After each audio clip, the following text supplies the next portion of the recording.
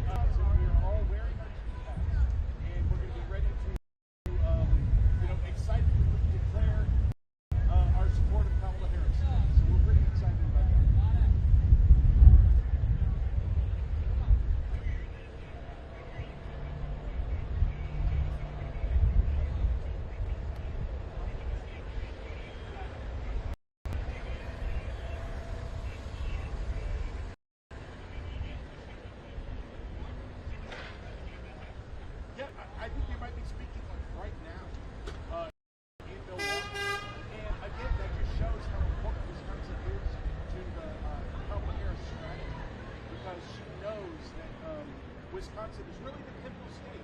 And so she's going to be speaking today and then speaking in Wisconsin over the next 2 months and really talking about the issues Wisconsin takes care of. Paid family leave, better child tax credits, child care support, et cetera, et cetera.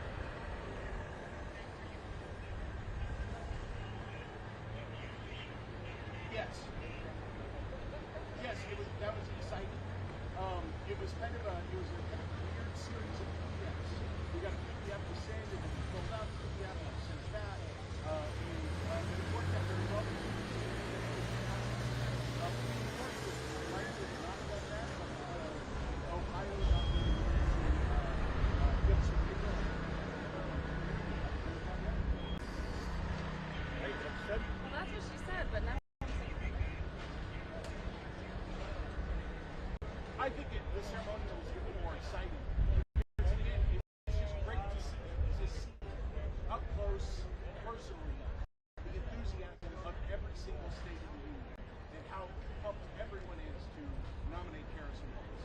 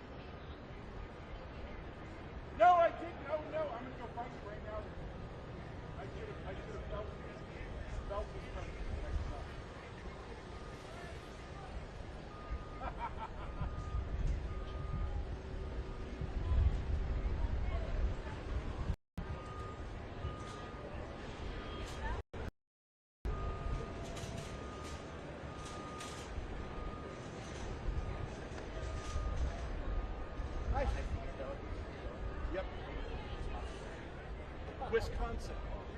So this is our Wisconsin cheesehead. Oh yeah. And so it's officially kind of a Green Bay Packer, but it's become so synonymous with Wisconsin that we now use it for everything.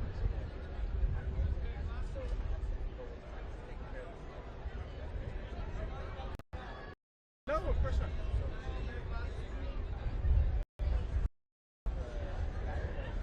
Okay.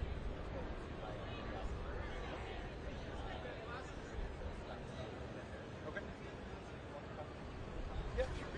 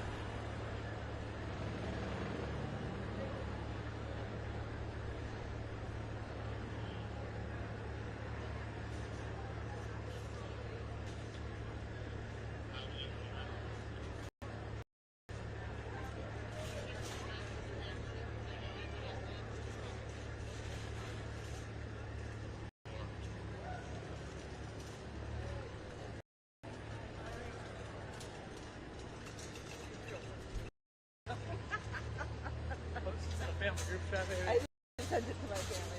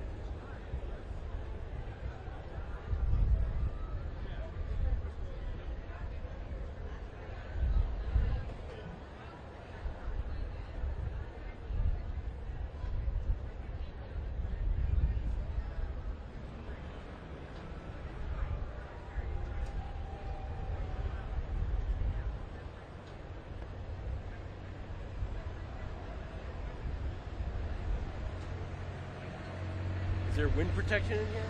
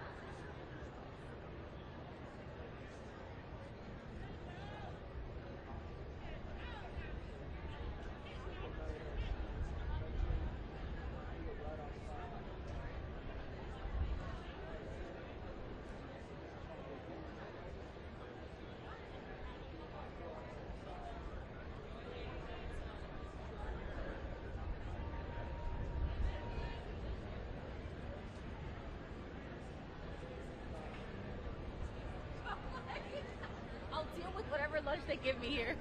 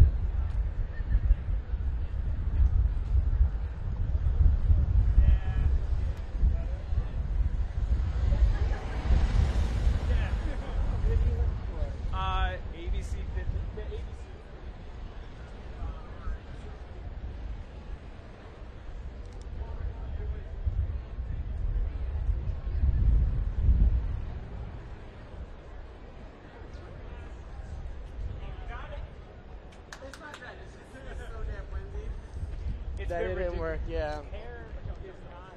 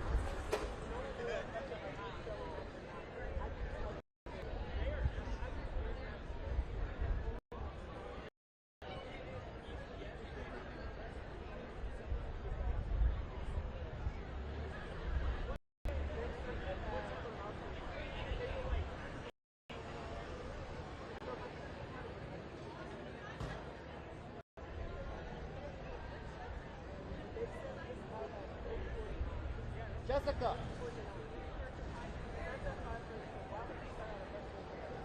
My wife in the pink pants just walked in without saying hi to me. My wife in the pink pants just walked in. How dare she?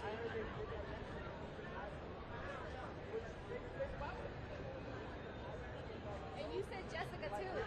She was literally walking in.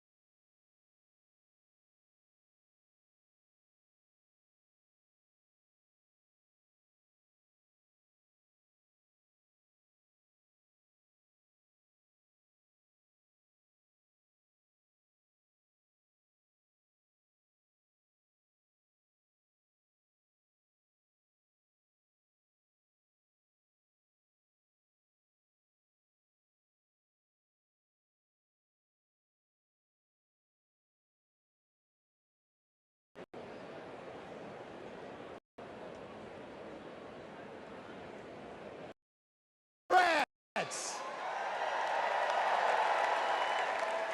To chair today's session, I'm proud to pass the gavel to co-chair Mayor Mitch Landrieu.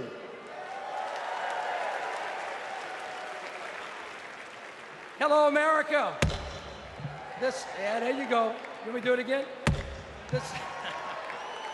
The second in-person session of the 49th Quadrennial National Convention of the Democratic Party will now come to order.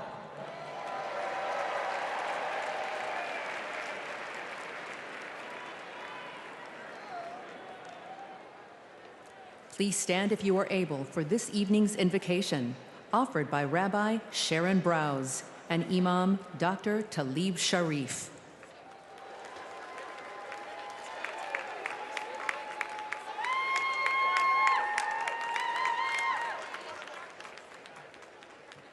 We have gathered together this week to craft a redemption story for America. My faith is sustained by a redemption story. A people beleaguered and bereft, traversing the desert on a journey from degradation to dignity, from darkness to light. Holy One, help us write America's redemption story, a story of ceaseless striving toward a true multiracial democracy, rooted in equal justice, where every person is treated as unique, mighty, and worthy of love. In this story, politics is not a vehicle for repression, bigotry, or personal profit, but a call to service. This story counters extremism with capaciousness and compassion. It rejects the inevitability of war, affirming that every one of us, Muslim and Jew, Christian, Black, White, Latino, AAPI, queer and straight, Israeli and Palestinian, deserves to live in dignity and in peace.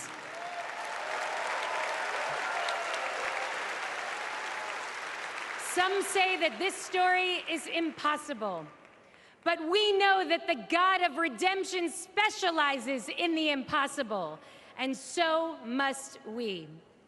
May we be guided by hope, joy, and a fierce moral imagination. Amen.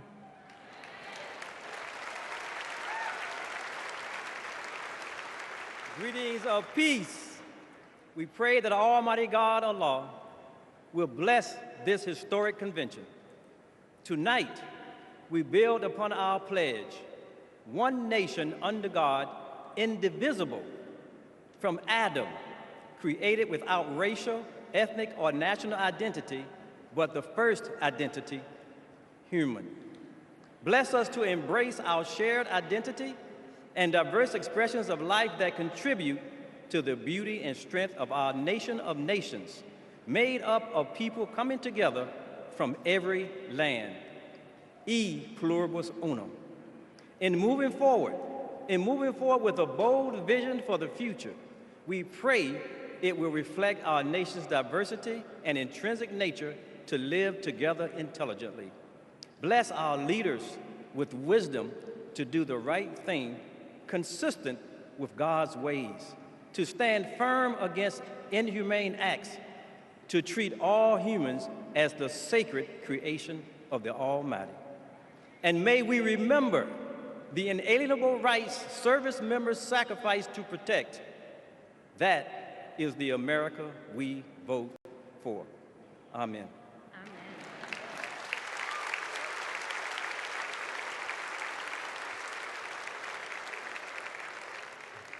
Please welcome Joshua Davis from Virginia to lead us in the Pledge of Allegiance.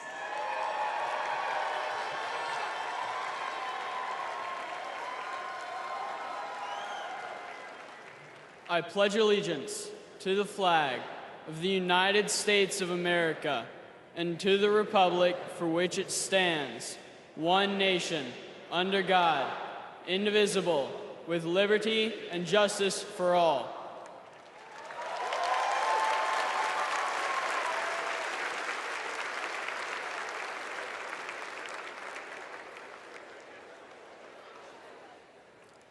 Please welcome Aristotle Garcia Byrne to sing our national anthem.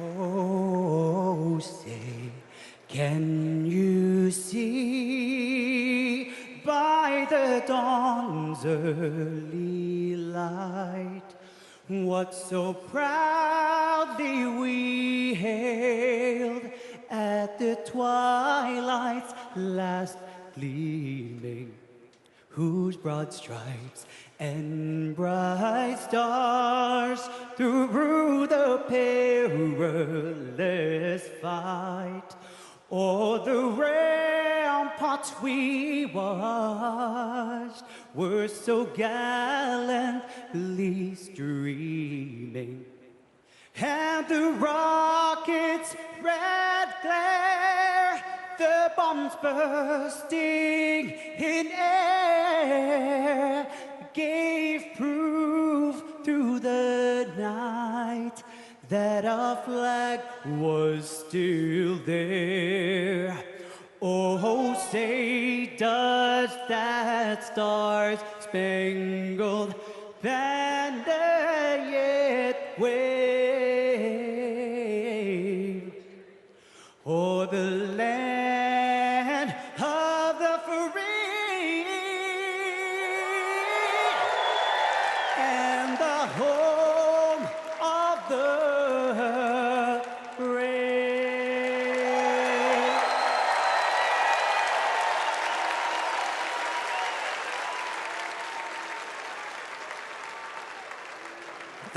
Thank you, Aris. Folks, give it up for Aris one more time.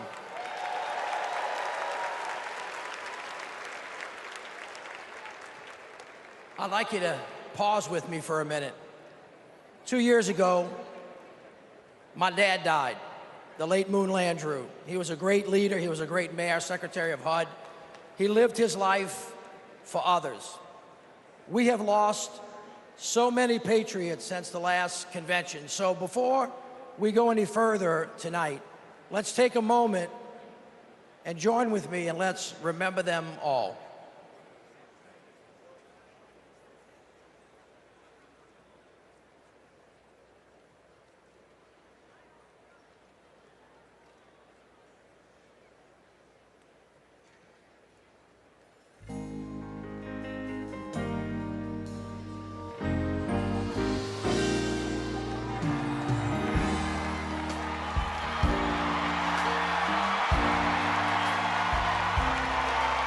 I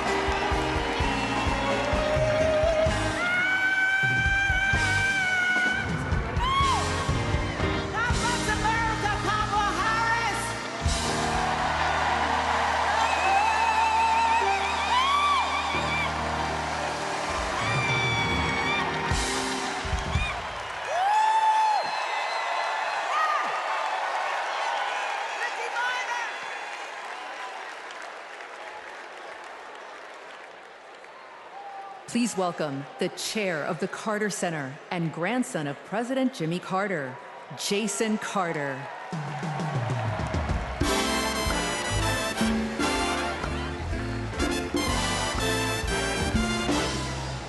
Hello, I'm Jason Carter. My grandfather, President Carter, will have his 100th birthday in October. I call him Pawpaw, and I can tell you that he wishes he could be here tonight. He and my grandmother led their lives with an unwavering faith in God, a respect for human dignity, honesty, and a commitment to loving their neighbors as themselves. Those principles guided them throughout their lives, including during their 4 years in the White House and the 4 decades since. For my grandfather, it was never about fame, recognition, accolades, or awards. His legacy is measured by the lives he has touched and the good he has done. Kamala Harris carries my grandfather's legacy. She knows what is right, and she fights for it. She understands that leadership is about service, not selfishness, that you can show strength and demonstrate decency, and that you can get a whole lot more done with a smile than with a scowl. Pawpaw's holding on. He's hopeful. And though his body may be weak tonight, his spirit is as strong as ever. My grandfather can't wait to vote for Kamala Harris. She reminds us all that the promise of America remains unchanged. We are one nation, indivisible, with liberty and justice for all.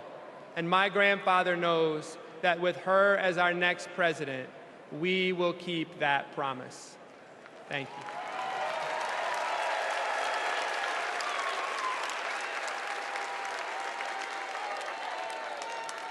Please welcome delegate from New York and grandson of President John F. Kennedy, Jack Schlossberg.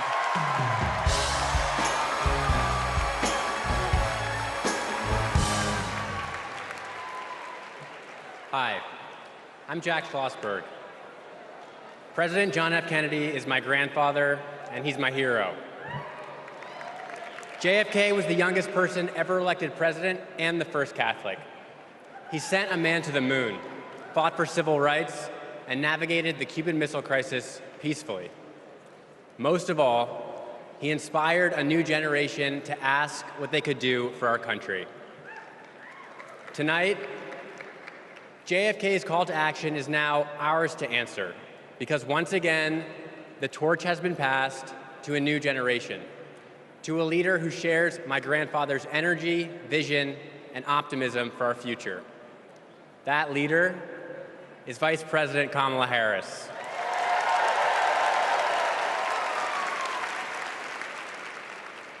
Like President Kennedy, Vice President Harris has dedicated her life to public service.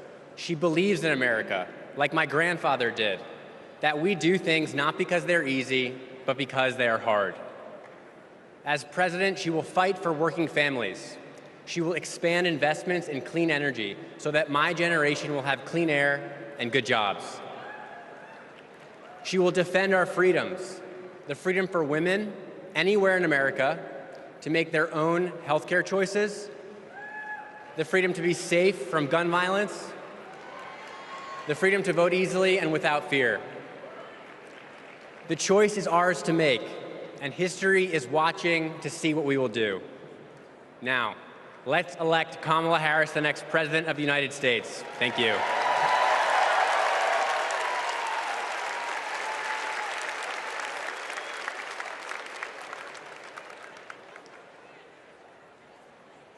All right, America, how y'all doing?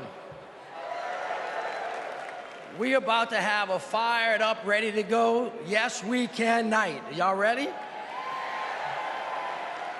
Well, as you can see, the torch has been passed to a new generation. So let's start off the night by talking about what's at the heart of the Harris-Walz agenda. Defending our freedoms, advancing opportunity, protecting our democracy. But the other guys, Donald Trump, J.D. Vance, They want to rip away our rights, crush the middle class, and destroy our democracy. Their version of freedom is the government creeping creepily closer to every part of our lives. They're coming for our books, they're coming for our marriages, they're coming for our bodies, they're even coming for women who don't have kids.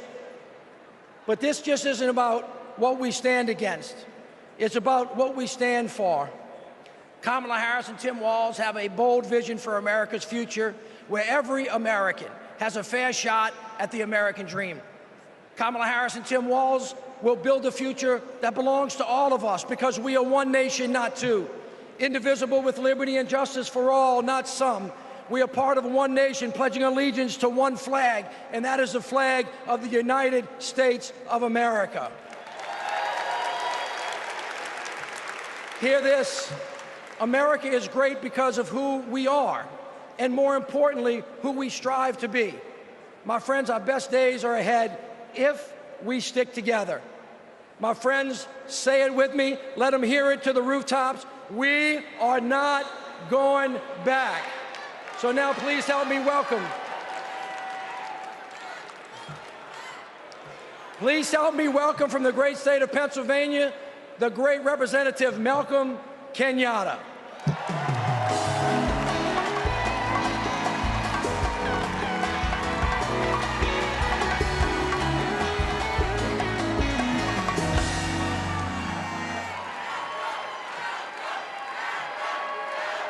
My fellow Americans, my name is Malcolm Kenyatta, a proud son of Pennsylvania. And as you saw, I brought back Trump's Project 2025, all 900 pages of it. And it's interesting because usually Republicans want to ban books, but now they're trying to shove this down our throats. It is a radical plan to drag us backwards, bankrupt the middle class, and raise prices on working families like yours and mine. Under Project 2025, a family making just $75,000 a year with just 2 kids would pay $1,800 more in federal taxes. No, but there's more. Because on page 465, Project 2025 would stop Medicare from negotiating to lower the price of prescription drugs and capping out-of-pocket costs. And on page 587, Project 2025 would cut overtime pay for hard-working Americans. But my friend, these bad ideas aren't new. As long as we have been fighting to make America work for working families, there have been greedy corporate interests trying to take us back. In 2019, my grandma, a civil rights warrior, called me, her voice cracking, and she said, "I'm so sorry, baby. I'm so sorry. I thought my generation had fixed this. And here you are, fighting the same battles." But I want to tell you tonight, my friends, what I said to my grandma. I said, "It's okay, Grandma. It's just our turn. It's just our turn to stand up for working people and to stand up for our nation's promise. It's just our turn to defend our rights and to ensure that democracy doesn't die on our watch. It's our turn to make history, my friends, by electing Kamala Harris as the next President of the United States of America. God bless you. May God protect our troops.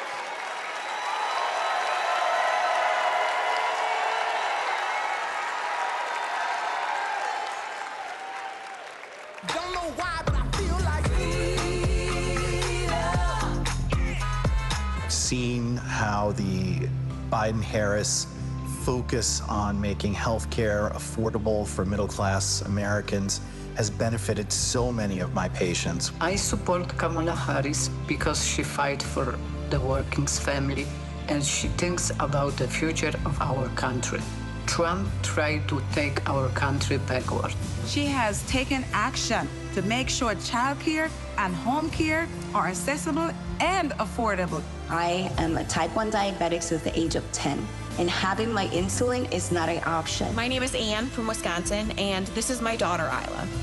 Isla qualifies for a type of Medicaid based on a level of care for children with disabilities. Donald Trump attempted to cut Medicaid every single year he was in office. Kamala Harris is the only candidate on the ticket this year that will actually continue to fight to get caps on insulin, and we need her in office. I am all in for Harris 2024.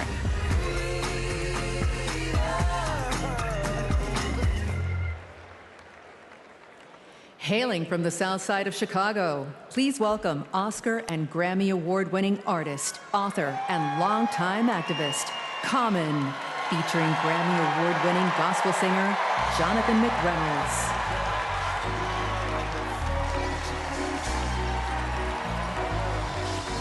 I thank God for this moment in time where Kamala Harris will change the world for the better with love, hope, and grace. We fortunate.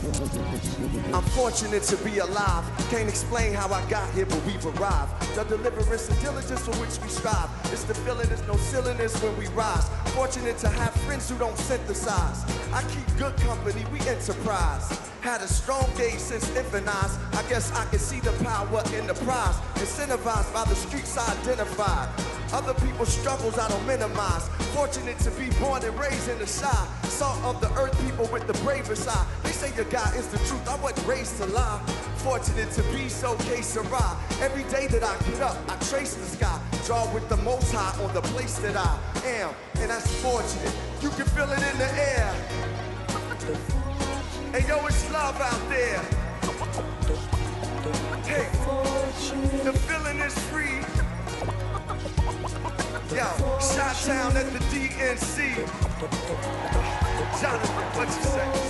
Your struggles keep you near the cross, and may your troubles show that you need God, and may your battles end the way they should, and may your bad days prove that God is good, and may your triumphs keep you humble and high, and may your endings be worthy of every start.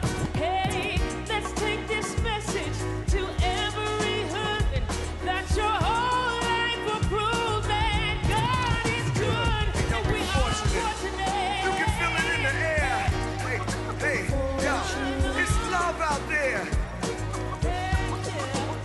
Hey, the feeling is free. Yo, we live at the DNC. Fortunate, I was raised by my Uncle Steve and my Uncle Charles. They both told me believe the seeds of a revolutionary. Evolution's very necessary to become fruits and berries of our labor. Told to search for a savior. Fortunate, I had a chance to raise her. In the days of the unknown, I'm fortunate to come home to blocks we fought and swung on. Fortunate the Lord put me on the path to use the microphone for a ride and a staff. Fortunate, yo, we got to go to Paris. We fortunate, y'all, for Kamala Harris. Yo, we fortunate. Yo, the love is in the air. Yo, can you feel it out there? Hey, yo, the feeling is free. Shot-town, we live at the DNC. We are fortunate. Thank you, God.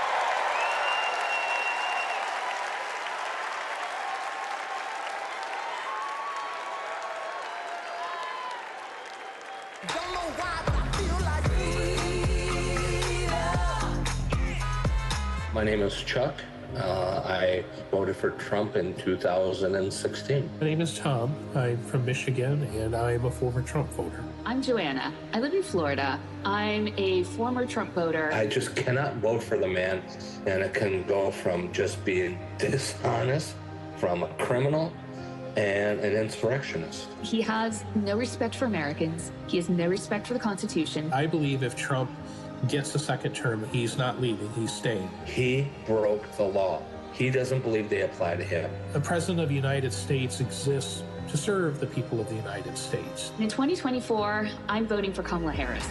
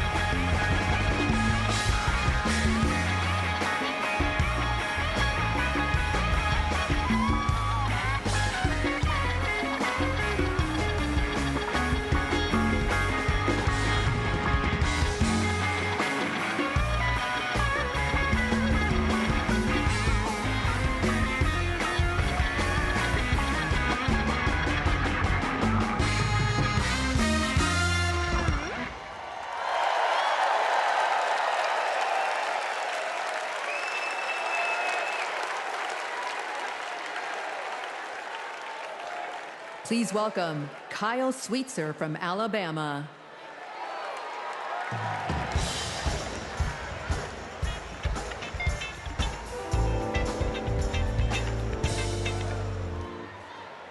I voted for Trump not once, not twice, but 3 times. You see, I work in construction. I work with my hands. He told us he'd look out for blue-collar workers. So I made my first ever political donation to Trump. And I donated to him many times throughout his presidency. But then I started to see Trump's tariff policy in action. Costs for construction workers like me were starting to soar. I realized Trump wasn't for me. He was for lining his own pockets.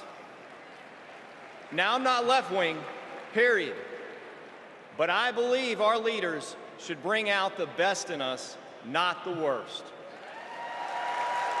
That's why I'm voting for Kamala Harris. She's tough. She's going to tackle inflation. Trump will make it worse. I'm voting for Kamala Harris because she'll make us proud to be American again.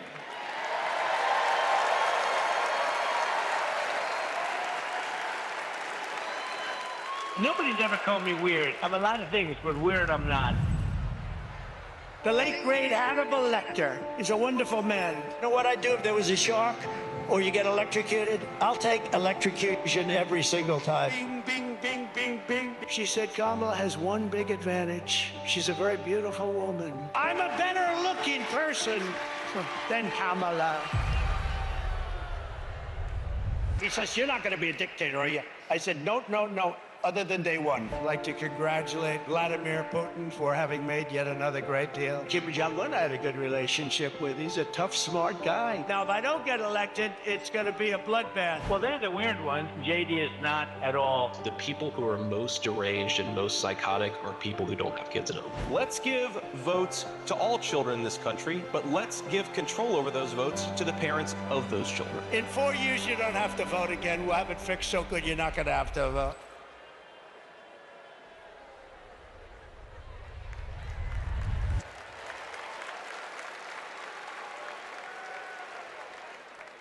Please welcome Stephanie Grisham.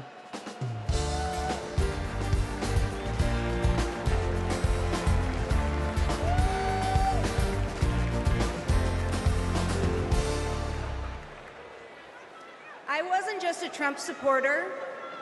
I was a true believer. I was one of his closest advisors. The Trump family became my family. I spent Easter, Thanksgiving, Christmas, and New Year's all at Mar-a-Lago. I saw him when the cameras were off.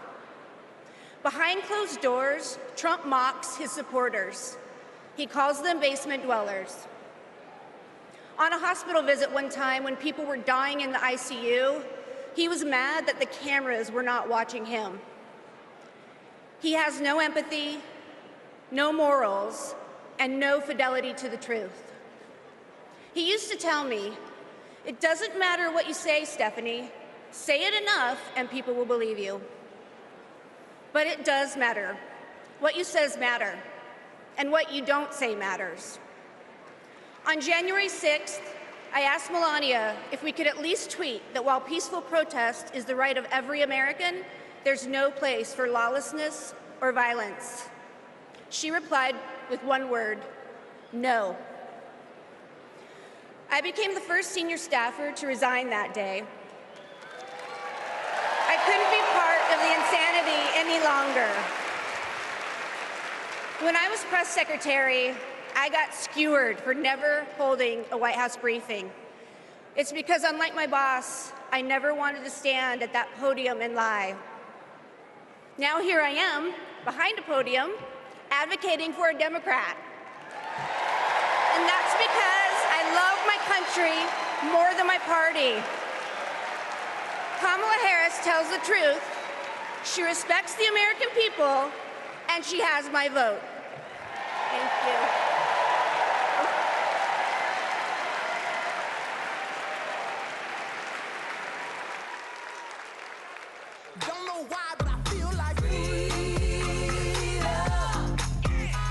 At our 12-week ultrasound, our worst nightmares came true. The baby had stopped growing, but my body had not let go. I was told I was not eligible for any treatment at that point. The Dobbs decision was official, and abortion was banned. In 2021, I needed an abortion.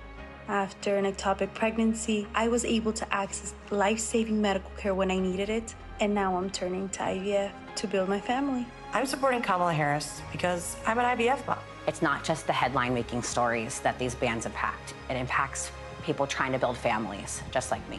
All Americans deserve the right to build their families in the way they know is best for them. We need to band together and elect Kamala Harris as the next president of the United States.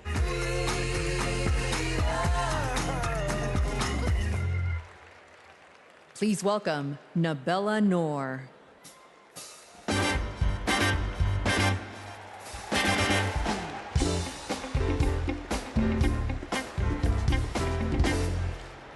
What calls me here tonight is hope. As a woman who has struggled with fertility, I have not always been hopeful, but today I am. I'd always dreamt of motherhood, and coming from a large Bangladeshi American family, I imagined it'd be easy. It wasn't. My husband and I tried to conceive. We failed.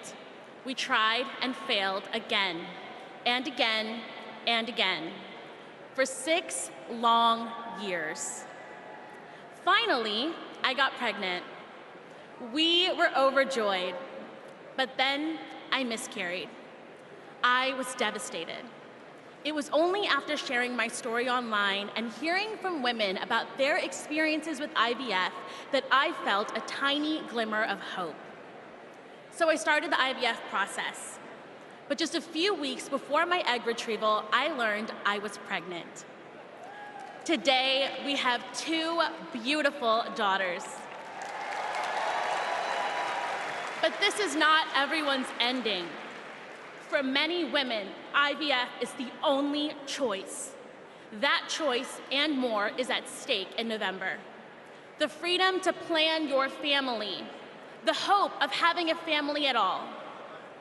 I'm here to stand with everyone fighting for our reproductive freedoms, because my daughters and yours deserve every option, every hope, every possible future. To anyone listening who is struggling to start a family, you are not alone. We will not let you lose hope. Because when we come together to raise our voices with love, we win. Thank you.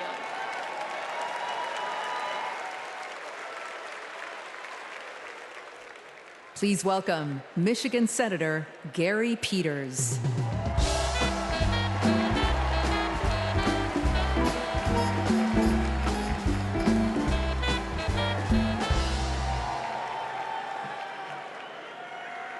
In Michigan, we believe we have to build an economy that grows the middle class. And we know that when unions succeed, all workers win. I was raised in a union household. My father was a teacher, and my mother a nurse's aide. And they gave me and my sisters what every parent wants to provide for their children, an opportunity to pursue their dreams. I went to public school, I worked odd jobs, became an Eagle Scout. And Kamala Harris and Tim Walz grew up just like me. And I know they will fight for all of us. They will make it easier to raise our families and to retire with dignity. Just look at the record. As Vice President, Kamala Harris helped pass legislation that finally allowed Medicare to negotiate and lower the cost of prescription drugs. She brought manufacturing jobs back to the United States of America. And as governor, Tim Walz signed the largest infrastructure investment in Minnesota history.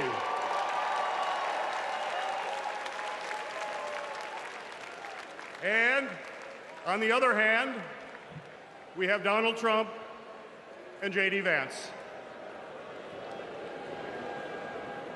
And let's be clear, if they win, working people like my friends here from the Teamsters will pay the price.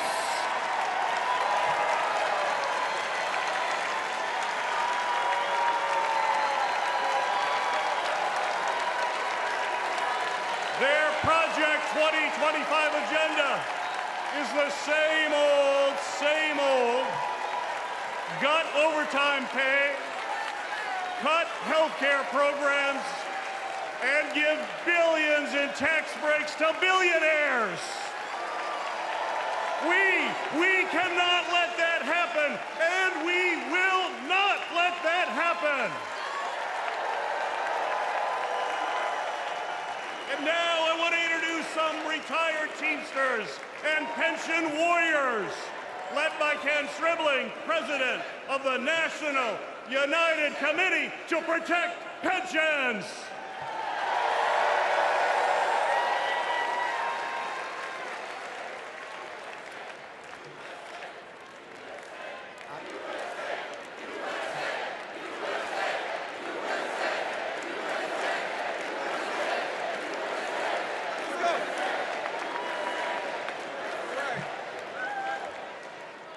I am Kenneth Stribling, a proud retired Teamster from Local 200 in Milwaukee, Wisconsin. I hope you don't mind, but I brought some friends. Pension warriors from the NUCPP. I found out in 2025 my monthly pension benefit was going to be reduced in half. Not long after that, my wife Beverly was diagnosed with terminal cancer. I didn't know how we were going to make it. So I went to a retirees meeting in the basement of a small church. At that moment, I knew we were not going to go down without a fight. Beverly made me promise never to quit until we made this right. So we organized a nationwide grassroots movement. For 6 years, we fought hard. And finally, we had a breakthrough. After 50 days in office, the Biden-Harris administration passed the American Rescue Plan, including the Butch-Lewis Act, to save our pensions and secure our retirement. They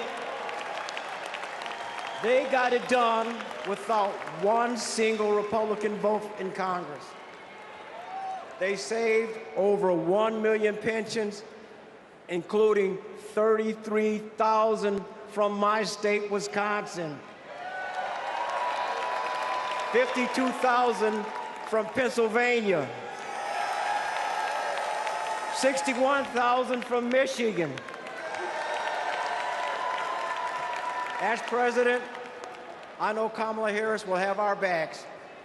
She will fight for our retirement, Social Security, and Medicare. Beverly passed away in 2019, but I kept my promise, because a promise is a promise is a promise. Thank you.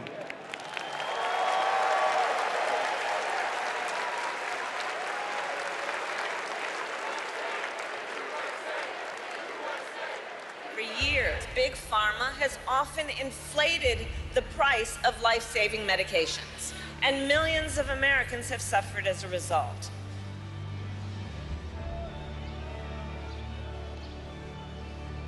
Those costs got passed on to our seniors, but not anymore.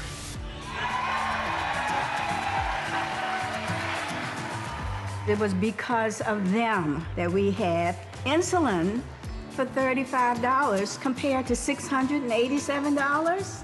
What a gift. This $35 is life-changing for us. The beauty of it is it's fixed. Everything else goes up, but it stays the same. I have more discretionary income, $20, $30 a month more. His wife and I can go to the pub and have a burger and fries. I can afford my rent. I can afford to feed my children. I can afford my insulin. It's saving me a couple $1,000s a year, which is several trips to visit the grandkids. I am looking forward to that lifestyle where I can travel and be able to enjoy my grandchildren and maybe great-grandchildren. It meant I could enjoy life. President Joe Biden and Vice President Kamala Harris will be in Maryland this afternoon to unveil a new plan cutting prescription drug costs. 10 popular drugs are affected by this, including cancer, diabetes, heart disease, and blood clot medications. Seniors will save roughly $1.5 billion in out-of-pocket costs next year. With Kamala Harris, I feel so hopeful. I feel the future of America will be good.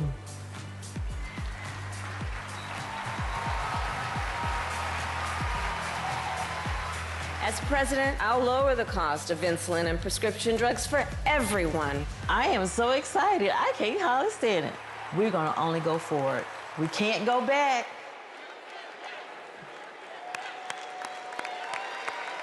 Let's have another hand for our brothers and sisters from Teamsters and all of our brothers and sisters from the unions across America who are rebuilding it, brick by brick. I mean, after that, what do you talk about? Kamala Harris wants to throw a little bit of dirt. So here we go.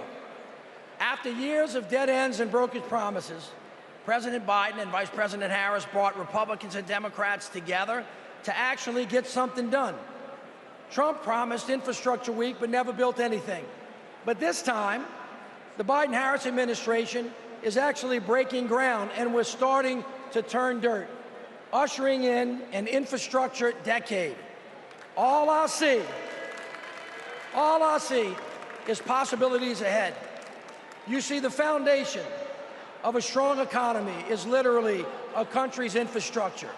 It's the cornerstone upon which all rest. We finally got a president and a vice president who puts their money where their mouth is. Already, $460 billion out the door, $1 trillion of private sector investment building roads and bridges and airports and ports and water systems so that kids don't have to drink dirty water out of lead pipes and little girls don't have to sit on the back of their mama's car trying to do their homework so they can have a better future for us. We're building a clean energy economy. All of it is moving out of the door. And we're touching every part of the country, from Napakiak, Alaska, all the way down to Lowndes County. We have over, hear me now, 60,000 projects all across this country with funding already underway. We're hitting the ground running, and it's right in everybody's backyards. 2 years ago, after President Biden and Vice President Harris passed the biggest infrastructure investment since President Eisenhower, he called on me and others to help carry out that vision as we rebuild America. As a senior advisor to the president, we pushed out funding for the roads and the bridges. We're literally building bridges to the future. High-speed internet and the clean energy economy. With these projects, we're ushering in a brighter future, a future in which everyone has clean air to breathe, everyone has clean water to drink, a future in which everyone has the opportunity to build generational wealth, a future in which the most vulnerable communities aren't forced to bear the brunt of progress. And we have made historic progress towards that vision. Let's take a look with what progress is being made in communities across the country with products that are being made right here in the USA. Since passing the bipartisan infrastructure law and the American Rescue Plan, the Biden-Harris administration is putting billions of dollars into cities and counties across the country over the next 5 years. I want to particularly thank the mayors of America. You make things work. Thanks to the Biden-Harris administration, the city of Phoenix has a much greener bus fleet. in San Antonio. We're building the airport of the future in the heart of our city. Until 1970, Scranton and New York were connected by passenger rail. And within 5 years, finally, we're getting that connection back. Our vision is to create a truly multimodal city, a city where people can walk, ride public transportation, or ride a bike to get to their destination. Our city is able to create over 2,000 jobs and move our transit system into the future. We are investing over $50 million to take vacant buildings just like this one to turn them into shovel-ready job sites in the heart of our city. We were able to use American Rescue Plan funding for safe, affordable housing for our neighbors. When a dilapidated apartment complex was condemned, we were able to swiftly relocate these tenants. In Tucson, we have planted or distributed over 100,000 drought-tolerant trees to combat extreme heat. In the great city of Baltimore, Maryland, we're opening brand new rec centers that closing with our city, and many, many, many more investments thanks to President Biden and Vice President Harris.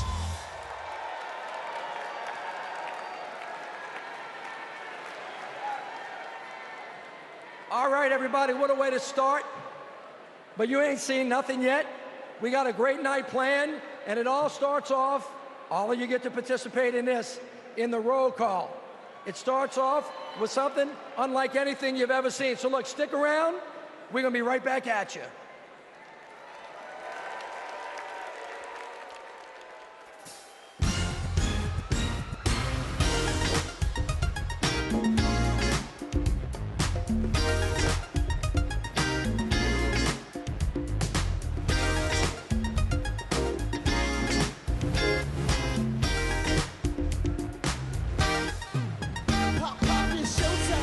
Showtime, guess who's back again?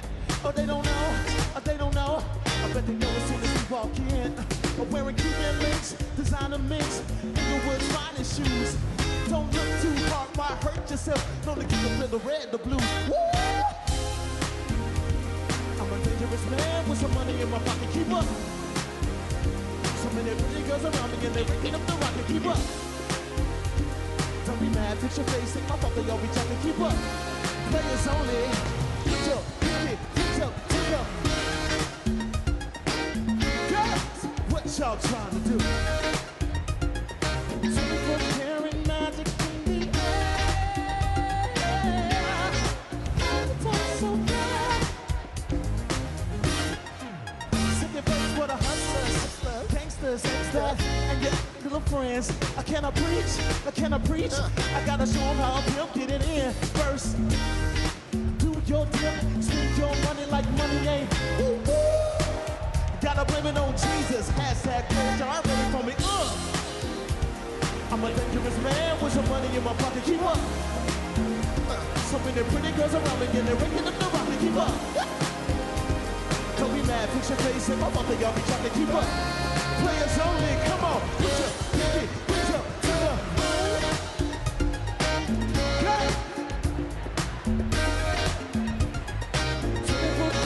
Magic, the air, so bad. Everywhere I go, they be like.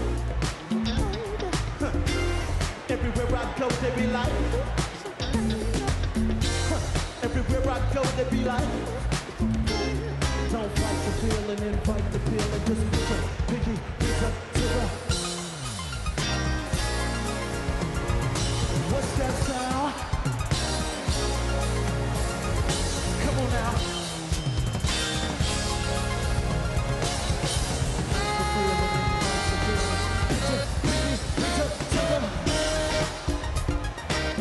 Girls, what y'all trying to do? 24 karat magic in the air. It's so bad.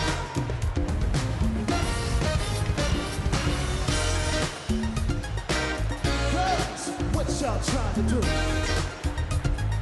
24 karat magic in the air. It's so bad.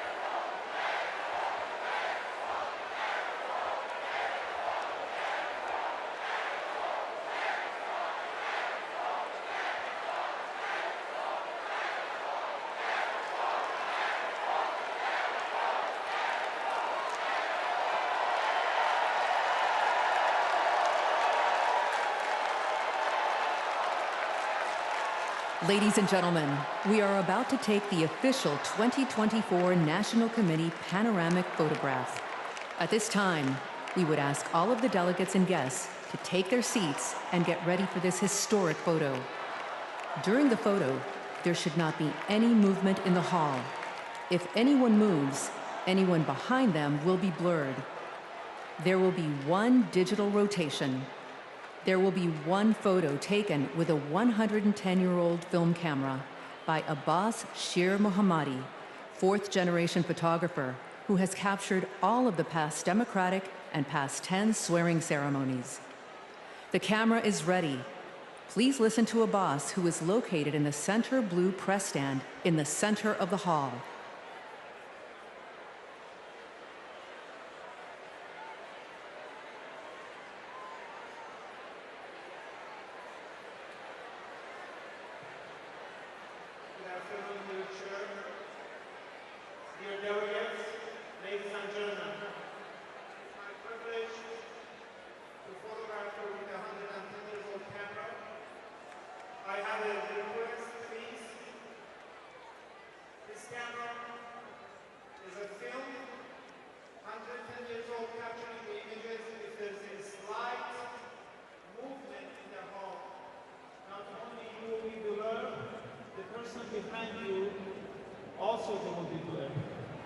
I would appreciate if everyone, please, wherever you are, regarding your seat or somewhere else, stand still, look into the camera in the center platform of the press,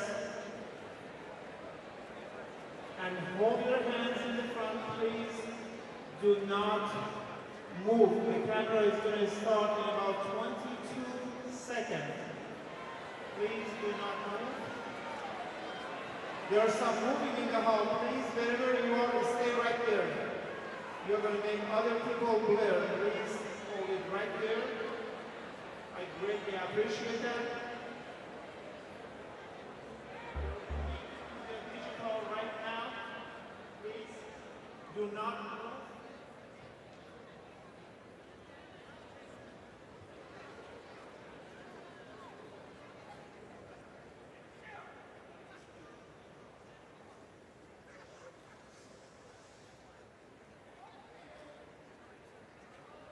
There's some movement, please stay right where you are.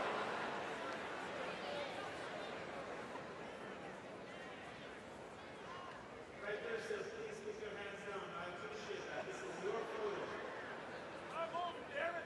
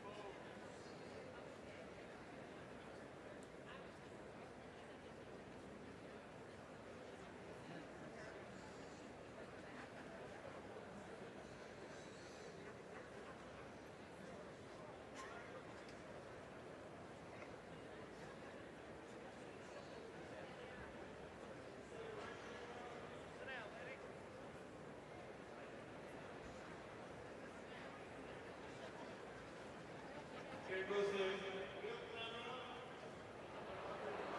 And please do not move.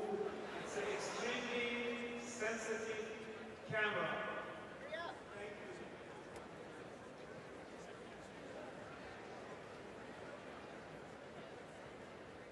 Please hold.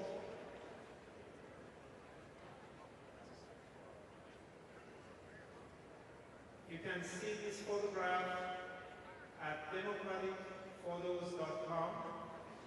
48 hours.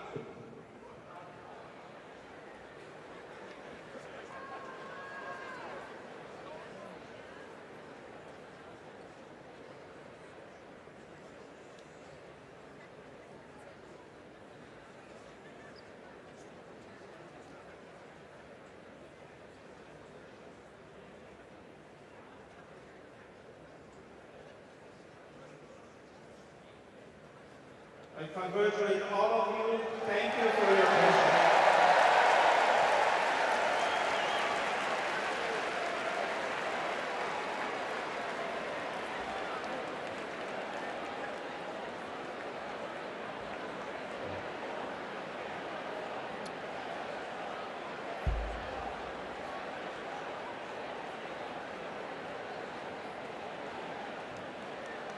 Delegates and guests, please put on your wristbands at your seats.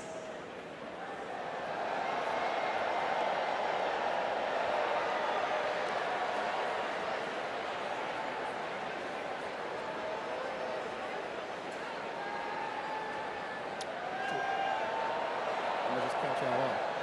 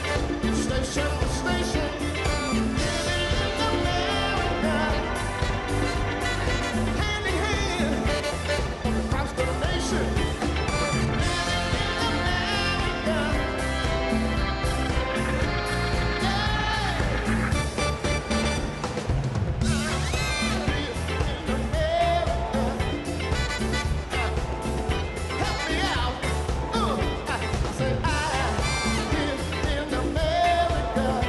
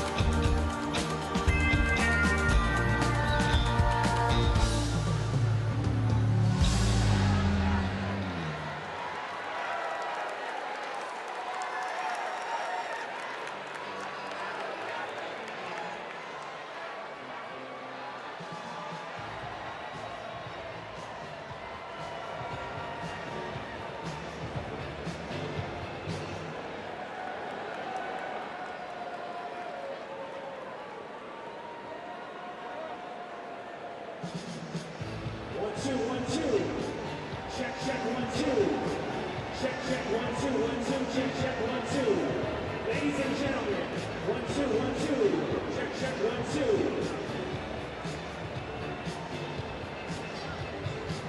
Check, check, 1, 2, 1, 2.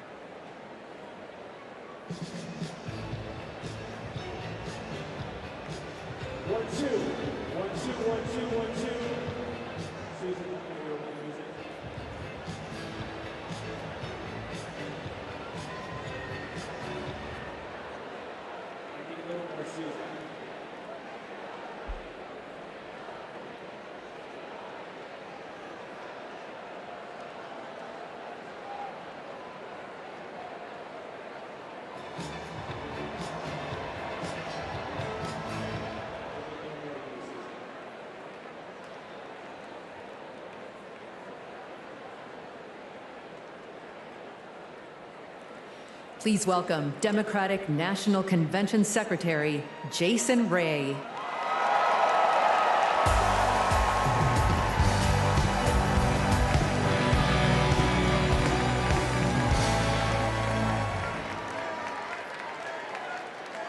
Well, good evening, delegates. My name is Jason Ray, and I'm honored to serve as the secretary of both the Democratic National Committee and the Democratic National Convention.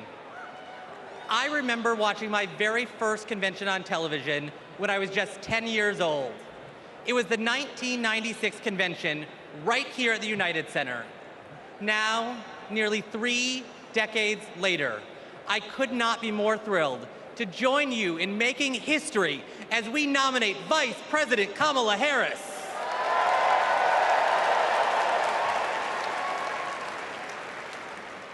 Pursuant to our convention rules, we will now proceed with a celebratory roll call vote for the Democratic Party's candidate for the 47th President of the United States of America.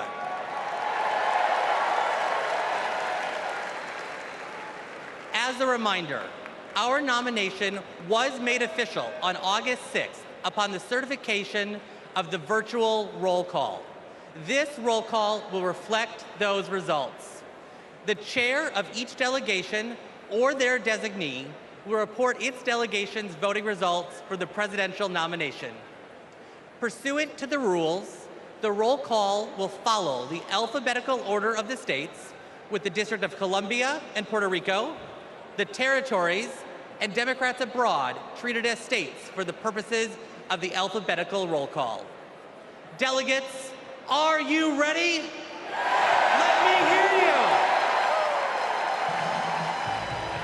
Ladies and gentlemen, my name is DJ Cassidy, and I'd like to welcome you all to the Democratic National Convention roll call. Now we're going to pass the mic from state to state so that all our voices are heard all around the nation. But first, let me pass it back to Secretary Ray to get the celebration started.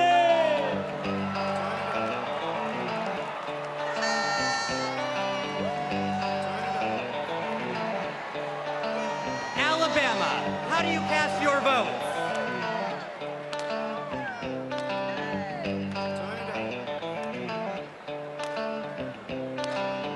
Alabama passes. Delaware, how do you cast your votes?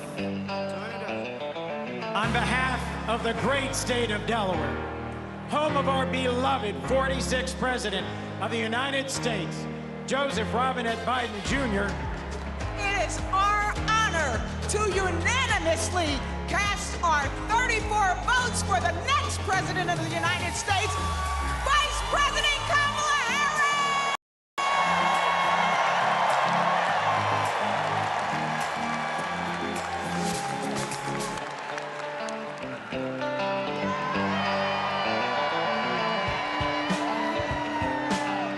Thank you, Delaware. Alabama, how do you cast vote. In a letter from the Birmingham jail, Dr. King wrote that progress is not inevitable. We have to fight for it. We have to win it. Kamala Harris will protect the legacy and the progress that we've made by our forefathers and our foremothers, and she will advance it. She will safeguard our freedom to vote by passing the John Robert Lewis Voting Rights Advancement Act. She will fight for freedom and opportunity and build an economy that works for everyone. So, from Huntsville to Mobile, from the Black Belt to the Wiregrass, from the historic civil rights cities of Birmingham, Montgomery, and my hometown of Selma. From the people who brought us the Voting Rights Act and the Civil Rights Act, the proud, great state of Alabama proudly cast 56 votes for the first Black woman president of the United States of America, Kamala Harris, and the next Vice President, Tim Walz.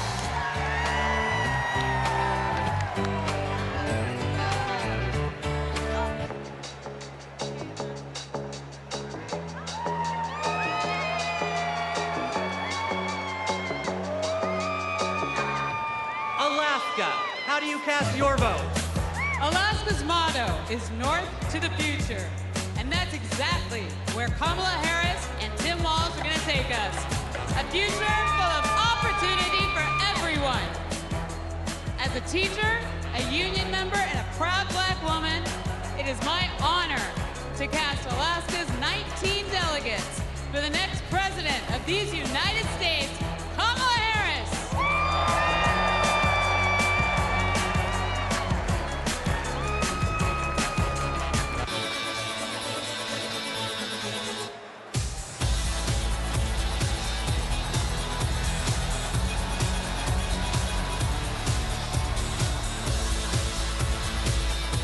American Samoa, how do you cast your vote? Alofa lava. Here in American Samoa, faith, service, and community are everything. That's why we cast 10 votes for our next president, Kamala Harris.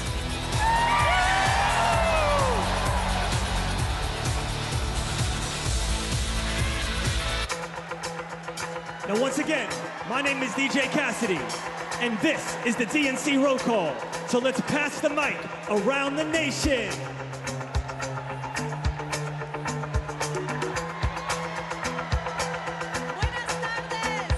Arizona, how do you cast your vote? Buenas tardes. From the Grand Canyon state of Arizona, the future of the Democratic Party, where we've been bringing the heat since 2020, electing Democrats up and down the ballot. Our diverse coalition is proud to cast our 85 votes for Kamala Harris.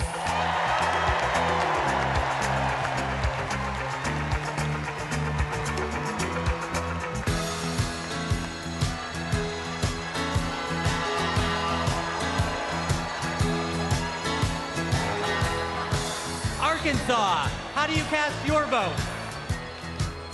On behalf of the great state of Arkansas, home of American legends Johnny Cash and Sister Rosetta Tharpe, home of the trailblazing civil rights leaders Daisy Bates and the Little Rock Nine, and home of the birthplace of President William Jefferson Clinton, who inspired all of us in a place called Hope. Arkansas casts our votes for Vice President Kamala Harris and Governor Tim Walz.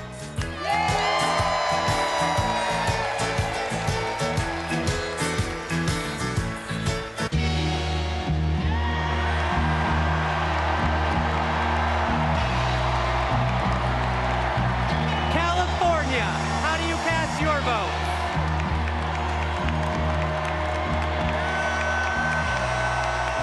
Mr. Secretary, the great state of California passes at this time. California passes.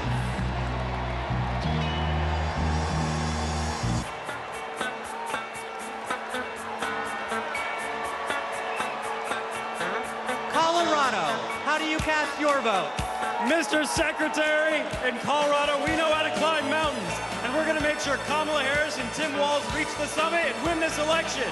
Colorado proudly casts its votes for Kamala Harris. Giddy up!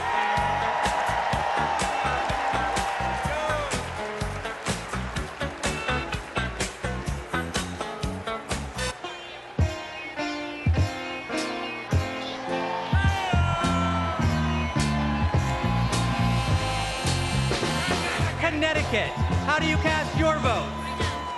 Connecticut, the Constitution state, home of the submarine, home of the jet engine, home of the Yukon Huskies slam dunk, home of Keith Richards lead guitar. We vote.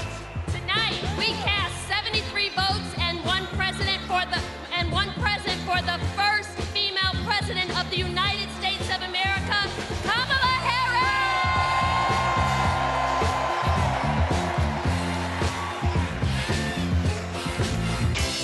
And we're passing the mic all around the world tonight. So let's join together. Here we go, here we go, here we go. Let's go!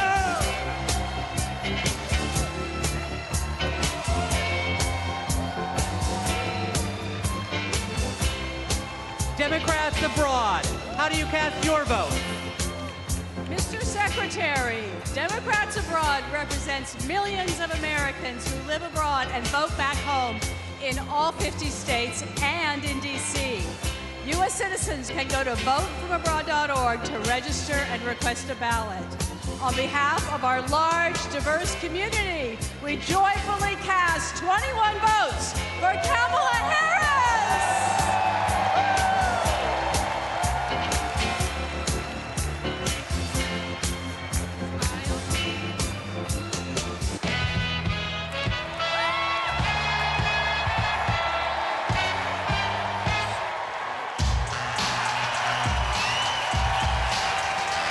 The District of Columbia, how do you cast your vote? We are Washington, D.C., home to 700,000 Americans, where millions have marched for jobs and justice, where Dr. King had a dream and Obama had hope, and where in January 2025, we will host the inauguration of President Kamala Harris.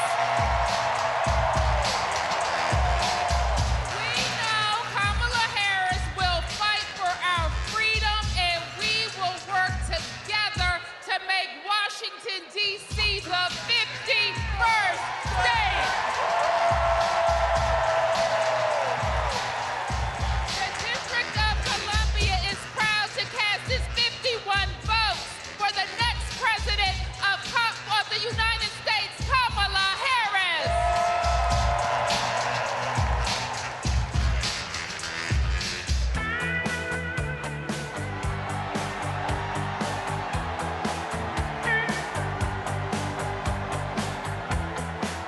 Florida, how do you cast your vote?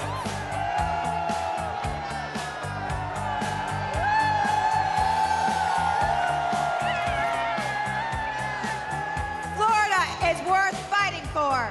That's why we're fighting back against Project 2025 and Republican extremism. We won't go back. We won't back down. I cast 4 votes present and 243 votes in the great state of Florida for the first president, first female president of the United States, Kamala Harris.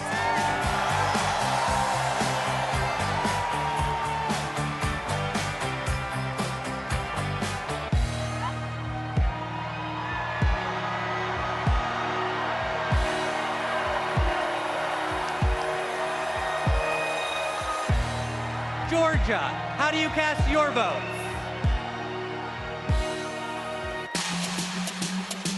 Yeah! Ladies and gentlemen, we are here tonight to officially nominate Kamala Harris for president. Bob, get loud, another round of shots.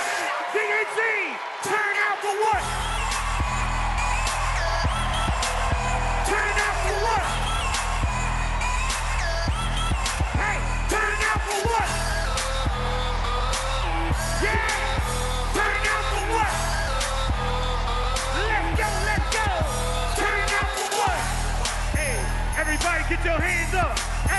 Everybody get your hands up.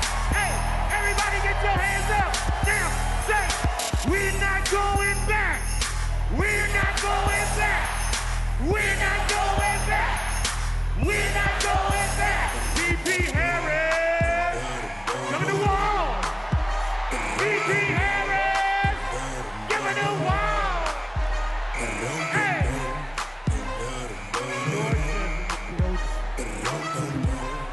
Mr. Secretary, the South's got something to say. I'm Congresswoman Nikema Williams, chairwoman of the Democratic Party of Georgia. Georgia, the home of President Jimmy Carter, the cradle of the civil rights movement, where we fight for our freedom. Extremists in Georgia are trying to silence our voices by kicking Georgians off of the rolls and making it harder to vote. But y'all, when we send Kamala Harris to the White House, she'll fight for our freedom to vote, our reproductive freedoms, and our freedom to thrive. In the spirit of good trouble, Georgia cast 123 votes for the next president of the United States, Kamala Harris.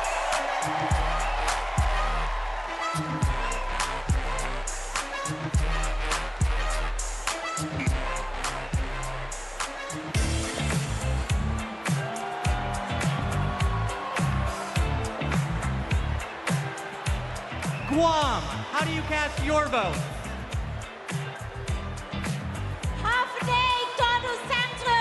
I am Governor Noom Young Guerrero, the first female governor of our beautiful island of Guam. The home of the indigenous Chamorro people. And where America's Day begins. And we proudly cast our 12 votes to the next first female president of the United States of America! Viva Kamala! Viva Kamala! Viva Kamala!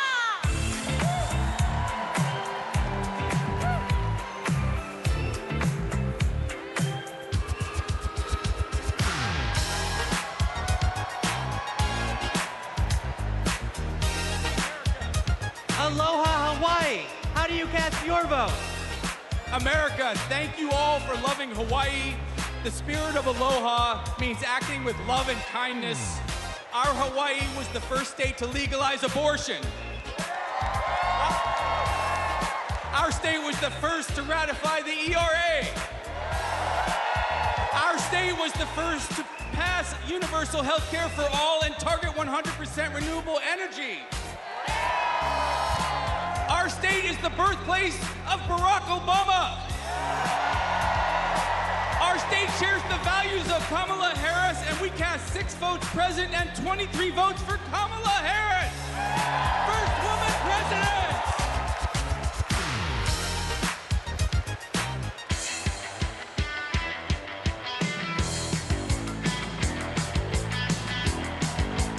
Idaho, how do you cast your vote?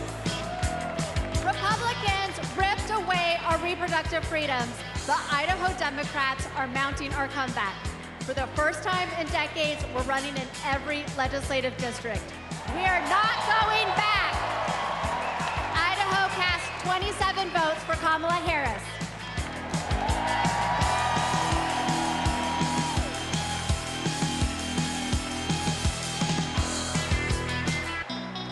Ladies and gentlemen, today is a celebration of democracy, a celebration of freedom, a celebration of future. Chicago, are you ready?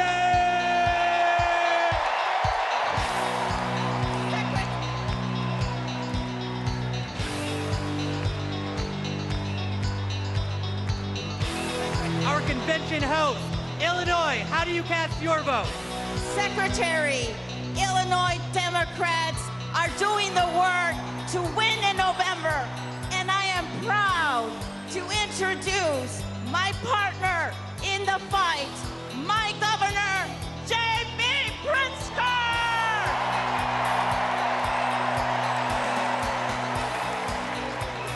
The great state of Illinois, the Prairie State, home of 4 presidents, including President Barack Obama.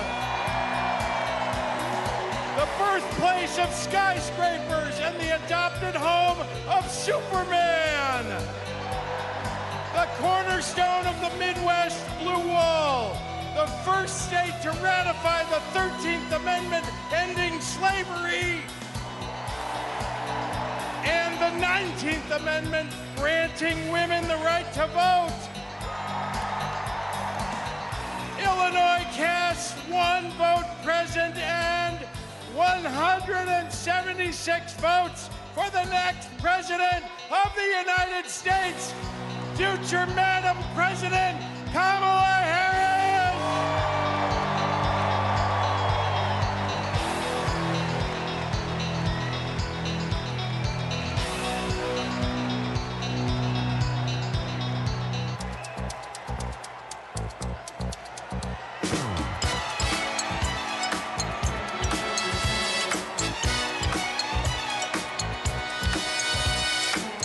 Indiana, how do you cast your vote?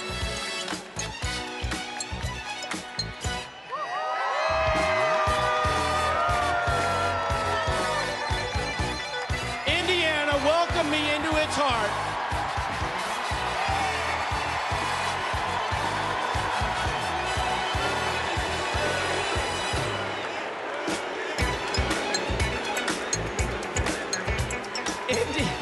Indiana welcomed me into its heart as soon as I married Christine Harrell from Rolling Prairie. And that's before I lived in Hawkins or played the littlest player with the biggest heart at the University of Notre Dame, Rudy. I want what's best for Indiana, and that means electing Kamala Harris, the first woman president of the United States of America. On behalf of the great Hoosier State, home of the largest single sporting day event in the world, the Indy 500, home of Michael Jackson, home of Babyface, home of David Letterman, Indiana delivers its 86 delegates to Kamala Harris and Tim Walz as the next president and vice president.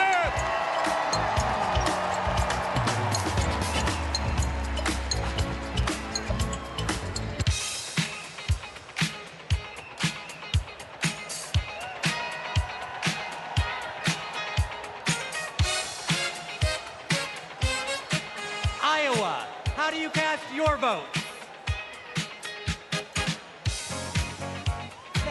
Thank you, Mr. Secretary. The tall corn state of Iowa, the state that launched Barack Obama on his way to the presidency, the state that put education on its state quarter, and the state that feeds and fuels the world, casts 1 vote absent and 45 votes for the next president of the United States of America, Kamala Harris.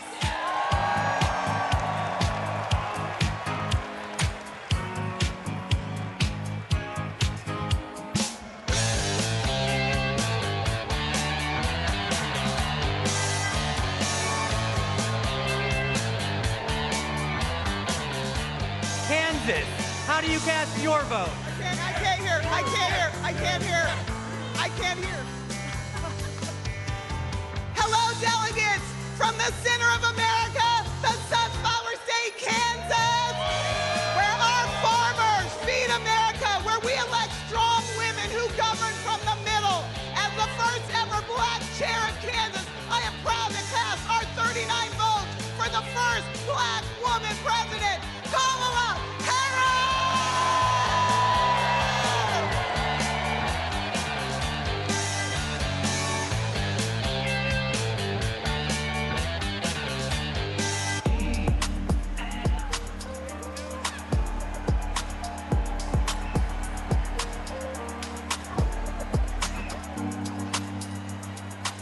The Commonwealth of Kentucky, how do you cast your vote? Since 2021, the Biden-Harris administration has shown up for the Commonwealth of Kentucky, and today we're showing up for Vice President Harris. With this administration, we've broken every record for private sector investment, exports, tourism, wages, and new jobs. Together, we're building the 2 largest battery plants on planet Earth, and we opened the cleanest, greenest recycled paper mill the world has ever seen. We are proud to cast 56 votes for the next president of the United States, Kamala Harris.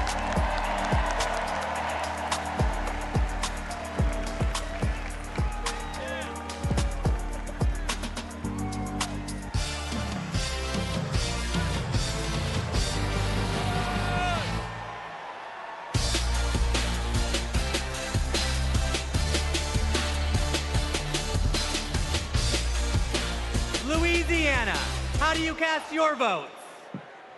Greetings from Louisiana. Mr. Secretary, my name is Wendell Pierce, and I'm a proud son of Louisiana. And Louisiana is about family, and I'm surrounded by my family of the delegates of Louisiana. And our great Congressman, Troy Carter.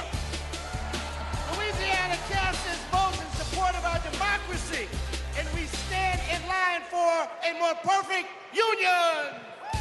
And born out of that democracy from the Big Easy, the northernmost Caribbean city, the last Bohemia was jazz. And nothing can be more emblematic of jazz and democracy than what we swing with in the Big Easy. And it's because of that that I am here to cast my personal vote for the next president of the United States, Kamala Harris. And now, the leader of our party, Mr. Randall Gaines. The great state of Louisiana, a state that embodies the principles and spirit of hope and resilience, and so does Kamala Harris. The great state of Louisiana casts its 1 vote present, and our 47 votes for the next president of the United States, Kamala Harris.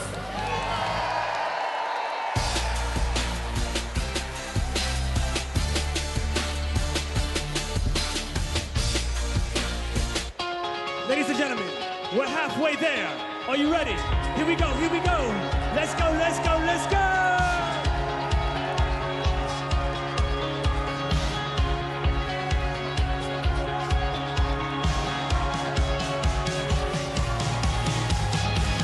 Next up is Maine. Maine, how do you cast your vote?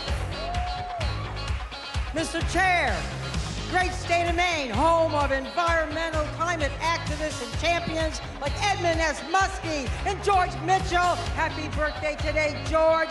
The state where the sun rises first on the nation over our bold and rocky coast, bringing with it today a new day for the brave and open-hearted people of this country. We have improved lives, restored rights, and preserved our environment in Maine for future generations. Maine leads, and as Maine goes, so will go the nation.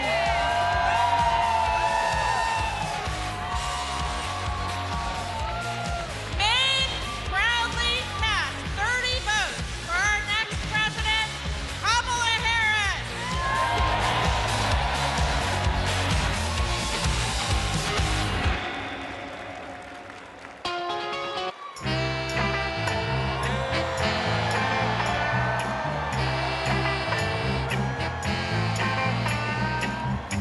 Maryland, how do you cast your vote?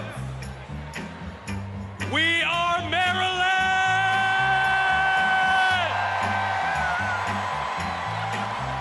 And we represent Marylanders past and present who have contributed to America's greatness. We are the birthplace of Harriet Tubman. We are the birthplace of Thurgood Marshall. We are the birthplace of Frederick Douglass. We are the place where soldiers defended our freedoms in Baltimore and also in Antietam, and the home of thousands of veterans who call Maryland home. And this community of patriots is proud to cast our votes for the next President of the United States, Kamala Harris!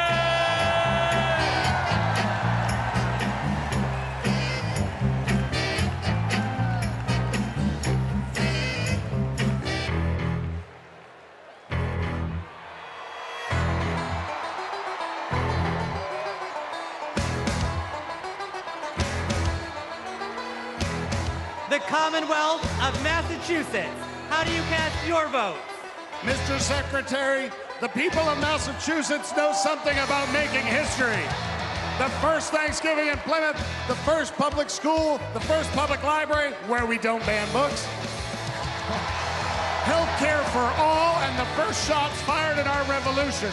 And we are proud as the Commonwealth of Massachusetts to make history once again. Mr. Secretary, Massachusetts counts 116 votes, all of our votes, for Kamala D. Harris for the office of President of the United States.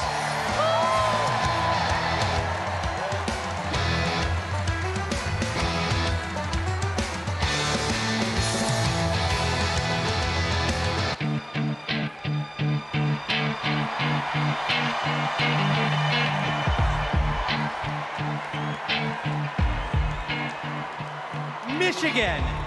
How do you cast your vote? Good evening from the Great Lakes State. I'm Michigan Democratic Party Chair Lavora Barnes. Michigan has an incredible story. We put the world on wheels and we built the middle class. And I'm Senator Debbie Stabenow.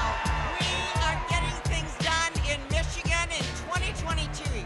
We flipped our state House of Representatives for the first time in 40 years. We're getting it done in Michigan. And I'm Governor Gretchen Whitmer. We cut taxes. We protected freedoms. We brought manufacturing home, and we know how to win. This November, we're marching together. Michigan cast three president.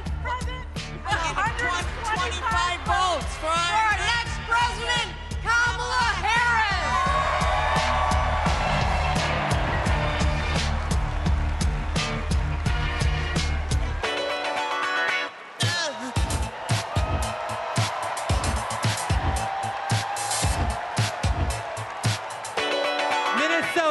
How do you cast your vote?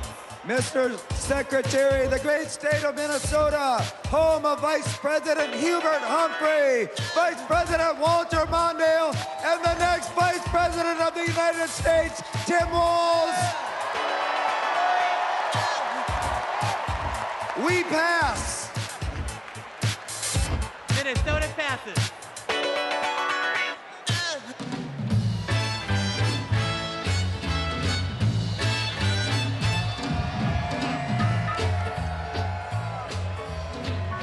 Mississippi, how do you cast your votes? Mr. Secretary, I'm State Chair Sheck Taylor from the home of magnolias and mockingbirds, from the great state of Mississippi, from the red clay hills to the Mississippi River.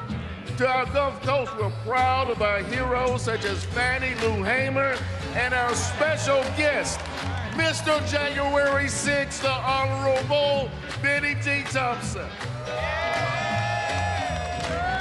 With great joy, Mississippi delivers 40 votes for our future president, Miss Kamala Harris.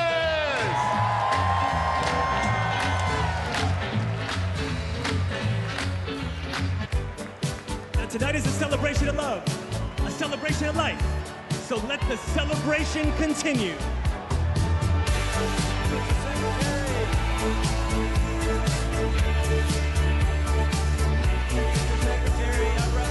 Missouri, how do you cast your vote?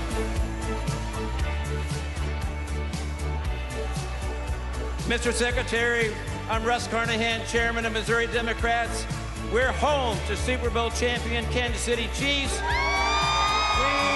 are home to common sense leaders like President Truman, Senators Eagleton, Carnahan, McCaskill, and we will fire Josh Hawley and hire Marine veteran Lucas Coons. Voters will reclaim reproductive freedom. Kamala Harris has sent a lightning bolt of energy and hope across this country, and we proudly cast 2 votes present and 68 votes for Kamala Harris and our Midwestern friend, Tim Walz.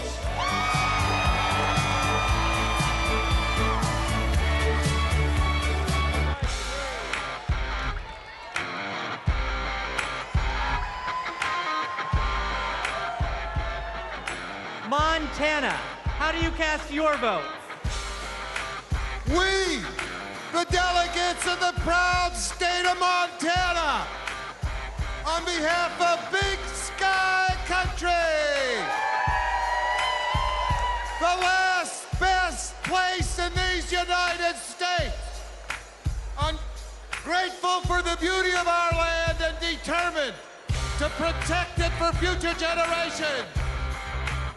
We who sent the first woman to Congress proudly cast our 24 delegate votes to send the first woman to the White House, Kamala Harris!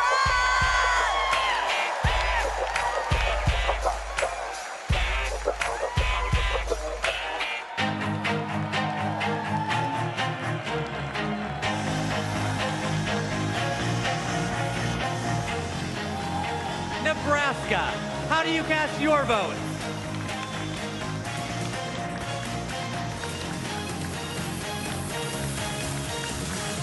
Nebraska, home of 4 tribal nations today, and icons Malcolm X, Standing Bear, and Willa Cather, and our homegrown homeboy, Tim Walz. And the quality of life capital of the country, Lincoln, capital of Husker Nation, where the Biden-Harris team and unions are rebuilding the heartland. In Omaha, now affectionately known as Kamaha, but we will protect the blue dye. We are ready for it. Nebraska proudly casts our 34 votes for Kamala Harris and Coach Tim Walz.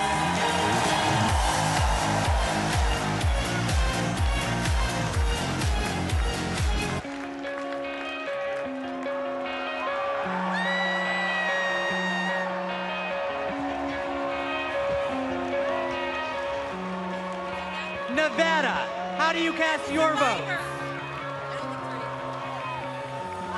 As a survivor of the largest mass shooting in modern American history, I'm voting for Kamala Harris because America is done running from gun violence. No more pretending books are more dangerous to second graders than assault rifles. No more stolen lives. No more silent streams. No more shattered families. As Vice President, she helped pass the nation's first significant gun safety law in 30 years. Nevada is the battle-born state, and Kamala Harris was born for this battle! Now our chair, Danielle Moreno. Nevada is the most diverse battleground state in the country, home of the late, great Senator Harry Reid, the only Latina ever to serve in the U.S. Senate, Catherine Cortez Masto, and we are the first and only women-majority state legislature.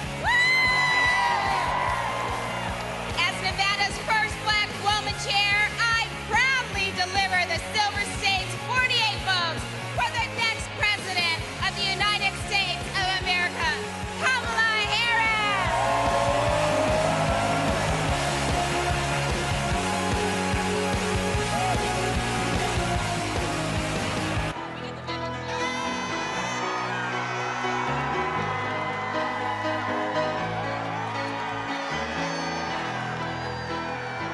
New Hampshire, how do you cast your vote?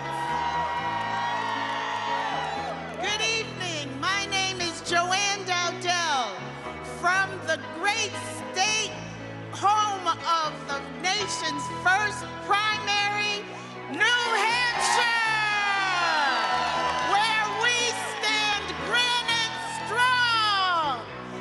We are so proud of the many women throughout our state committed to building a future of opportunity and trailblazing the way for all of us. And now it is my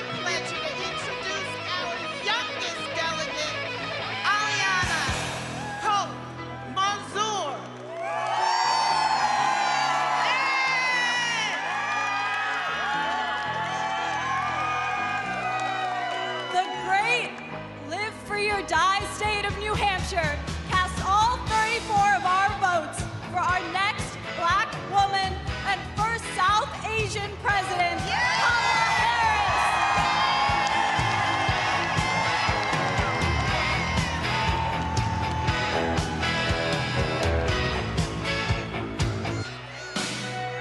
Today we come together as one nation, under one groove.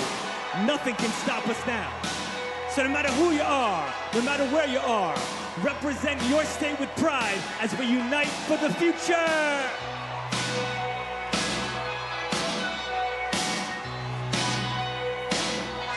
New Jersey, how do you cast your vote? Everybody, I'm Governor Phil Murphy. We're from Jersey, baby, and you're not. In the Great Garden State, we care about protecting women's rights and lifting up vulnerable communities. That's what we mean when we say the Great Garden State. My name is Dr. Joey Perella, pronouns she, her, hers. I'm a proud resident of the Garden State. I'm proud to stand with Kamala Harris and Tim Walz because they stand with the LGBTQ community.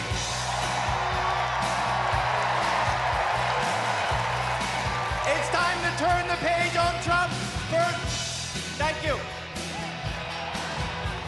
I'm Leroy Jones, the chairman of the New Jersey State Committee, the home of the late, great Whitney Houston. And New Jersey and these amazing delegates cast 2 votes present and 142 votes for Kamala Harris, President of the United States of America. When we fight, we win. When we fight, we win. When we fight, we win.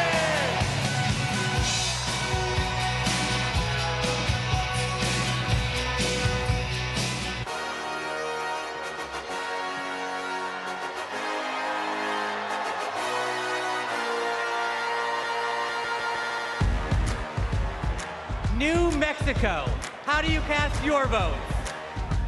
Buenas noches! Chair Jessica Velasquez here with our delegates from the land of enchantment, the great state of New Mexico, where we live our family values, respect women, love our land, our water, our blue skies, our green chili, and our sunsets. We are proud to cast 45 votes for Kamala Harris and Tim Walz.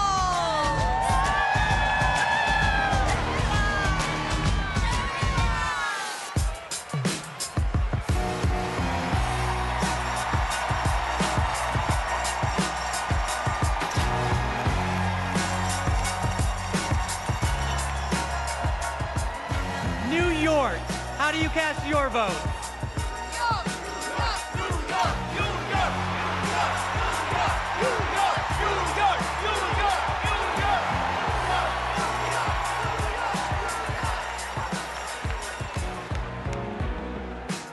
Mr. Secretary, my name is Henry Garrido. I am from the great state of New York. Unions not only built the Empire State, they built a strong middle class across this country. That is why I'm so proud to introduce the governor of the greatest labor state of the country, Governor Kathy Hochul. As governor of the greatest state that ever existed. Hey, we're New Yorkers, get used to it.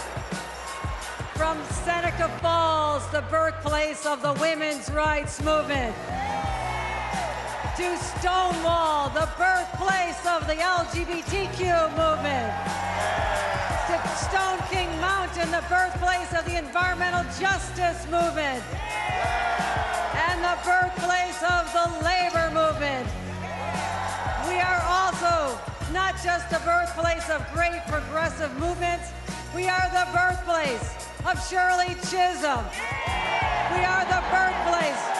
We are the birthplace of Geraldine Ferraro. And we are the home of Hillary Clinton. And that's why, as the first woman governor of New York, I am so proud to cast 298 votes to make Kamala Harris the first female president of the United States of America.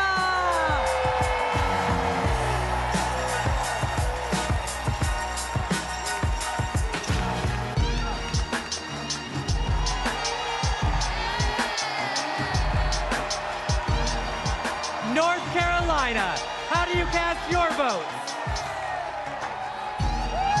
My name is Anderson Clayton. I have the honor of serving as the youngest state party chair in this country. And North Carolina is the home of folks like Anthony Hamilton. Yeah, Governor Jim Hunt, Dr. Reverend William Barber, Nina Simone. We represent a new South.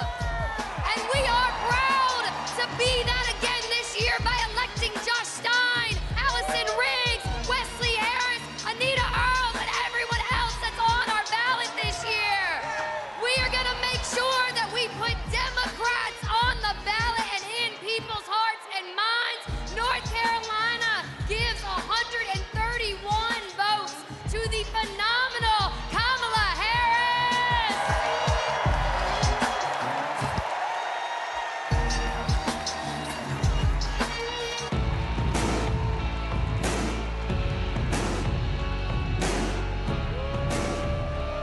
North Dakota, how do you cast your vote? Mr. Secretary, the Democrats of North Dakota, the Peace Garden State, are proud to cast our 17 votes for Vice President Kamala Harris and the best neighbor you could ever hope to have, Governor Tim Walz, for President and Vice President of the United States of America. Let's go!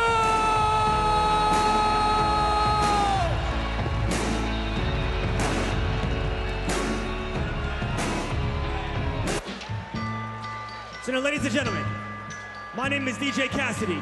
This is the DNC Roll Call, and tonight, your voice is the future.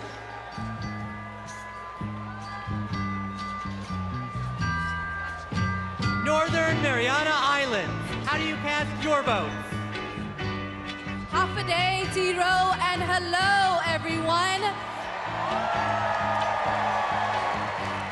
We are the Northern Mariana Islands, where our customs, our culture, our land, and our oceans breathe life into our people. The earth is not red or blue. The earth is sick, and we must protect it. Home to some of the living legends in celestial navigation and to some of the friendliest people in the Pacific. We are the blue waves of the Pacific, and we are proud to cast all 11 votes for our MVP, Kamala Harris. Viva Marianas! Viva Harris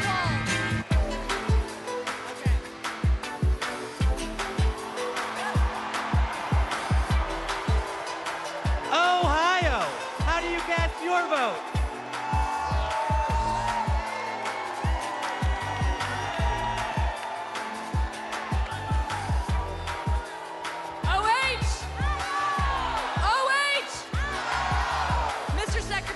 Ohioans know how to make history.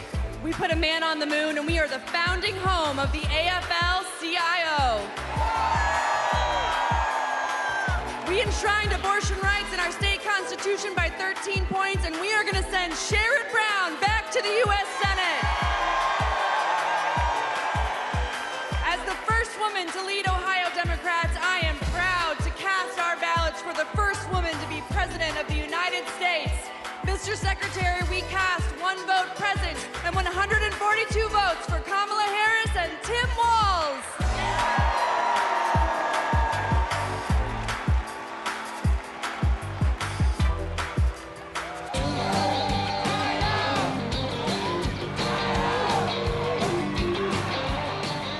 Oklahoma, how do you cast your vote. Hello from Oklahoma, where we fight for the future for all Oklahomans can be proud of. The future where working families thrive, our diversity is our strength, and our values like freedom, equality, and opportunity puts us ahead and makes Oklahoma proud.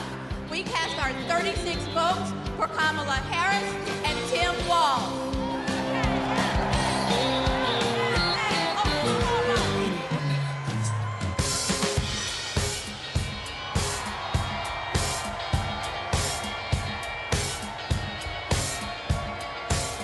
Oregon, how do you cast your vote?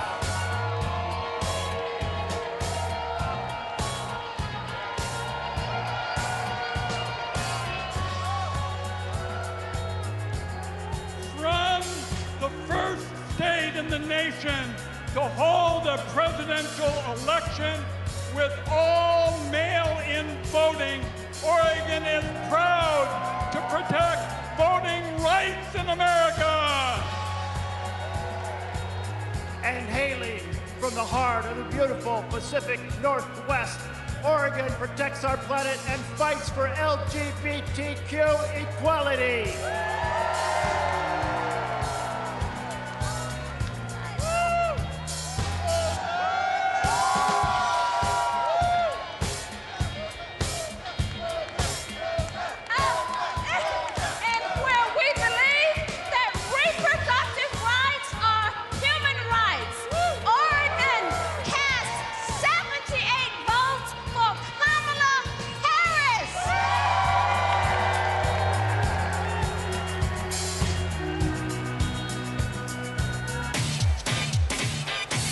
Party people in the place to be. We're now passing the mic at the DNC. It goes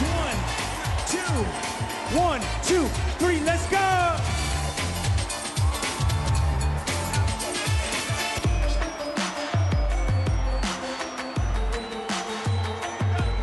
The Commonwealth of Pennsylvania, how do you cast your vote?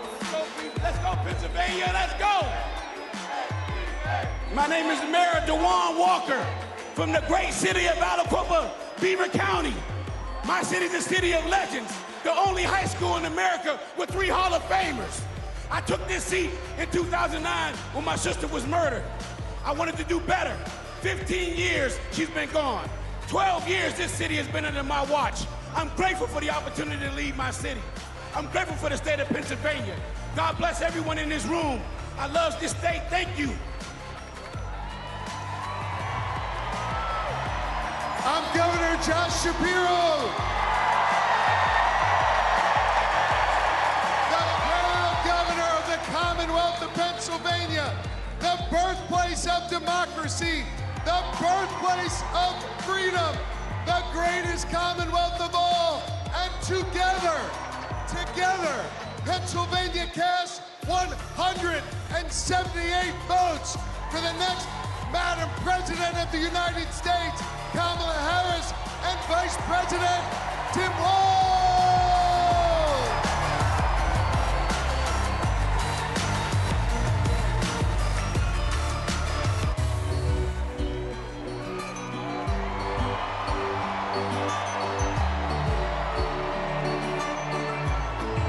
Puerto Rico, how do you cast your vote? Buenas noches.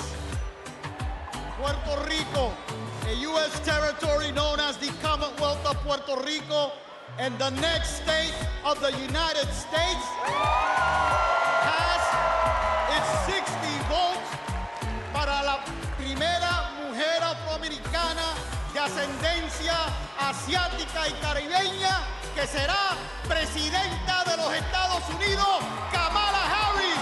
¡Viva Kamala!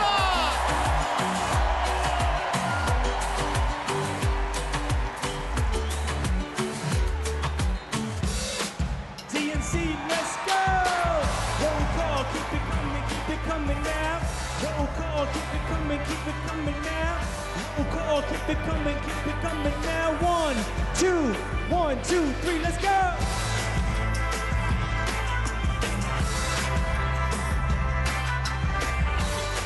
Rhode Island, how do you cast your vote? I am Joe Shekarchi, Speaker of the Rhode Island House. We are the smallest state, but we have the biggest ideas. Home to the nation's first wind farm and a historic act on climate, we continue leading the way on sustainability and housing. The deep blue ocean state is proud to cast 1 vote present and 34 ballots for the next President of the United States, Kamala Harris. Yay!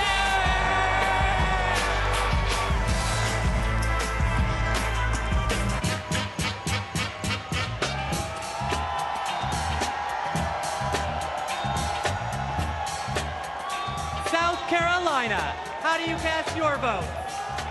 I'm Crystal Spain. I'm Crystal Spain, chair of the South Carolina Democratic Party. Hello from the great state of South Carolina, where we pick Democratic Party.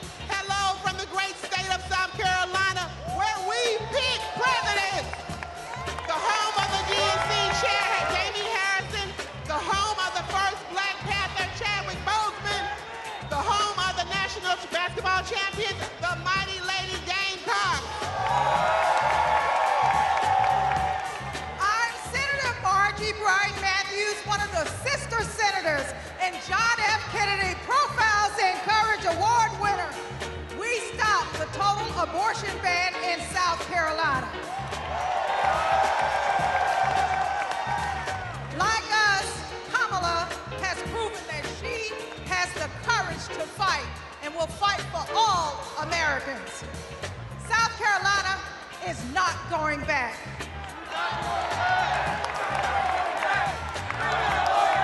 We're going forward on reproductive rights. We're going forward on voting rights. We're going forward against hate crimes. Forward with a prosecutor and not a crook. That's why we are proud to cast our 65 delegates for Kamala Harris.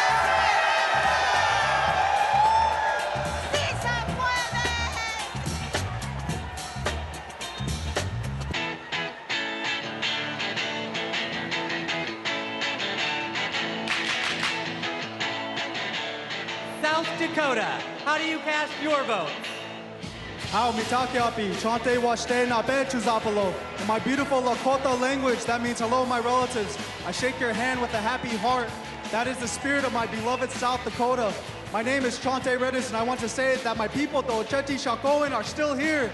The 7 council fires are still here. Let me tell you what a Kamala Harris presidency will mean for me, my friends, and my community. More importantly, more opportunities, more good-paying jobs, better access to health care, and a quality education. That is the future we deserve, and it is the future we will win on November 5th when we elect Kamala Harris. Thank you, Mr. Secretary. The state of South Dakota is proud to be part of such a historic moment in our country's history. We are a land that is proud of our hardworking farmers and ranchers, that celebrates 9 tribal nations and their incredible cultures, where natural beauty can be seen from the Big Sioux River to Mount Rushmore. South Dakota is honored to cast all 20 of our votes for Vice President Kamala Harris, who will soon be known as Madam President.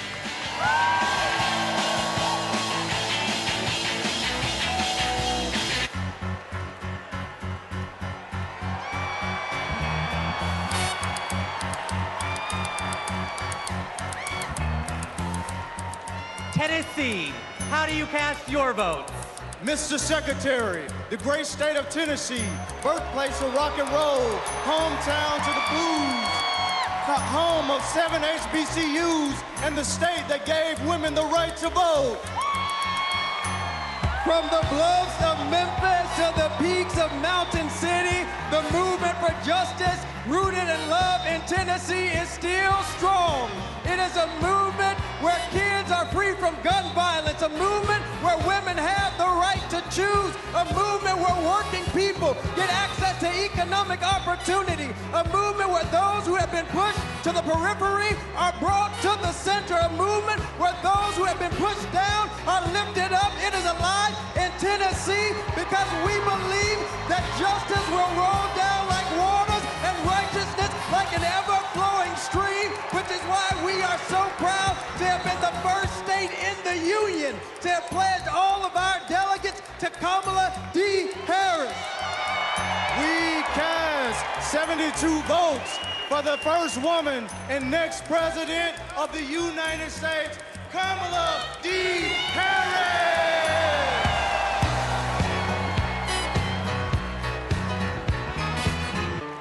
Party people, come on. DNC, party people, come on. Roll call, party people, come on. DNC, party people, come on.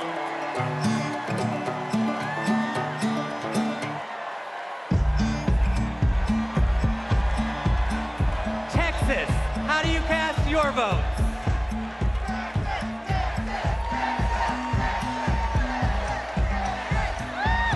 Hello, Chicago! I'm Eva Longoria from Corpus Christi, Texas, home of Selena Quintanilla, and I'm here to introduce native Texan Cecile Richards. I'm proud to be here tonight representing a tradition in Texas of progressivism and my late mother, Ann Richards, the governor of Texas, and passing it on to another great Texas heroine, Kate Cox. I'm Kate Cox, and I love being a mom. I have two beautiful children, and my husband and I have always wanted a third. But when I got pregnant, doctors told us our baby would never survive. And if I didn't get an abortion, it would put a future pregnancy at risk. But Trump didn't care. And because of his abortion bans, I had to flee my home. There's nothing pro-family about abortion bans. There's nothing pro-life about letting women suffer and even die. Today, because I found a way to access abortion care, I am pregnant again.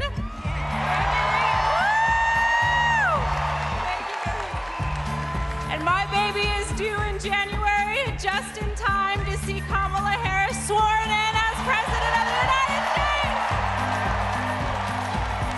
Mr. Secretary, my name is Gilberto Hinojosa, chair of the Texas Democratic Party, and as the nation's biggest battleground state with 40 electoral votes on behalf of 30 million Americans. Texas cast 3 votes, President, and 263 votes for freedom, for the future, for the first woman to serve as the next president of the United States, Kamala Harris.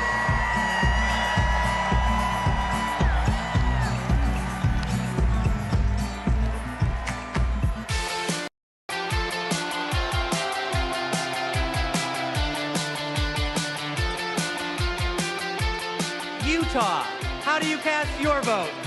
Utah, home of 8 tribal nations, the crossroads of the West, the Beehive State, the host of the 2034 Winter Olympics, the youngest and fastest growing state in the nation, and the next battleground state. Mr. Secretary, we proudly cast 34 votes for Vice President Kamala Harris!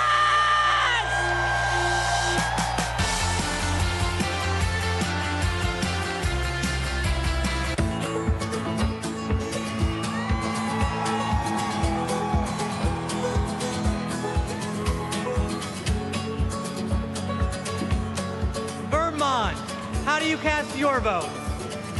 Vermont knows the value of public education. We even have a teacher as our congresswoman. And in 1777, we were the first state to place public education in our Constitution. As someone with significant learning disabilities, I know the value of investing in every single child. We are proud to call Vermont home, and we are proud to cast our 24 votes for Kamala Harris because we are not going back.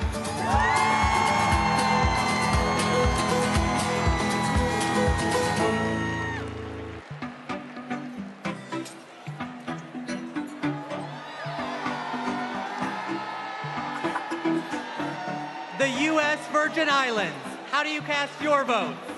Mr. Secretary, we are proud to call the Virgin Islands of the United States our home, a place of resistance and freedom, home of Alexander Hamilton, the first slave rebellion in the Western Hemisphere, the fire-burned Queens. We are proud to celebrate a nominee of Caribbean heritage. From America's Caribbean, the place where the sun rises first in America, from the place of great liberty and the vacation home of President Joe Biden, the Virgin Islanders are strong, resilient, and committed to and passionate to vote for the next President of the United States. All 13 votes to Kamala Harris!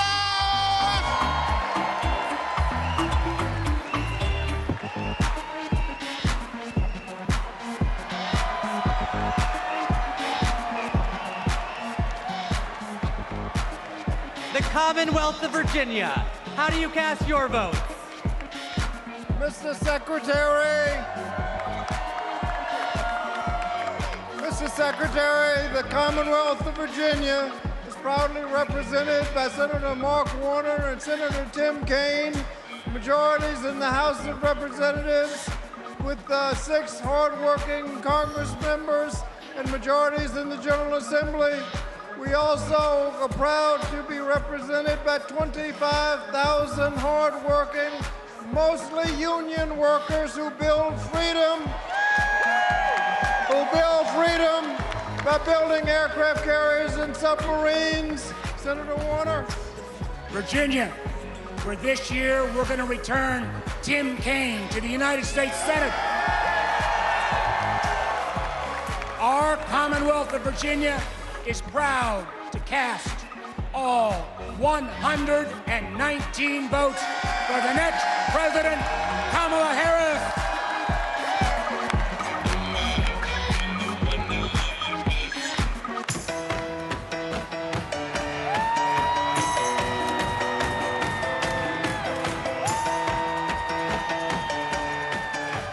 Washington, how do you cast your vote?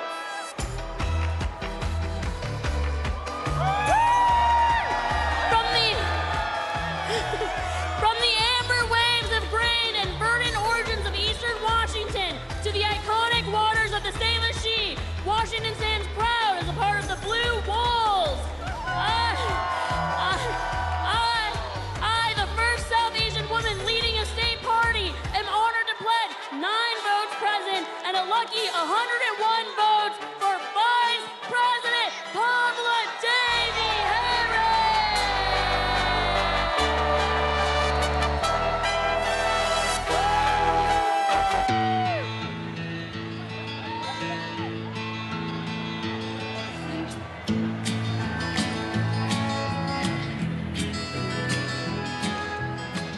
West Virginia, how do you cast your votes? My name is Jean Evansmore, and I'm 83 years old. And as such, I am the oldest of the delegates in West Virginia. Most 83-year-olds that I know are spending time with their grandchildren or traveling. But I'm here, suited up and ready to battle. Because I will not, I repeat, I will not let everything I've fought for be taken away by Donald Trump.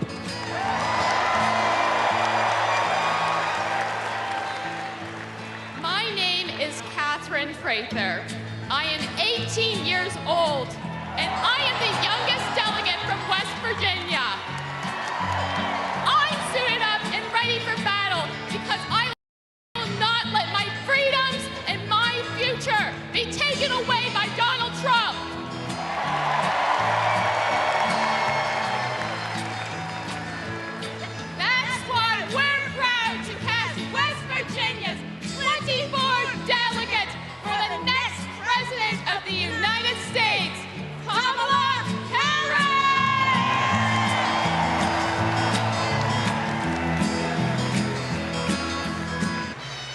Ladies and gentlemen, my name is DJ Cassidy. Now, are you ready?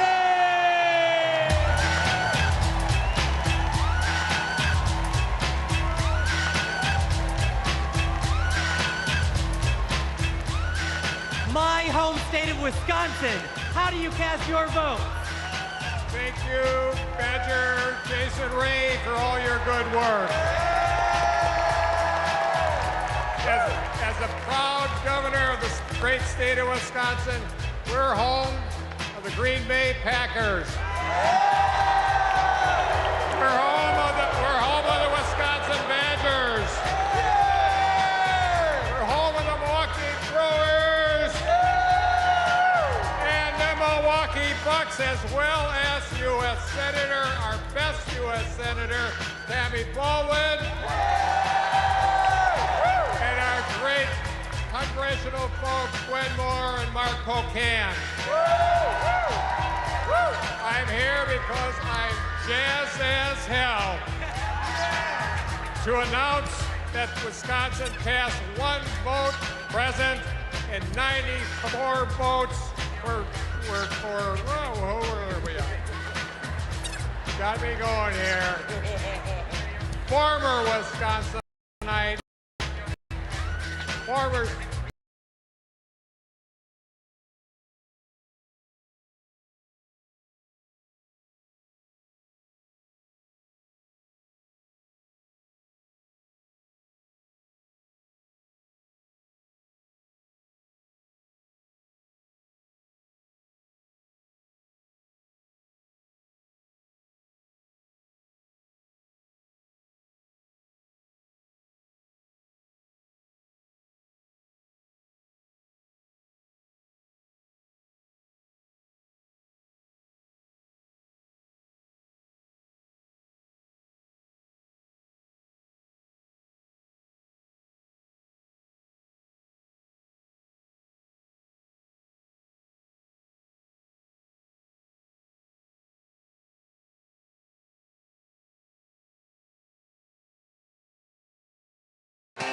Wyoming, how do you cast your vote?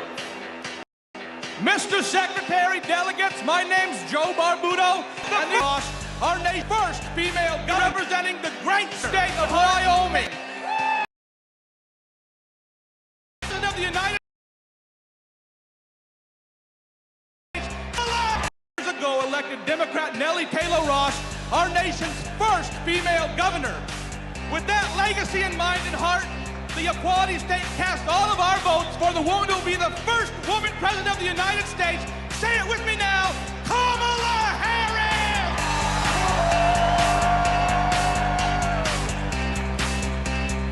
All right.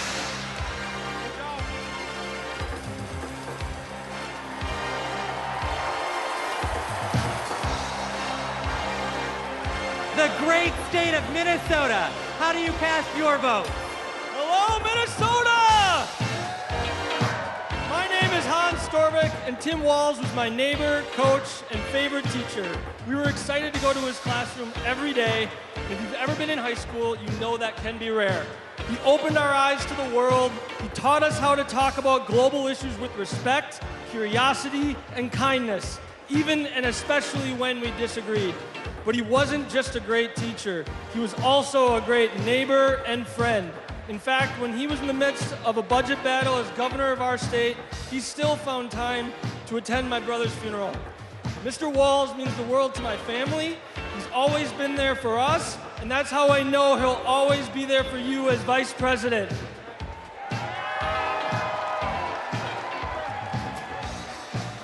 Thank you, Hans. Minnesota, let me hear you. There you go. 14 years in the National Football League taught me a lot about leadership. A good leader cannot be selfish. He has to look out for his team. Coach Walz is unselfish as they come. He has led Minnesota with honesty and integrity. And in November, Minnesota is going to send Tim Walz and Kamala Harris to the White House. Let's go! I'm Amy Klobuchar, the the senator from the great state of Minnesota, where nearly everyone votes and purple reigns. And I'm Tina Smith from the great state of Minnesota, the home of the next Vice President of the United States, Tim Walz. Minnesota, we cast 10 votes present, and we deliver 81 votes for Kamala Harris and Tim Walz.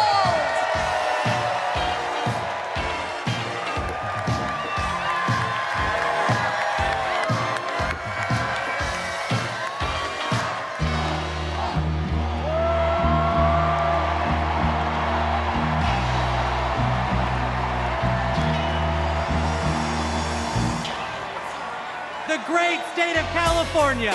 How do you cast your vote? My name's Governor Gavin Newsom. From the great state of Nancy Pelosi. I come from a state, like our nation, of dreamers, of doers, of entrepreneurs, of innovators, that prides itself on being on the leading and cutting edge of new ideas. California is the most diverse state in the world's most diverse democracy.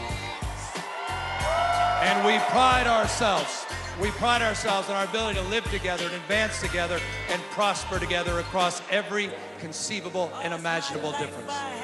But the thing we pride ourselves most on is that we believe the future happens in California first.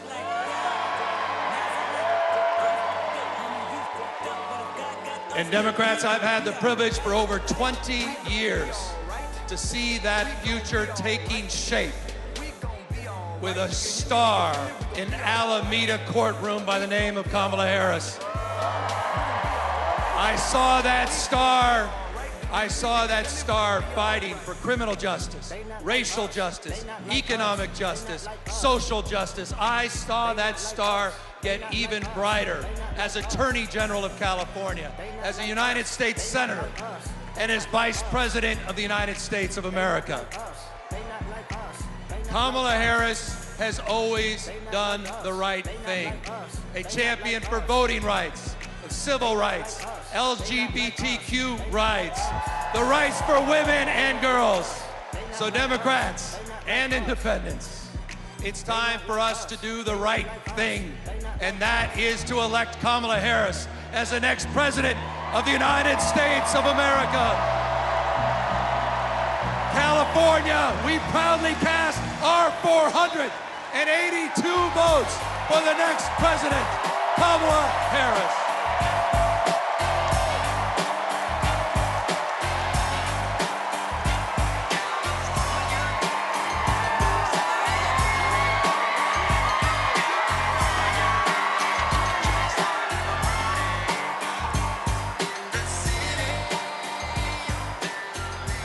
Thank you to everyone who participated in our celebratory roll call.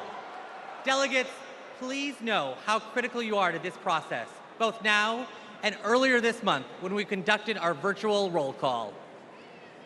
I am thrilled to reaffirm Kamala Harris as the Democratic nominee for President of the United States.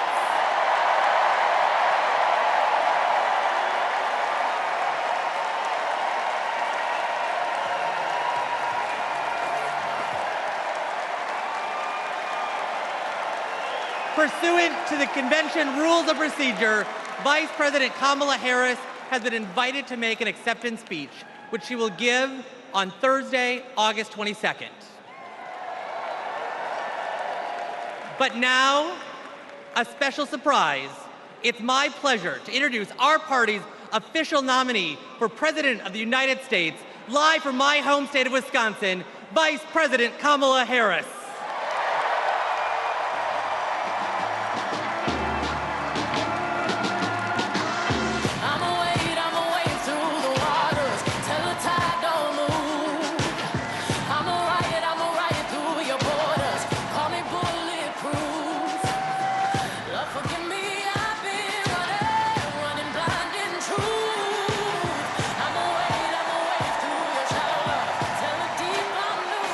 Good evening,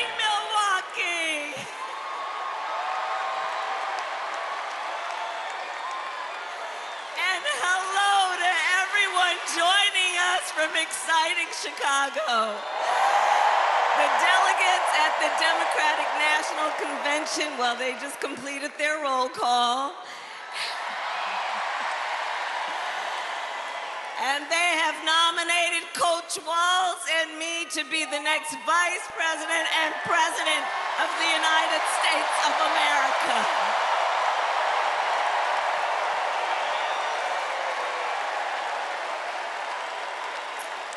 And I thank everyone there and here for believing in what we can do together. We are so honored to be your nominees. This is a people-powered campaign, and together we will chart a new way forward. A future for freedom, opportunity, of optimism and faith. So to everyone in Chicago and across America, thank you. Thank you. Thank you. And you're going to hear from our wonderful second gentleman shortly. I'll see you in 2 days, Chicago.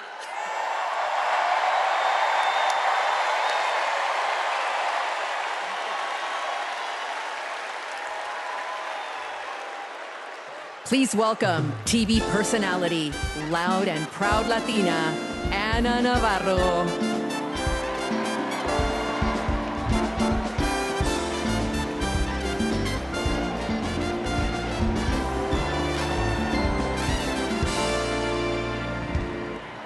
Buenas noches, Chicago.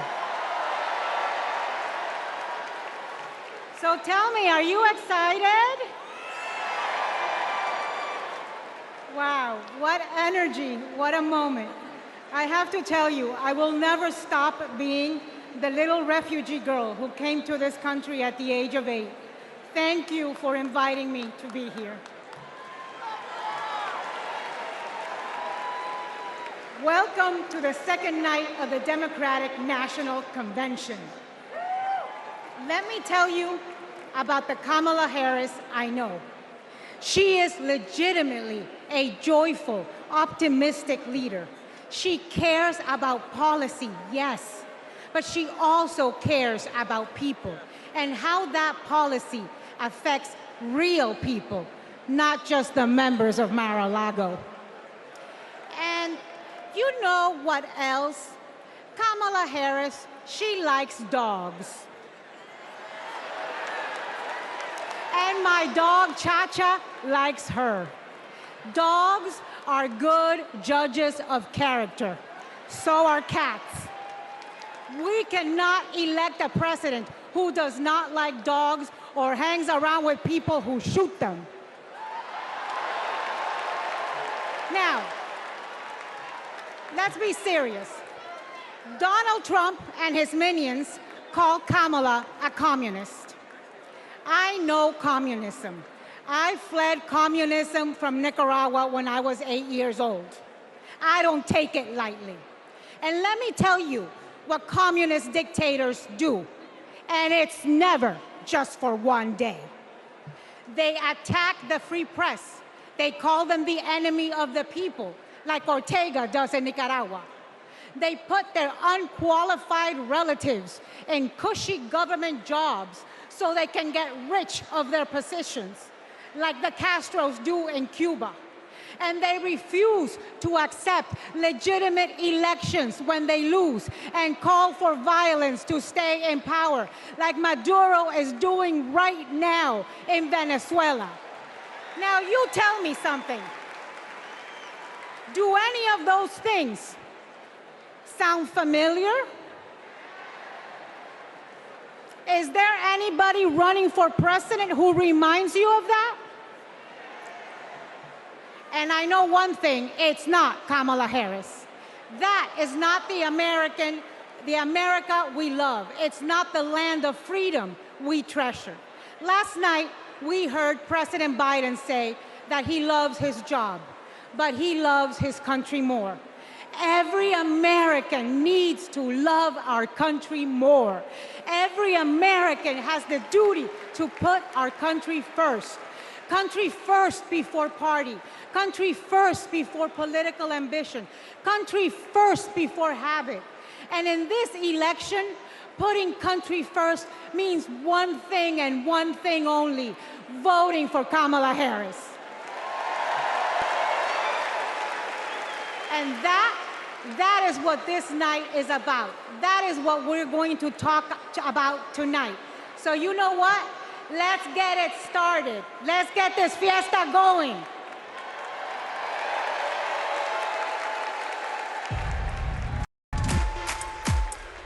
The ayes are 50, the nays are 50. The Senate being equally divided, the Vice President votes in the affirmative, and the nomination is confirmed.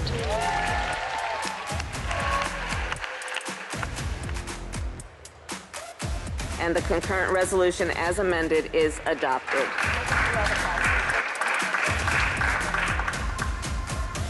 The Vice President votes in the affirmative, and the motion to proceed is agreed to. On this vote, the yeas are 50, the nays are 50. The Senate being equally divided, the Vice President votes in the affirmative, and the bill, as amended, is passed.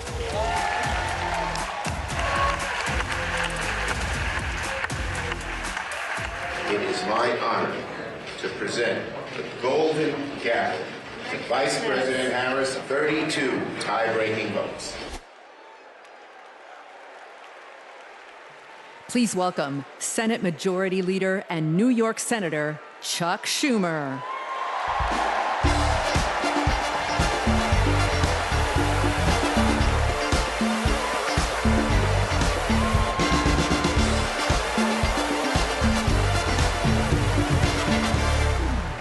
Everybody, wasn't that a great roll call? Now just let me hear you if you're ready for President Kamala Harris. Friends, we're here to talk about one thing: tomorrow, and building a better tomorrow for all Americans. This November, we can choose a brighter, a fairer, a freer future, or we can relive the dark night of Trump's American carnage. Only one candidate will move America forward: Kamala Harris.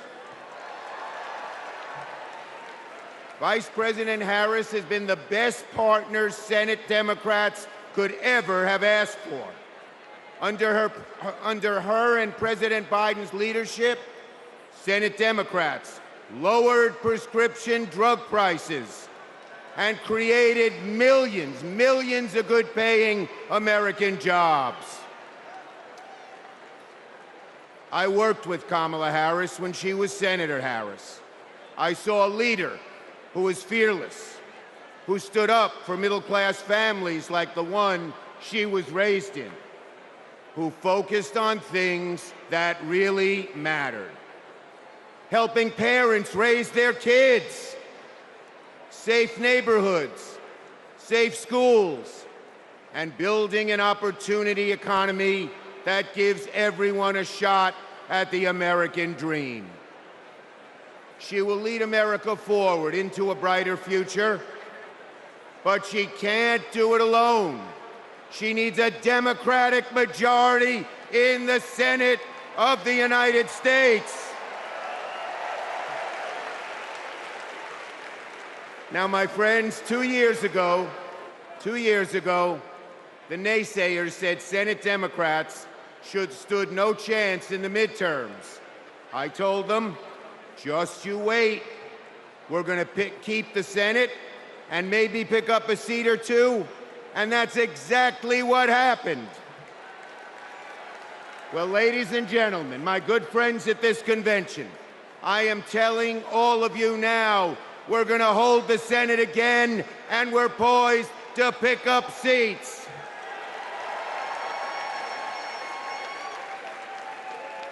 A Democratic majority to create good-paying jobs and lower costs, to defend a woman's right to choose, to deliver for communities back home. Our senators are doing it, like Jackie Rosen, delivering high-speed rail for Nevada, John Tester, bringing high-check jobs to Montana. And Bobby Casey and Sherrod Brown and Tammy Baldwin and Martin Heinrich fixing bridges in Pennsylvania and Ohio and Wisconsin and New Mexico. We also have amazing candidates. Ruben Gallego, Angela Alsobrooks, Andy Kim, Alyssa Slotkin, Lisa Blunt, Rochester, Colin Allred, Debbie Mucarsel-Powell. And folks, listen to this. More than half of our candidates are candidates of color. We're making the Senate look like America. Now let's compare that with Senate Republicans. Senate Republicans pretend to care about middle-class families, but they voted no on expanding the child tax credit, and J.D. Vance didn't even show up to vote. Senate Republicans pretend to care about the border, but they voted no on the strongest border bill in a decade. Republicans tend to care about freedom, but they voted no on a woman's right to choose. No to safeguard IVF. No to birth control. That is just a taste of their extreme agenda. Is that what we want for America? Do we want a Republican Senate that assaults reproductive freedoms? Do we want a Republican Senate that cuts taxes for the rich, rigs the game for big oil and big pharma? Well, folks, the choice is ours. Now, let me close on a personal note. As the highest-ranking Jewish elected official in American history, I want my grandkids and all grandkids to never, never face discrimination because of who they are. But Donald Trump, this is a guy who peddles anti-Semitic stereotypes. He even invited a white supremacist to Mar-a-Lago. And unfortunately, his prejudice goes in all directions. He fuels Islamophobia and issued a Muslim ban as president. Tonight, folks, I am wearing this blue square to stand up to anti-Semitism, to stand up to all hate. Our children, our grandchildren, no matter their race, no matter their creed, their gender or family, deserve better than Donald Trump's American carnage. So, are you ready to make sure Donald Trump never, ever gets near the White House again? So let's elect Kamala Harris, Tim Walz, and a Democratic majority in the Senate and keep the torch of freedom burning bright for generations to come. On to victory in November.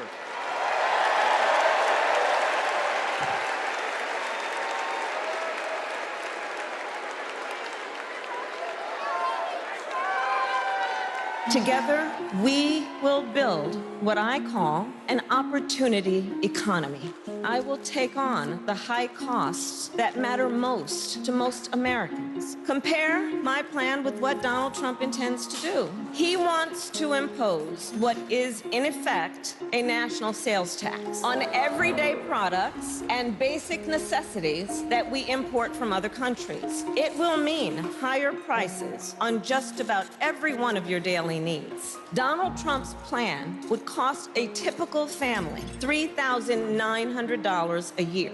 He wants to repeal the Affordable Care Act, which 45 million Americans rely on for health care. He plans to give billionaires massive tax cuts year after year. And he plans to cut corporate taxes by over $1 trillion. That if you want to know who someone cares about, look who they fight for. We capped the price of insulin at $35 a month and the total cost of prescription drugs at $2,000 a year for seniors. And just yesterday, we announced that we are lowering the price for 10 more life-saving drugs. As president, I will work to build the housing we need, and by the end of my first term, we will end America's housing shortage by building 3 million new homes and rentals that are affordable for the middle class. More than 100 million Americans will get a tax cut by restoring the Earned Income Tax Credit and the Child Tax Credit, through which millions of Americans with children got to keep more of their hard-earned income. We will provide $6,000 in tax relief to families during the first year of a child's life. Now is the time to chart a new way forward. I will fight to give money back to working and middle-class Americans. Increase the security and stability financially of your family and expand opportunity for working and middle-class Americans.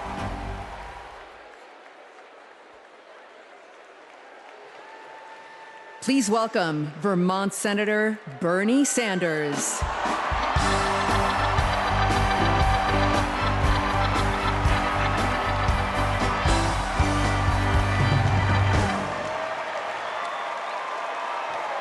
Thank you.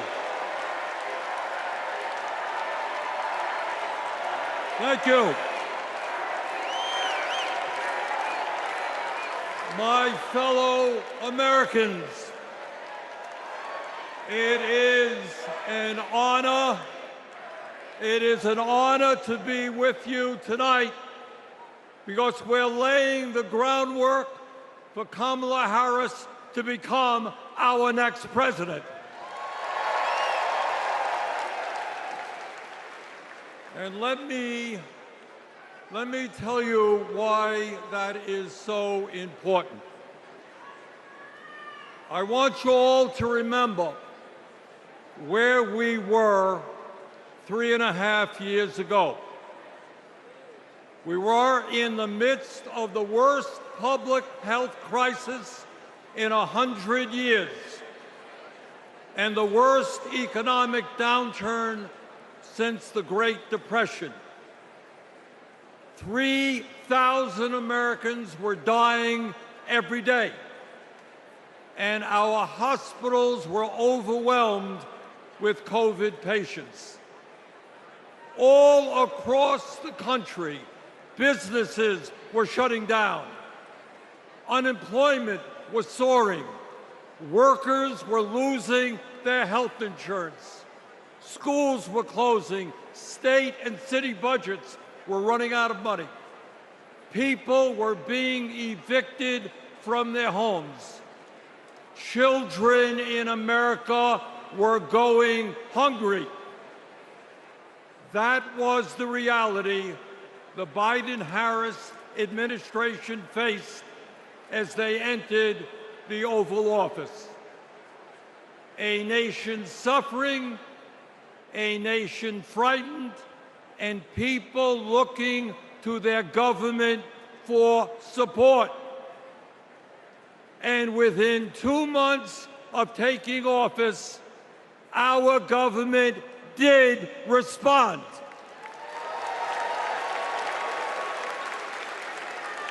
We passed the American Rescue Plan, which provided $1,400 for every man, woman, and child in the working class.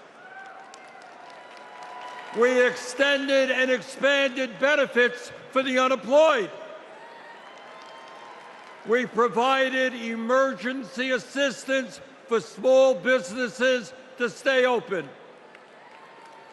We guaranteed health care coverage to tens of millions of Americans through one of the largest expansions of Medicaid in history.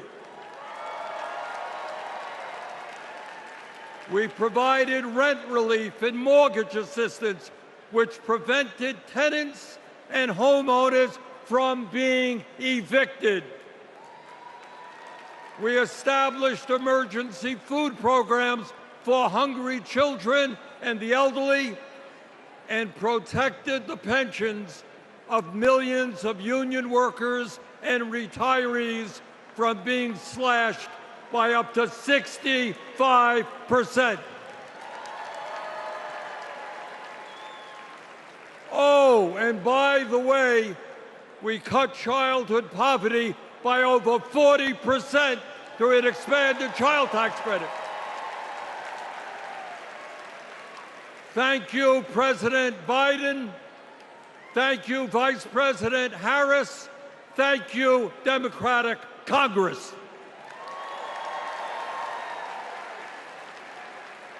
Now, I say all of this not to relive that difficult moment, but to make one simple point. When the political will is there, government can effectively deliver for the people of our country. And now we need to summon that will again, because too many of our fellow Americans are struggling every day to just get by, to put food on the table, to pay the rent, and to get the health care they need. Brothers and sisters, bottom line, we need an economy that works for all of us, not just the billionaire class.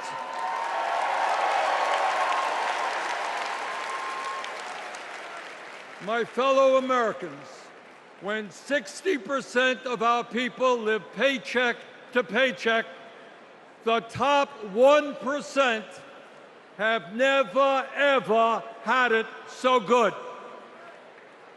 And these oligarchs tell us we shouldn't tax the rich. The oligarchs tell us we shouldn't take on price gouging. We shouldn't expand Medicare to cover dental, hearing, and vision. And we shouldn't increase Social Security benefits for struggling seniors. Well, I've got some bad news for them.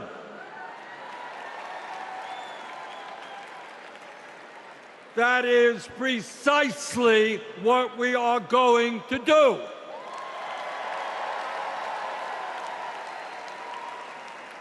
And we're going to win this struggle because this is precisely what the American people want from their government.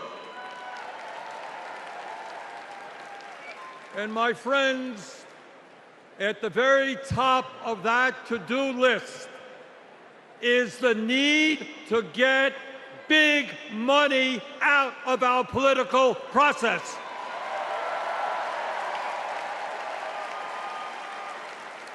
Billionaires in both parties should not be able to buy elections, including primary elections.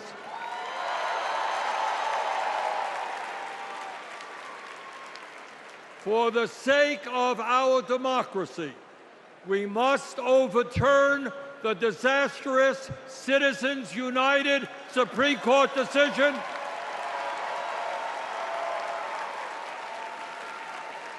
and move toward public funding of elections.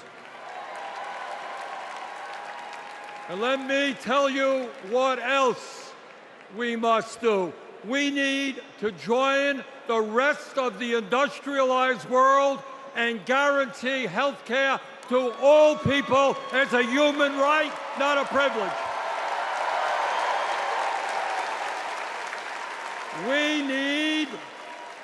We need to raise the minimum wage to a living wage. We need to pass the PRO Act so that workers can organize in unions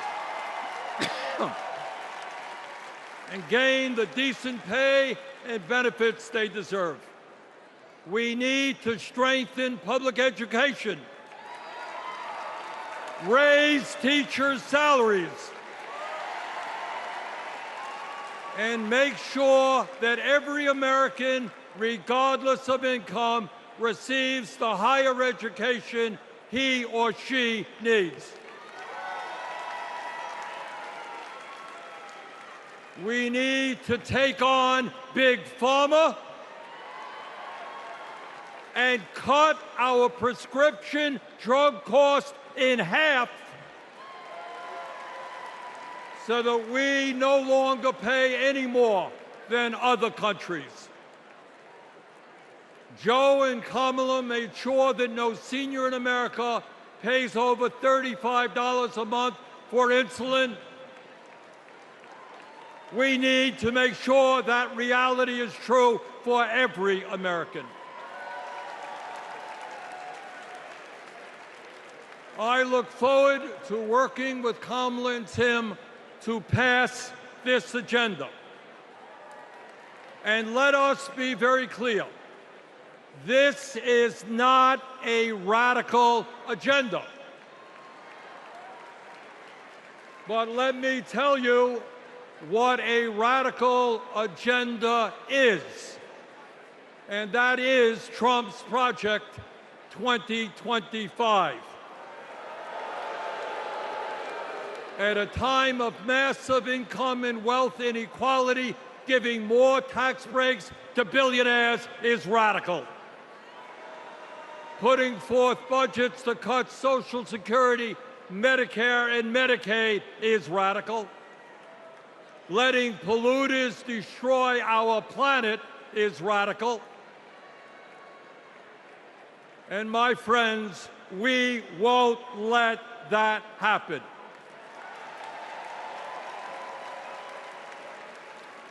Fellow Americans, in the last 3.5 years, working together, we have accomplished more than any government since FDR. But much, much more remains to be done. We must summon the courage to stand up to wealth and power and deliver justice for people at home and abroad. Abroad, we must end this horrific war in Gaza.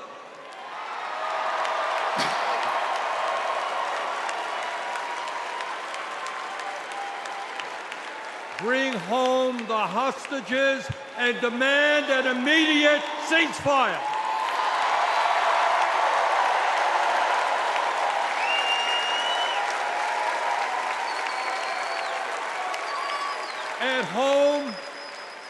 At home right here, we must take on Big Pharma, Big Oil, Big Ag, Big Tech, and all the other corporate monopolists whose greed is denying progress for working people.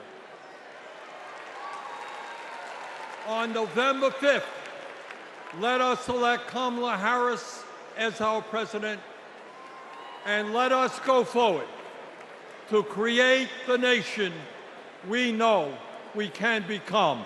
Thank you all very much.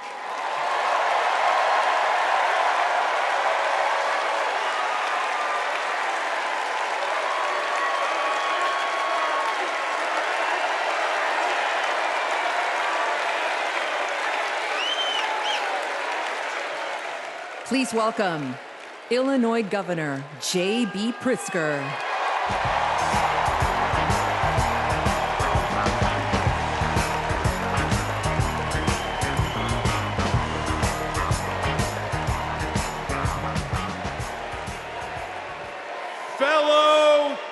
Democrats, welcome to Chicago.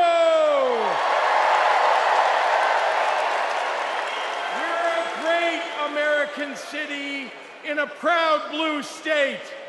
Our patriotism was formed in frost and in fire, and in the steel we forged to survive both. Our love of country has been a tapestry of faith that weaves from Abraham Lincoln reuniting a house divided to Barack Obama declaring blue states and red states make one United States.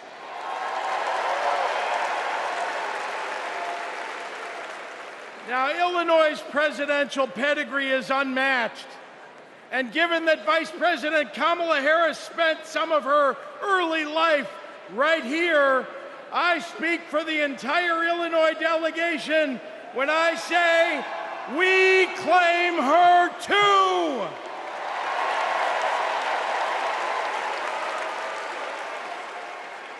Now, one president we will never claim is the con artist the Republicans nominated in Milwaukee last month. Donald Trump once called Chicago embarrassing. To quote a great Chicagoan who won 6 world championships on these very grounds, we take that personally.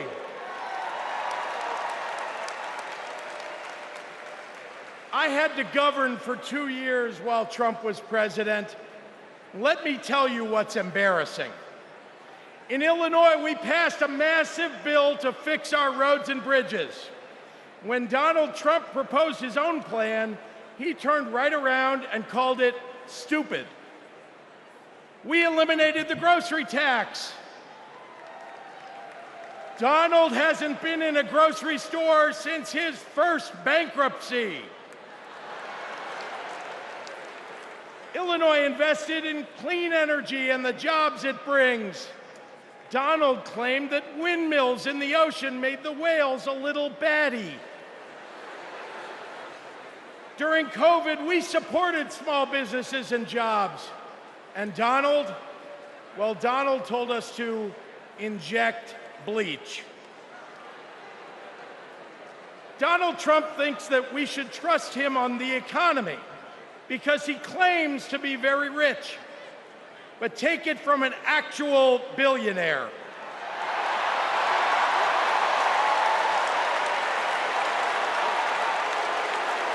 Trump is rich in only one thing: stupidity.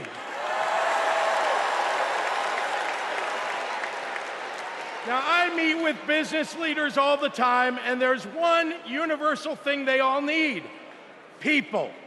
They need more workers to fill all the jobs they have.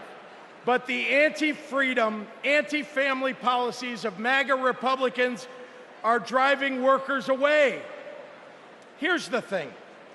Americans don't want to be forced to drive 100 miles to deliver a baby because a draconian abortion law shut down the maternity ward. Americans want the hope of giving birth through IVF, not the fear that it might be taken away. Americans with LGBTQ kids don't want them facing discrimination at school because the state sanctioned it. Americans want to go to their neighborhood grocery store and not have to worry about some random guy open carrying an AR-15.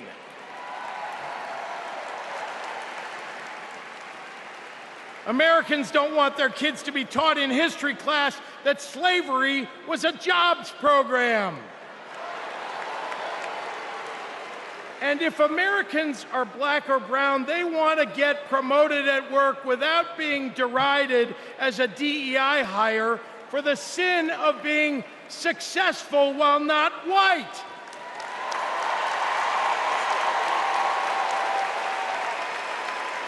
Let's be clear. It's not woke that limits economic growth.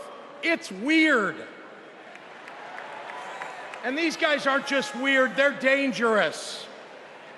Democrats are for lower taxes and higher wages, less inflation and more business growth. We just think it's wrong to craft those policies for Elon Musk and not for everyday working people.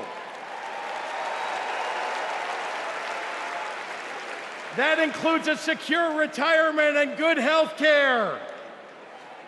We think the government should help you prosper, not police who you're sleeping with. More than anything, Democrats want economic policies that are kind, not cruel. But Trump chooses cruelty every time. After all, everything he's achieved in his own life has been by hurting someone else. Kamala Harris and Tim Walz, well, they've spent their lives lifting people up, not pushing them down. They know that a White House that leads with kindness looks at someone who is struggling and sees not what they might cost society, but what they might create for it.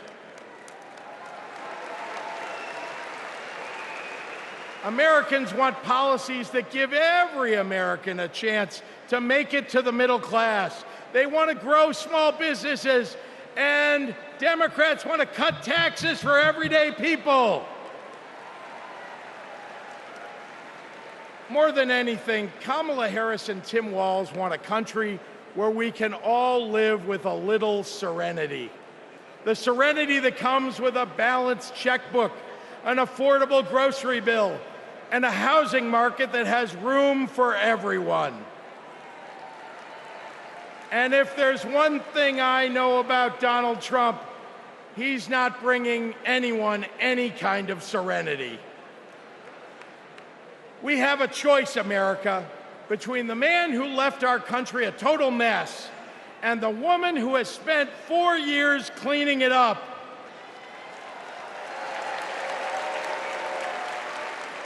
And I think it's time we stop expecting women to clean up messes without the authority and the title to match the job.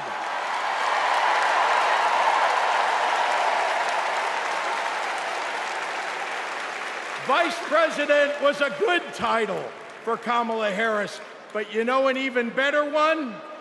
President of the United States of America! Let's go get 'em!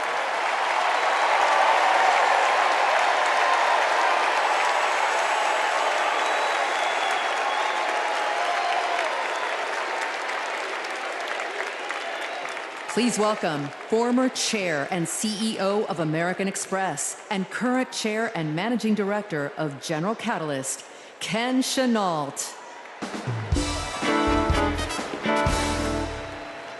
My fellow Americans, for 17 years, I ran American Express, one of the greatest companies in this country. America has thousands of great companies, more than any other nation in the world. And that's not by accident. The United States is the best place in the world to do business because of the values on which our country was built. Democracy, the rule of law, free and fair elections, the peaceful transfer of power. As a business leader, I have seen firsthand why democracy is so important. Democracy provides the foundation upon which American business and our economy depend. Character and values matter. In business, nothing is more important than trust. In America, we have to trust our president will protect democracy. We have to be certain they'll follow the law and serve the nation, not themselves. Business requires stability and certainty that our democracy will endure. Our economy and democracy are tightly linked. Both only grow stronger when Americans, despite our differences, are willing to work together. At this moment, when our politics pits one group against another, that's what's remarkable about Kamala Harris. She is for all Americans.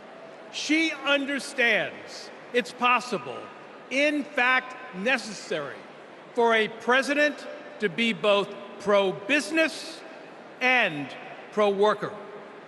Kamala Harris understands that government must work in partnership with the business community. She knows that a market-based economy needs a strong and effective government. Kamala Harris understands that we need to help entrepreneurs turn good ideas into thriving companies, that we can create good-paying jobs by helping manufacturers expand. Kamala Harris believes in growing the economic pie for the benefit of current and future generations. Unlike her opponent, she knows the way not to build an advanced economy is a broad tariff that would only raise prices, hurt consumers and businesses, and cost jobs. She knows the way not to do it is to give people like me a tax cut when that money should be invested to grow the middle class. If you want to lead, you have to be willing to serve. Kamala Harris's vision for the economy serves us all.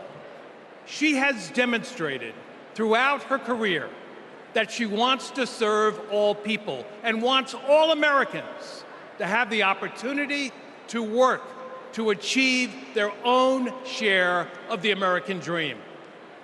Our economy goes up and down, but the reason America is the strongest nation in the world is because of her commitment to something bigger than ourselves, our commitment to each other, to democracy. That's what this election is about. It's more than a choice between two parties or sets of policies. It's a choice about who we're going to be as a country. In his words and actions, Kamala Harris's opponent has shown us that he does not believe in our democratic values, and he will seek only to serve himself and his desire for vindication and vengeance. Kamala Harris will face the facts. She will navigate this country, the greatest country in the world, through the inevitable challenges, while also leading with the hope and values that America was founded on. Kamala Harris understands that the role of a leader is to instill hope, to repudiate the merchants of fear, and focus on ensuring that the best days are ahead of us. She believes in America, its principles, the hopes and dreams of our people, and the promise of our future. That is why I believe Kamala Harris should be the next president of the United States of America. God bless America.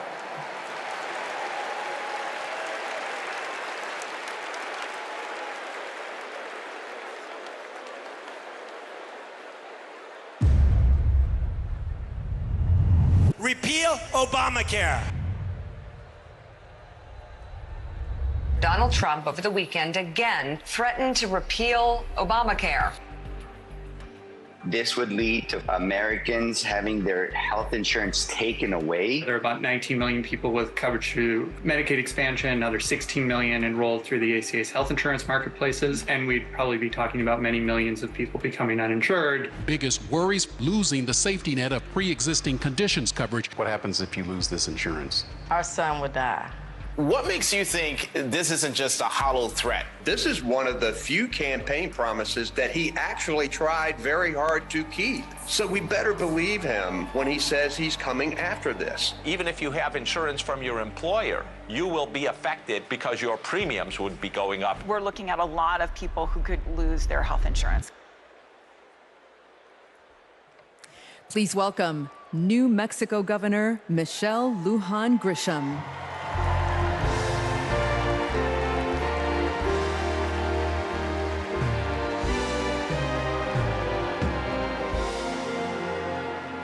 Good evening, America. I'm Michelle Lujan Grisham, governor of the great state of New Mexico. And in my state, we like things spicy, a little chili on everything, a little kick in our campaigns. And let me tell you, we are feeling en fuego right now. We are fired up to elect Kamala Harris President of the United States. This election is about protecting our democracy and securing our freedoms, including the right to affordable, quality health care. Now, this issue is personal to Vice President Harris, whose mom passed away after a battle with colon cancer. And it's personal to me. At 2 years old, my sister was diagnosed with a tumor that was incurable and made her uninsurable by the time she was 3. And it's personal to Americans across the country who know what it's like when someone they love gets sick.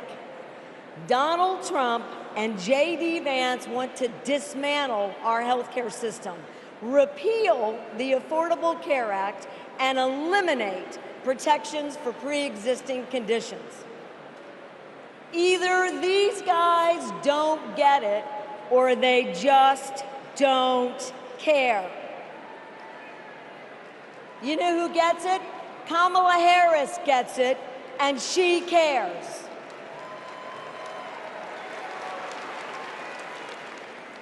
As Attorney General, she took on drug companies that jacked up prices and hospitals that overcharged patients.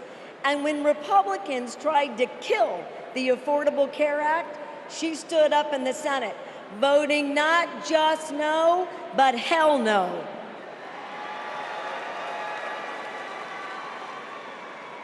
And Kamala Harris hasn't just stopped Republicans from making our healthcare system worse. She fights every day to make it better. And I know, I spent 20 years working to get Medicare the ability to negotiate lower drug prices. As Vice President, Kamala Harris delivered it. You know what Donald Trump delivered? Junk plans, higher premiums, and abortion bans. And if you don't think a second term would be worse, then I've got a box of Trump steaks to sell you. We have not just a better choice. America, we have the best choice. Yes, we do. Kamala Harris will protect your right to care. She'll cap drug costs, she'll go after corporate price gougers, and ensure every woman who needs it can access reproductive health care.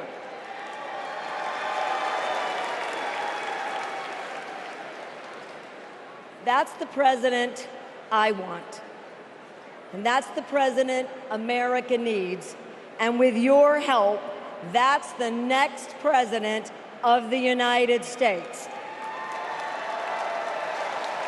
President Kamala Harris.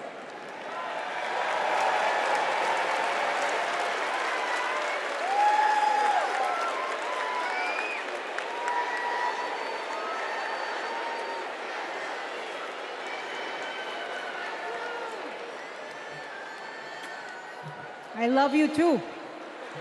Y en español, los quiero. So, my mom, like Kamala's mom, got sick. When my mom died in 2021, Kamala called me.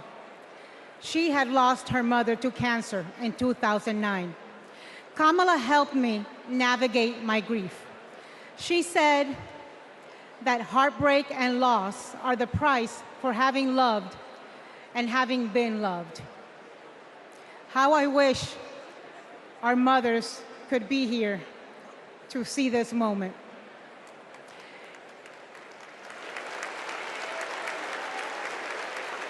In the next 4 years, America will invariably have moments of great sadness and pain in our country. Some will be natural disasters. Some will be man-made disasters. We need a president who can not only be commander-in-chief, but also consoler-in-chief. We need a president with empathy, capable of lifting us up when we are down. We need a president who is capable of holding us in a big, great hug when we need it. That is Kamala Harris. Donald Trump is only capable of holding two things, a grudge and a golf club.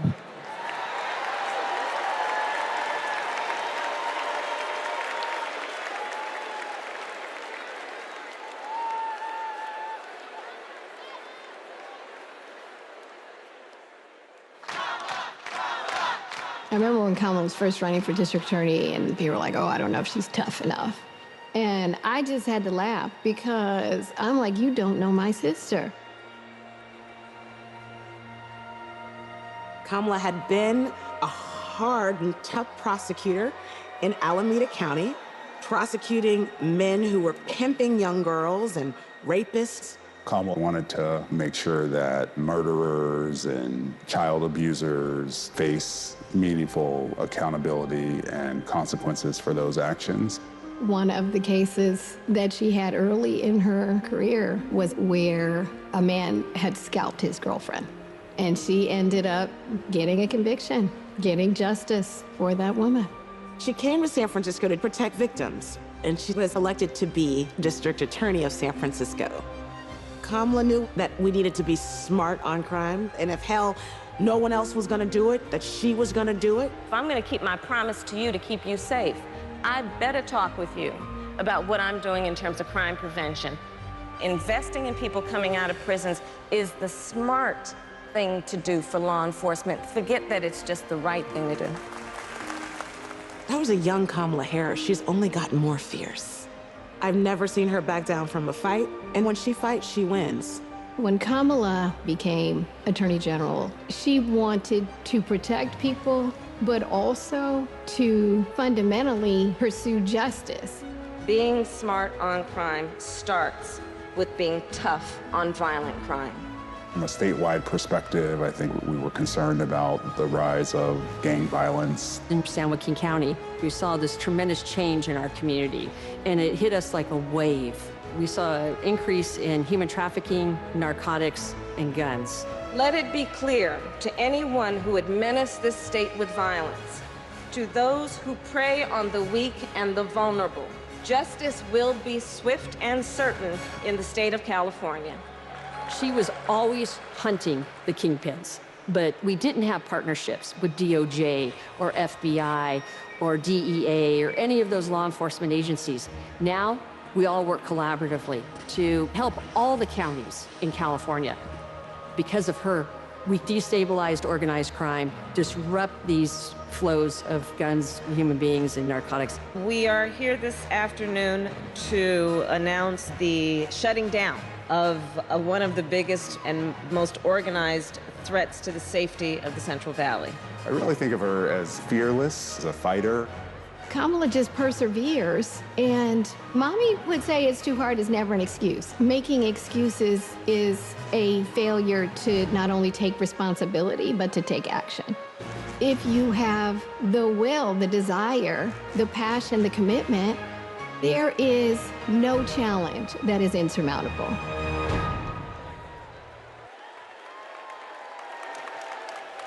Please welcome the Democratic nominee for Senate in Maryland, Angela Also-Brooks.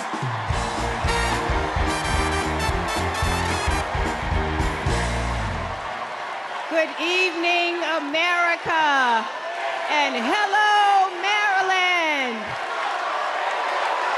People like me, thank you. People like me, stories like mine don't usually make it to the United States Senate, but they should. I'm the proud granddaughter of a housekeeper, Sarah Daisy, who raised her 3 children in a 1-bedroom apartment. It was her dream to work in government to help people. That meant taking a typing test. But she didn't know how to type, and she couldn't afford a typewriter. So she put a white piece of paper on the refrigerator and drew a keyboard on it. And every night, she stood in front of that refrigerator and taught herself to type. She took the test, passed it, and got the job she dreamed of. I am her legacy. And tonight, I am a candidate for United States Senate from the great state of Maryland.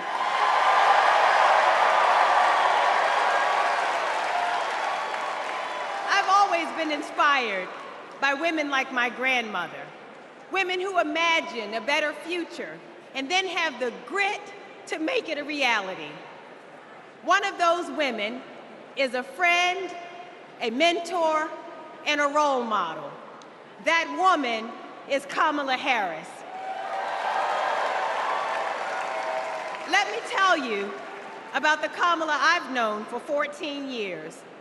I first heard about her in 2009 when I was running for state's attorney in Prince George's County, Maryland. I read a story in Essence magazine about a district attorney in San Francisco using new ideas to keep her community safe. Few had a better record prosecuting violent crime.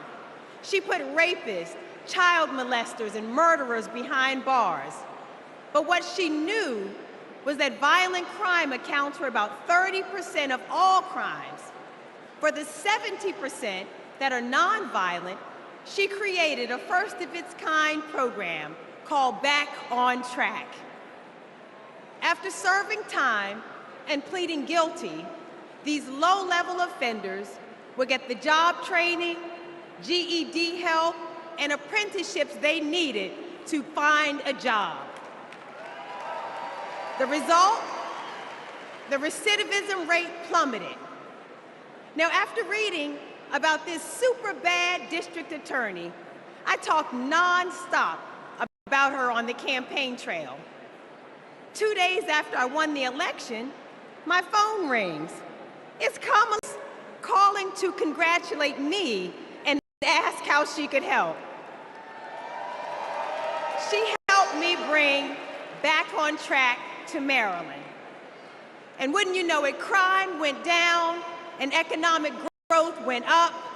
Back on Track is now a national model. Now Donald Trump says if Kamala Harris is elected, tough guys will treat her like a play toy. Do you know who else thought that? The drug cartels she busted, the big oil companies she made pay for pollution. $50 billion to homeowners they ripped off. Getting justice for others isn't a power trip for her. It's a sacred calling. And hear me, Kamala Harris knows how to keep criminals off the streets. And come November, with your help, she'll keep one out of the Oval Office.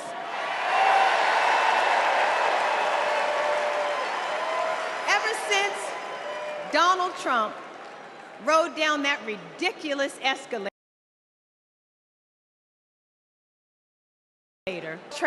every national decision has been made in reaction to this one man and his extremist MAGA movement. We are still frozen by the fear that Donald Trump might once again come to power. And it's not just our politics that have been trapped, it's our imagination. And then Kamala came along. Kamala has reminded us that we don't need to fear anything, not the future, and certainly not that man. This is our moment to leave Donald Trump where he belongs, in America's past. We stand with Kamala Harris because we as a country are not going back. For the ancestors who sat at lunch counters and made sure that we all had the right to vote, we are not going back. For the mamas and grandmamas who marched to make sure that women could control our own bodies, we are not going back. For the parents who work from can't see in the morning until can't see at night, not so that they will have a better future, but so that their children will have a better life. We are not going back. When facing an obstacle, my father has often said to me, your faith is stronger than your fears. Tonight, our faith is stronger than our fears. Faith in the promise of America, faith in the American idea, in the American values that we share, faith that we, the people, can choose a new leader, a better future for the people. Faith that as dark as our days and challenges have sometimes felt, it's always darkest before the dawn. We know that we can endure for a night because joy cometh in the morning. Morning is coming. Morning is coming. And that joy will be led by Kamala Harris. Thank you so much.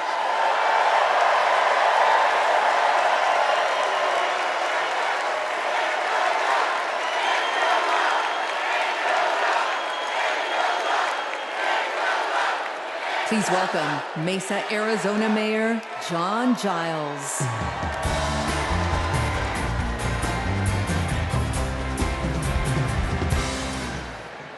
Good evening. I have a confession to make. I'm a lifelong Republican. So I feel a little out of place tonight, but I feel more at home here than in today's Republican Party. The grand old party has been kidnapped by extremists and devolved into a cult, the cult of Donald Trump. Trump doesn't know the first thing about public service. Like a child, he acts purely out of self-interest. We all need an adult in the White House, and we've seen what happens when we don't have one.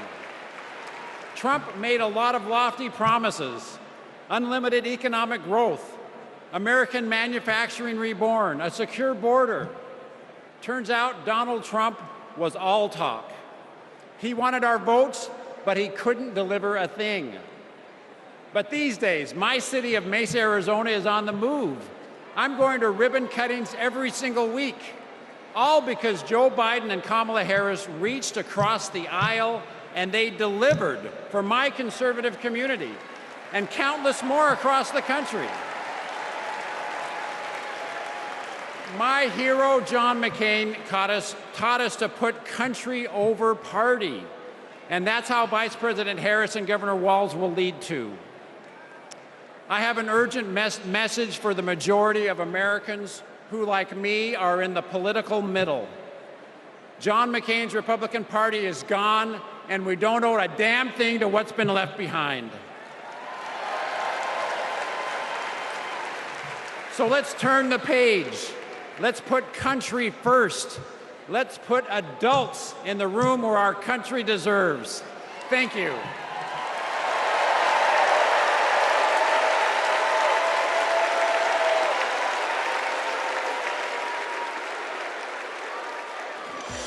It's our dream to have a large family. Being a parent, it's the most important thing in my life.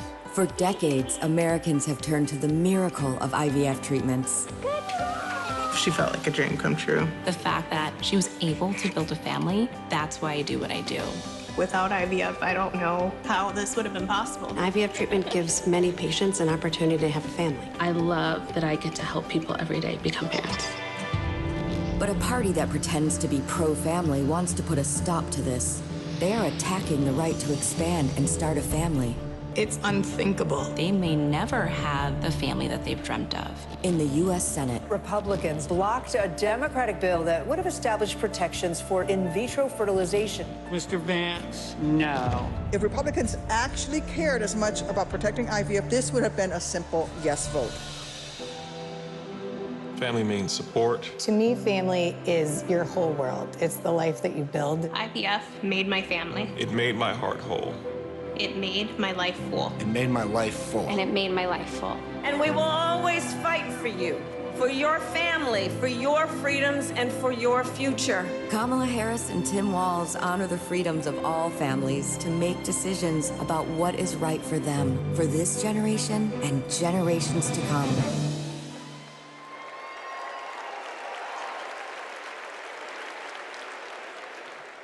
Please welcome Illinois Senator Tammy Duckworth.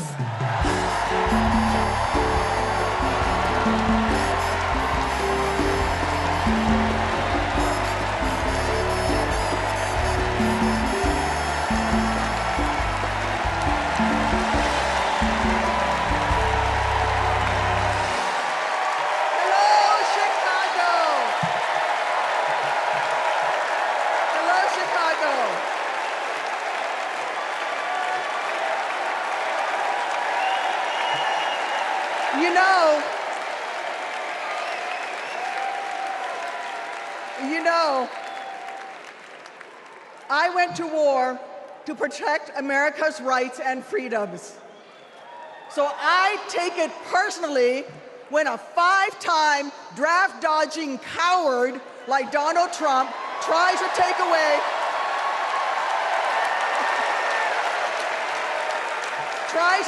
my rights and freedoms in return, especially when it concerns my daughters.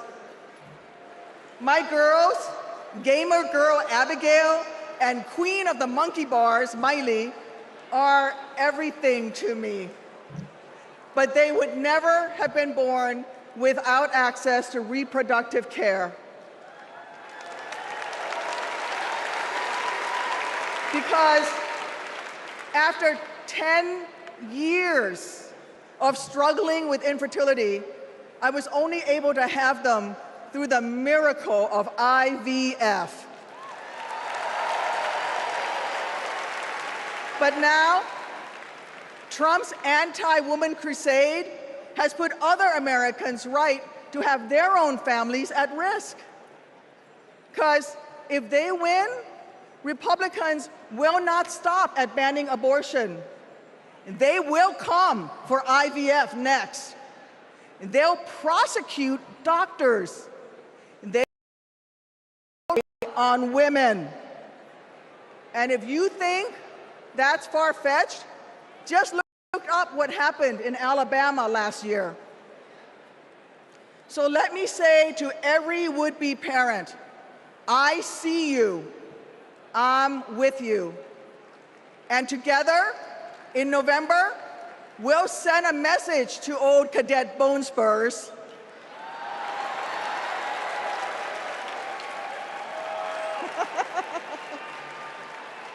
Stay out of our doctors' offices, and while you're at it, out of the Oval Office too.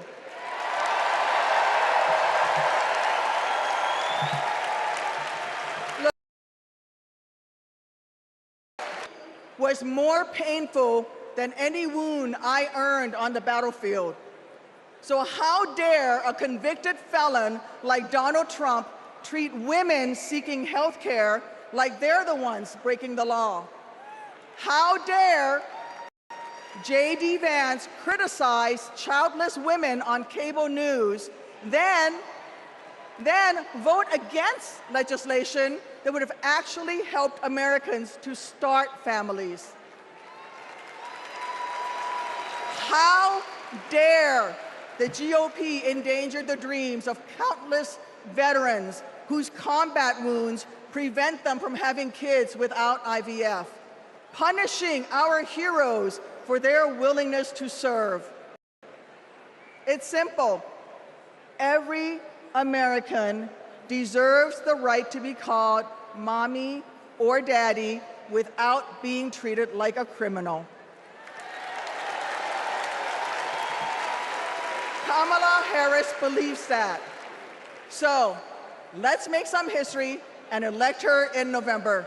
God bless America.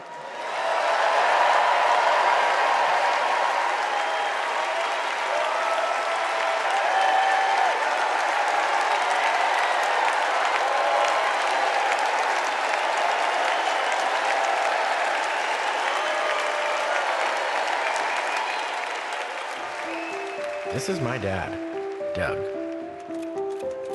He was raised in Jersey, moved to LA when he was 16. These are his parents, Barb and Mike. They think he walks on water. This is what he wore to his bar mitzvah. And here's him at summer camp. They voted him most athletic, so he says. This is a photo McDonald's used when he was Employee of the Month. It hung on our wall for years. My dad is a lawyer, a really good one. My mom called him the crisis guy because he was everyone's first call. My parents split when I was in middle school, and that wasn't easy. That's not easy for any kid. But it helped that my parents stayed friends, and we all kept hanging together. We grew closer than ever.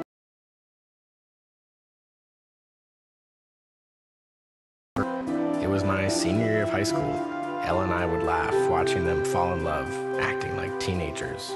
In 2014, Kamala became Mamala. She took over Sunday night dinners and taught Doug how to actually cook. Our blended family wasn't used to politics or the spotlight, but when Kamala became senator, we were all excited to step up, especially my dad. Then Kamala became vice president. It felt like Doug was a bit out of place on Capitol Hill. I thought, what is my goofy dad doing here? But he embraced it. He left his practice after being a lawyer for 30 years. That was tough. I was so proud to watch him do it, to stand by her side, an example of true partnership. I just got married myself, and he's inspired me as a new husband. Anyone who really gets close to him knows he's kind, loving, and fiercely protective. I mean, just look at this face. This is my dad, the first second gentleman in the history of this nation. He's found his voice around the issues that matter to him. You have no choice but to speak up and speak out.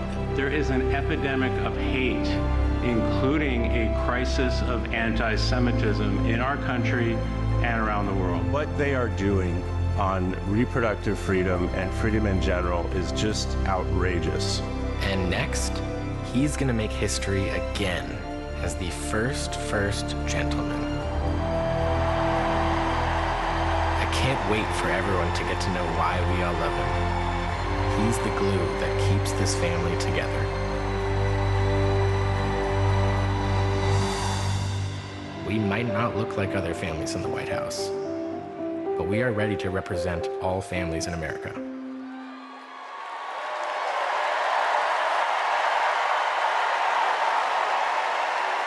Please welcome my dad, the second gentleman of the United States, Doug Emhoff.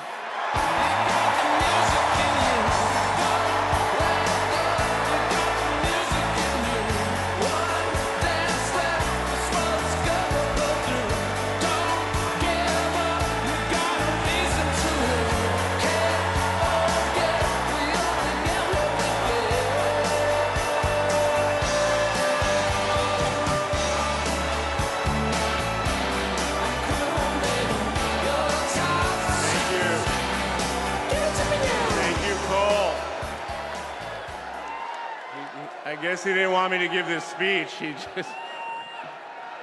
Thank you so much. Hello. Thank you. Hello to my big, beautiful, blended family up there. I love you so much. Aren't you proud of Cole? Wow. And a special shout out to my mother. I see you.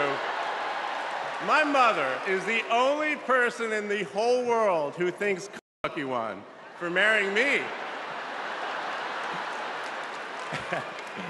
And to Kamala, who, well, we just saw where she is. She's out on the trail listening to and talking with voters.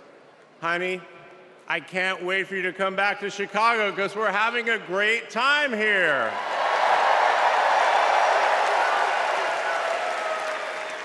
I love you so much. I'm so proud of how you're stepping up for all of us. But that's who she is. Wherever she's needed, however she's needed, Kamala rises to the occasion. And she did it for me and our family. And now that the country needs her, she's showing you what we already know. She's ready to lead.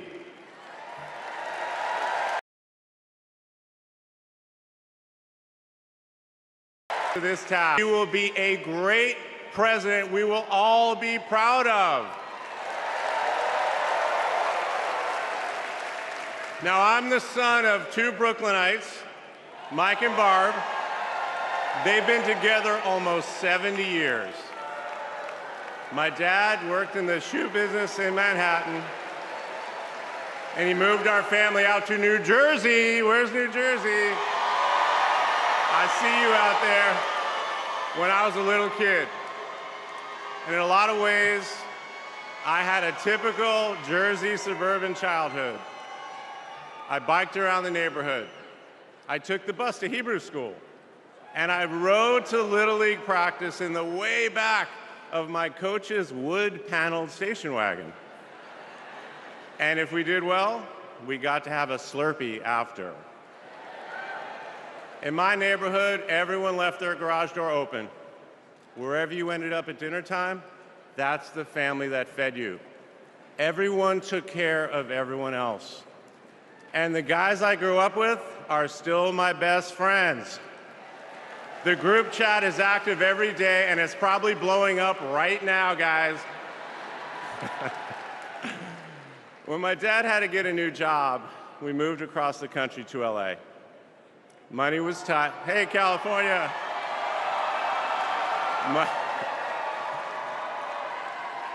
Money was tight, so I worked at McDonald's in high school for some extra cash. Not only was I Employee of the Month, and there was a ring, golden arches and all. And then I waited tables, parked cars. I was working full-time so I could afford to go to college part-time. And thanks to partial scholarships, student loans, and a little help from my dad, I got myself through law school. And I got my first job as a lawyer, which is also where I met the guys in my fantasy football league. And a lot has changed in our lives since the early 90s, but my team name is still Nirvana. Yes, after the band. I worked hard, and I love being a lawyer. And by the way, I still get to be part of the profession by teaching students at Georgetown Law School. I got married, became a dad to Cole and Ella. Unfortunately, I went through a divorce, but eventually started worrying about how I would make it all work. And that's when something unexpected happened. In 2013, I walked into a contentious client meeting. We worked through the issue, and by the end of the meeting, the now happy client offered to set me up on a blind date, which is how I ended up with Kamala Harris's phone number. Now, for generations, people have debated when to call the person you're being set up with. And never in history has anyone suggested 8:30 a.m. And yet, that's when I dialed. I got Kamala's voicemail, and I just started rambling. Hey, it's Doug. I'm on my way to an early meeting. Again, it's Doug. I remember I was trying to grab the words out of the air and just put them back in my mouth. And for what seemed like far too many minutes, I hung up. By the way, that voicemail. And she makes me listen to it on every anniversary. But that message wasn't the only unusual thing about that day. Now, Kamala, who normally would have been working hard at her office, just happened to be waiting at her apartment for a contractor to do some work on her kitchen. I was eating at my desk, which was not a regular occurrence for a busy lawyer like me who appreciated a good business lunch. But that's when she called me back. And we talked for an hour, and we laughed. Well, you know that laugh. I love that laugh.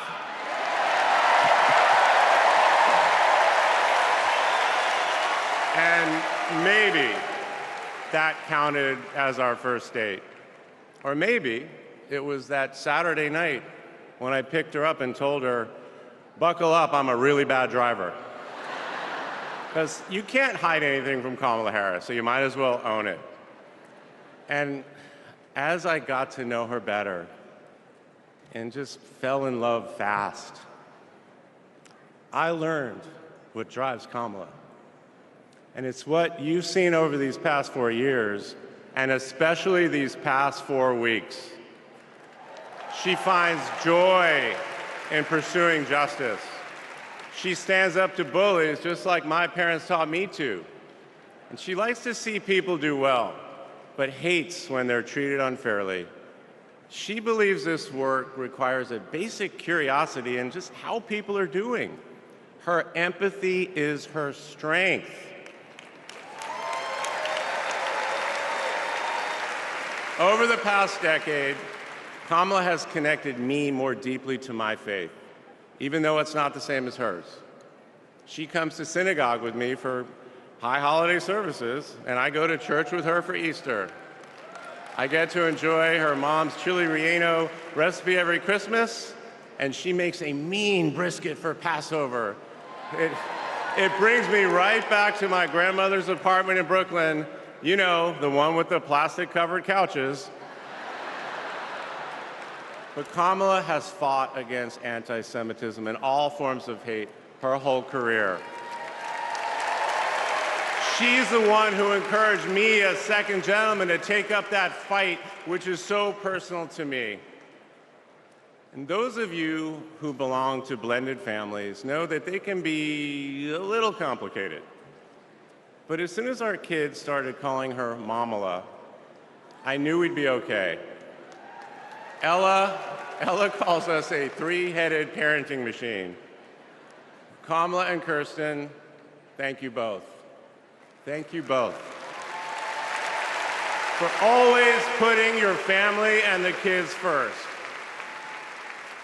Now, Cole and Ella's friends knew that when they'd come over for Sunday dinner with Mamala, it was going to be real talk. In between taking cooking instructions, they'd have to answer questions about what problem they wanted to solve in the world. They learned that you've always got to be prepared because Kamala is going to prosecute the case.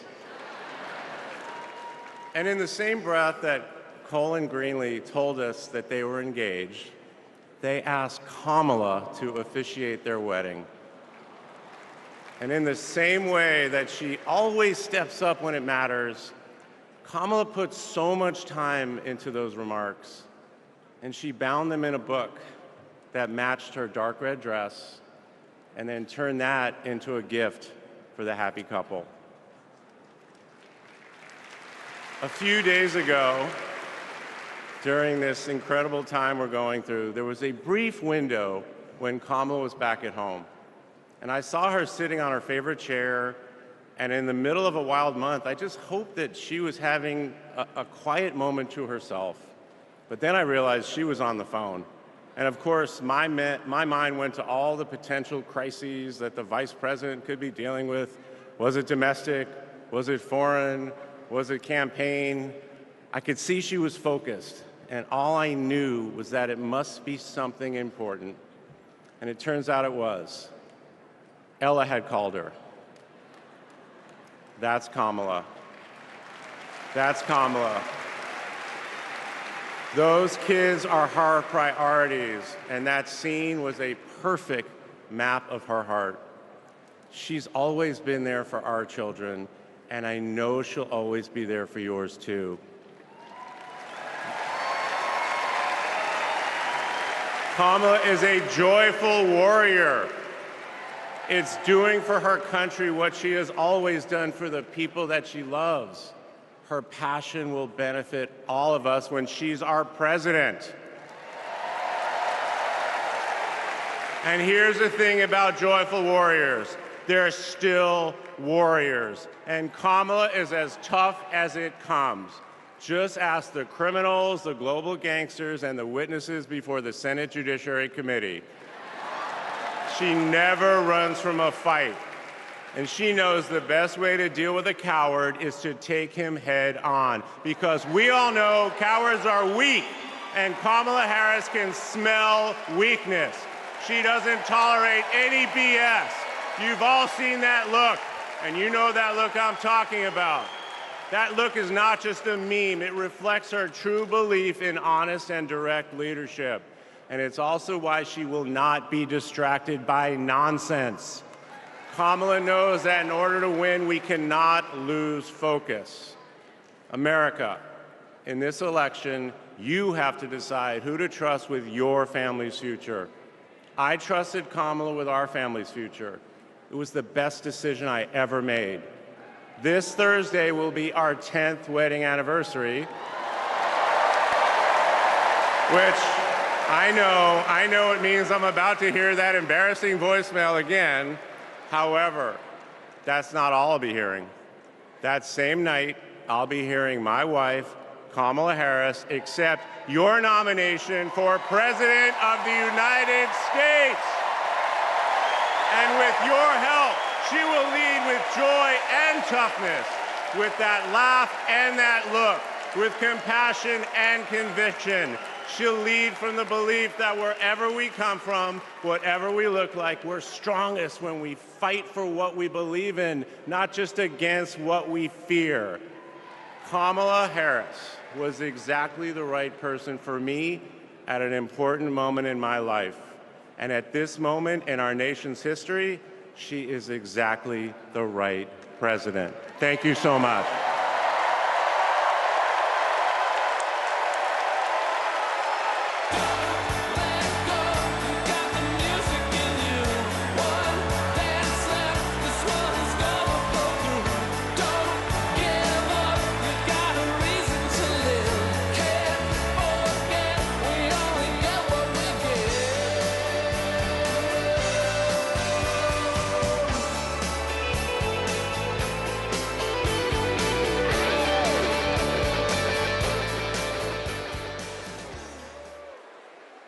Please welcome former First Lady Michelle Obama.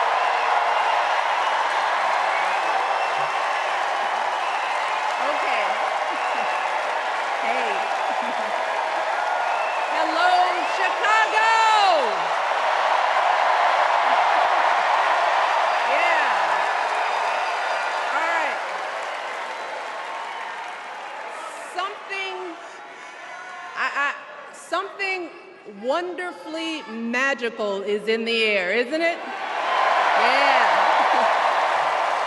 You know, we're feeling it here in this arena, but it's spreading all across this country we love. A familiar feeling that's been buried too deep for far too long.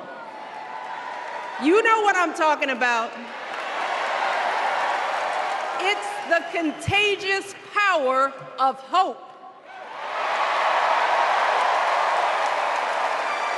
The anticipation, the energy, the exhilaration of once again being on the cusp of a brighter day.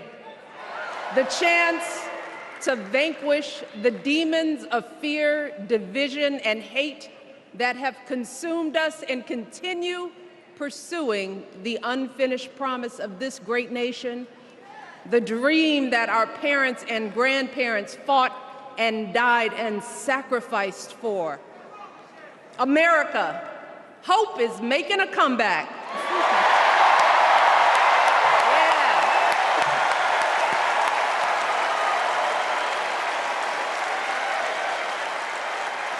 But to be honest, I am realizing that until recently, I have mourned the dimming of that hope. And maybe you've experienced the same feelings, that deep pit in my stomach, a palpable sense of dread about the future. And for me, that mourning has also been mixed with my own personal grief.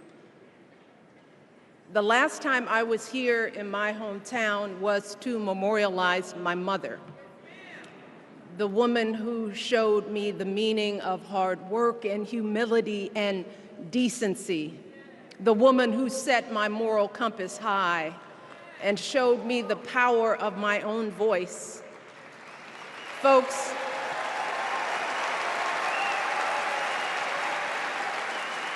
I still feel her loss so profoundly.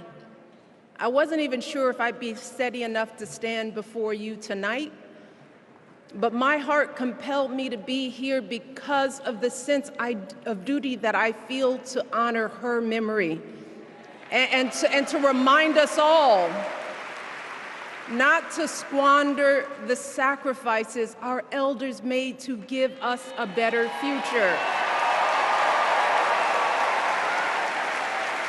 You see, my mom, in her steady, quiet way, lived out that striving sense of hope every single day of her life. She believed that all children, all people have value, that anyone can succeed if given the opportunity.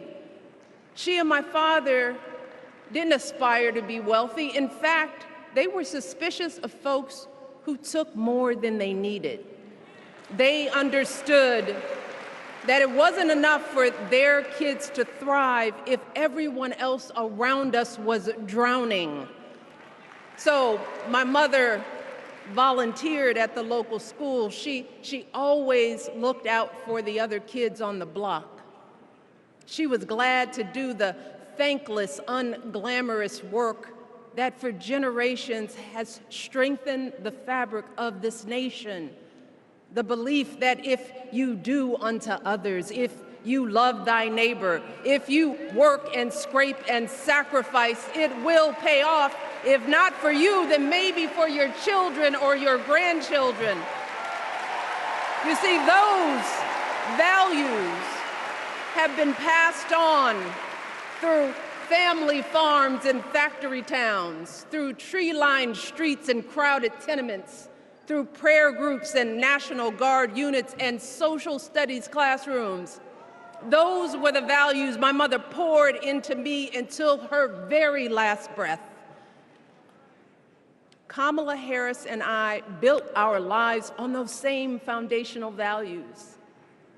Even though our mothers grew up an ocean apart, they shared the same belief in the promise of this country.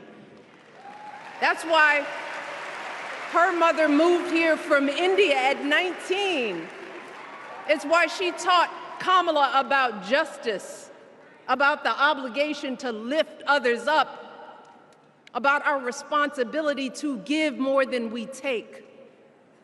She'd often tell her daughter, "Don't sit around and complain about things, do something." So, with that voice in her head, Kamala went out and she worked hard in school, graduating from an HBCU, earning her law degree at a state school. And then she went on to work for the people, fighting to hold lawbreakers accountable, strengthening the rule of law, fighting to get folks better wages, cheaper prescription drugs, a good education, decent health care, child care, elder care. From a middle-class household, Kamala worked her way up to become Vice President of the United States of America. My girl, Kamala Harris, is more than ready for this moment. She is one of the most qualified people ever to seek the office of the presidency. And she is one of the most dignified. A tribute to her mother, to my mother, and to your mother too. The embodiment of the stories we tell ourselves about this country. Her story is your story. It's my story. It's the story of the vast majority of Americans trying to build a better life. Look, Kamala knows, like we do, that regardless of where you come from, what you look like, who you love, how you worship, or what's in your bank account, we all deserve the opportunity to build a decent life. All of our contributions deserve to be accepted and valued. Because no one has a monopoly on what it means to be an American. No one.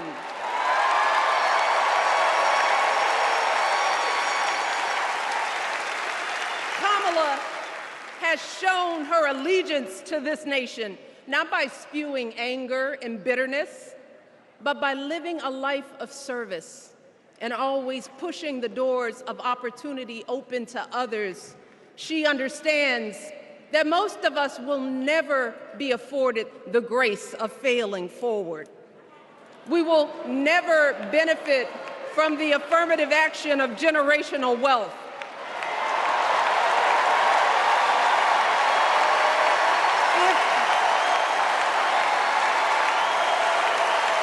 If we bankrupt a business or choke in a crisis, we don't get a second, third, or fourth chance. If things don't go our way, we don't have the luxury of whining or cheating others to get further ahead. No. We don't get to change the rules so we always win. If we see a mountain in front of us, we don't expect there to be a... We put our heads down. We get to work. We do something. And throughout her entire life, that's what we've seen from Kamala Harris. The steel of her spine, the steadiness of her upbringing, the honesty of her example, and yes, the joy of her laughter and her light.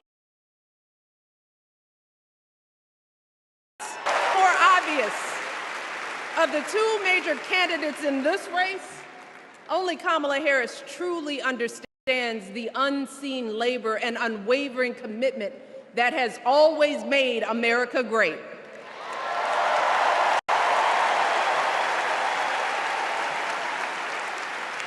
Now, unfortunately, we know what comes next. We know folks are going to distort her truth. My husband and I sadly know a little something about this. For years, Donald Trump did everything in his power to try to make people fear us. See, his limited, narrow view of the world made him feel threatened by the existence of two hard-working, highly educated, successful people who happen to be black.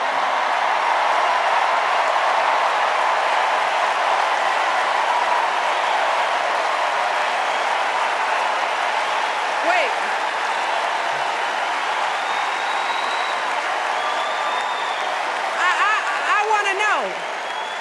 I want to know, who's going to tell him that the job he's currently seeking might just be one of those black jobs?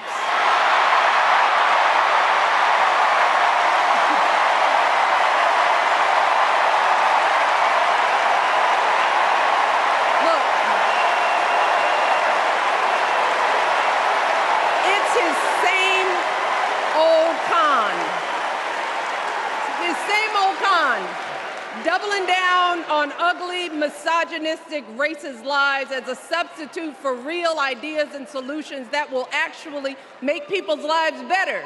Look, because cutting our health care, taking away our freedom to control our bodies, the freedom to become a mother through IVF like I did, those things are not going to improve the health outcomes of our wives, mothers, and daughters. Shutting down the Department of Education, banning our books, none of that will prepare our kids for the future. Demonizing our children for being who they are and loving who they love, look, that doesn't make anybody's life better.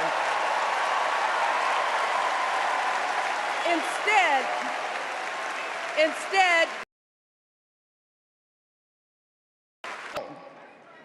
and let me tell you this, going small is never the answer.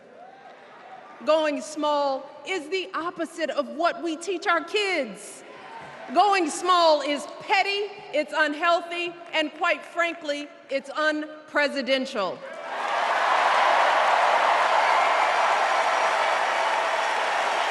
So, why would any of us accept this from anyone seeking our highest of backward leadership? Doing so only demeans and cheapens our politics. It only serves to further discourage good, big-hearted people from wanting to get involved. Our parents taught us better than that, and we deserve so much better than that. That's why we must do everything in our power to elect two of those good, big-hearted people. There is no other choice than Kamala Harris and Tim Walz. No other choice.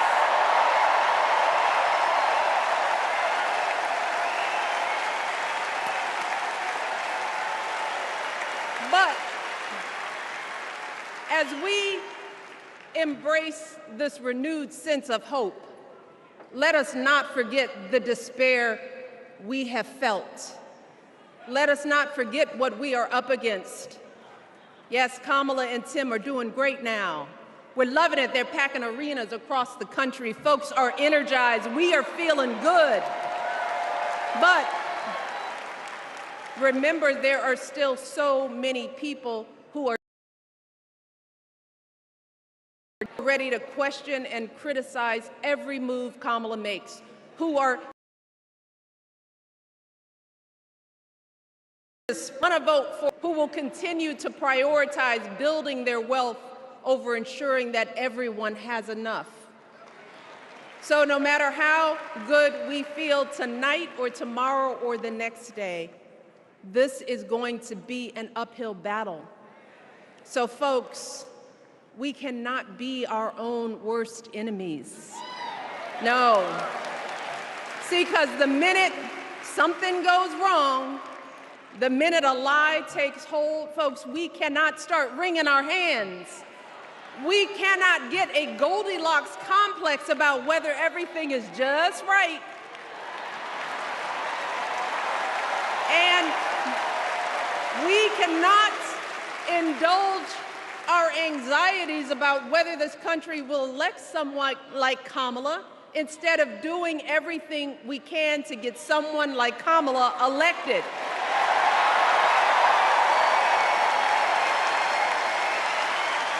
Kamala and Tim, they have lived amazing lives. And I am confident that they will lead with compassion, inclusion, and grace. But they are still only human. They are not perfect. And like all of us, they will make mistakes. But luckily, y'all, this is not just on them. No, this is up to us, all of us, to be the solution that we seek. It's up to all of us to be the antidote to the darkness and division. Look, I don't care how you identify politically, whether you're Democrat, Republican, Independent, or none of the above.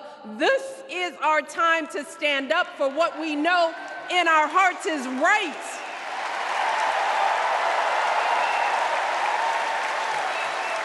To stand up, not just for our basic freedoms, but for decency and humanity, for basic respect, dignity, and empathy, for the values at the very foundation of this democracy. It's up to us to remember what Kamala's mother told her. Don't just sit around and complain, do something. So, if they lie about her, and they will, we've got to do something. If we see a bad poll, and we will, we got to put down that phone and do something. If we start feeling tired, if we start feeling that dread creeping back in, we got to pick ourselves up, throw water on our face, and what? Do something. We only have 2.5 months, y'all, to get this done. Only 11 weeks to make sure every single person we know is registered and has a voting plan. So, we cannot afford for anyone America to sit on their hands and wait to be called. Don't complain if no one from the campaign has specifically reached out to you to ask you for your support. There is simply no time for that kind of foolishness. You know what you need to do. So, consider this to be your official ask. Michelle Obama is asking you, no, I'm telling y'all to do something.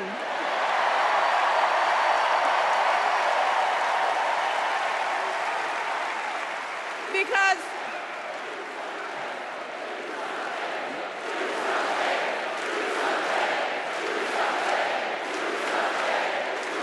you all,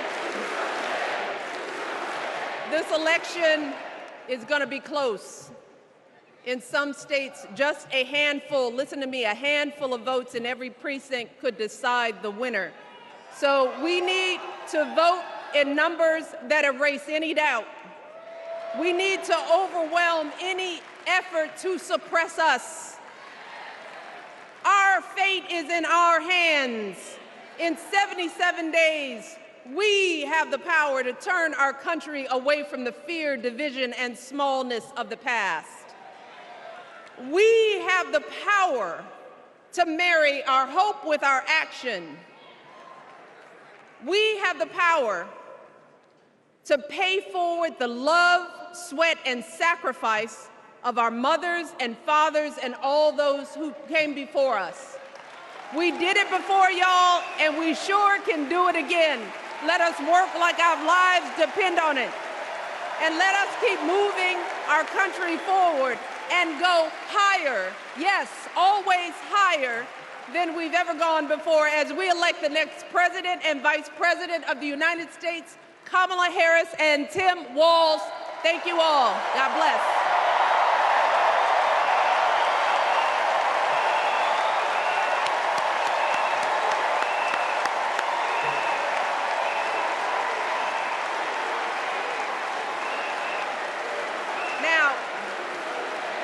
Before I go, I have one more job tonight.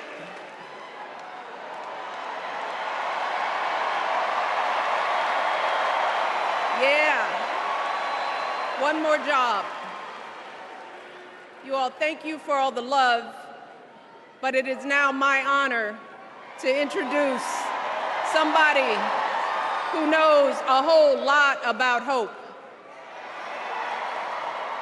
Someone who has spent his life strengthening our democracy, and let me tell you, as someone who lives with him, he wakes up every day,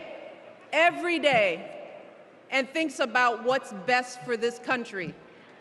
Please welcome America's 44th president and the love of my life, Barack Obama.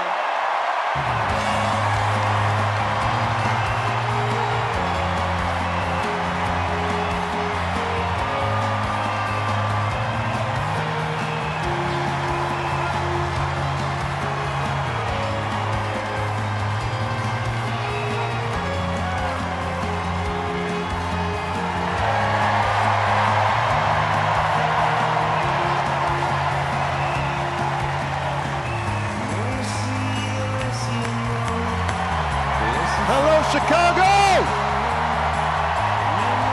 Oh.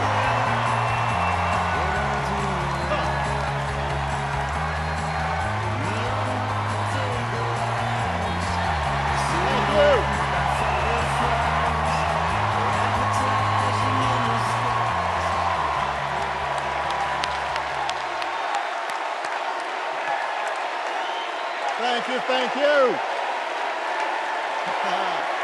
Thank you, everybody. Thank you.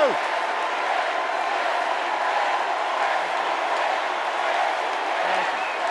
Thank you. All right. That's enough. Thank you. Chicago! It's good to be home. It is good to be home, and I don't know about you, but I'm feeling fired up.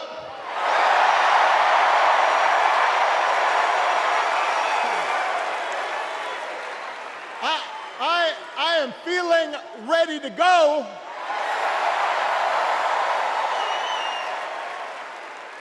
Even if I am the only person stupid enough to speak after Michelle Obama.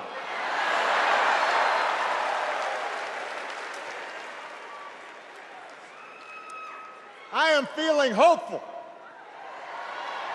because this convention has always been pretty good to kids with funny names who believe in a country where anything is possible. Because we have a chance to elect someone who has spent her entire life trying to give people the same chances America gave her. Someone who sees you and hears you and will get up every single day and fight for you. The next president of the United States of America, Kamala Harris.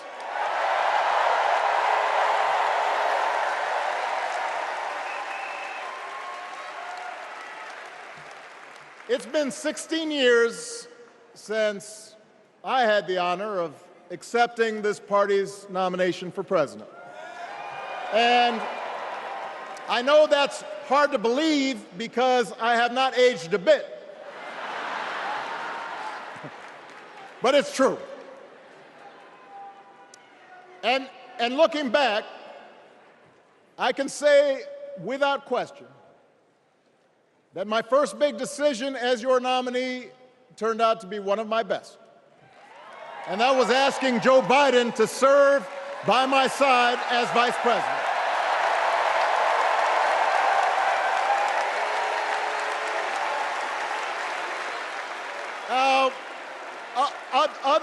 Other than some common Irish blood, Joe and I come from different backgrounds, but we became brothers.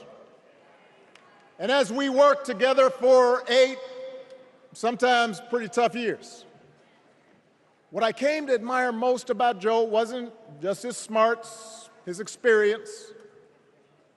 It was his empathy and his decency and his hard-earned resilience, his unshakable belief that everyone in this country deserves a fair shot.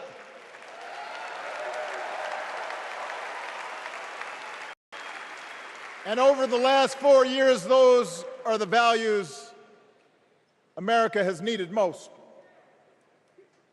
At a time when millions of our fellow citizens were sick and dying, we needed a leader with the character to put politics aside and do what was right.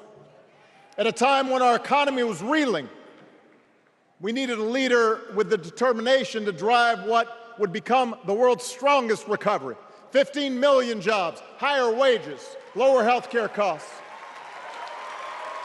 At a time when the other party had turned into a cult of personality, we needed a leader who was steady and brought people together and was selfless enough to do the rarest thing there is in politics, putting his own ambition aside for the sake of the country.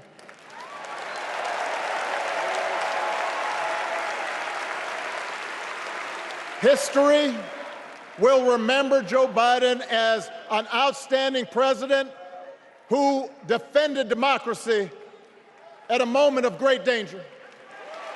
And I am proud to call him my president, but I am even prouder to call him my friend.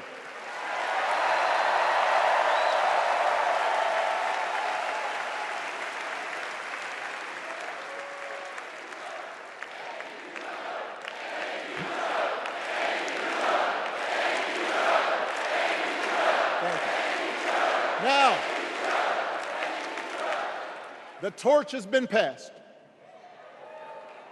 Now it is up to all of us to fight for the America we believe in. And make no mistake, it will be a fight. For all the incredible energy we've been able to generate over the last few weeks, for all the rallies and the memes, this will still be a tight race in a closely divided country. A country where too many Americans are still struggling, where a lot of Americans don't believe government can help. And as we gather here tonight, the people who will decide this election are asking a very simple question. Who will fight for me? Who's thinking about my future, about my children's future, about our future together? One thing is for certain, Donald Trump is not losing sleep over that question.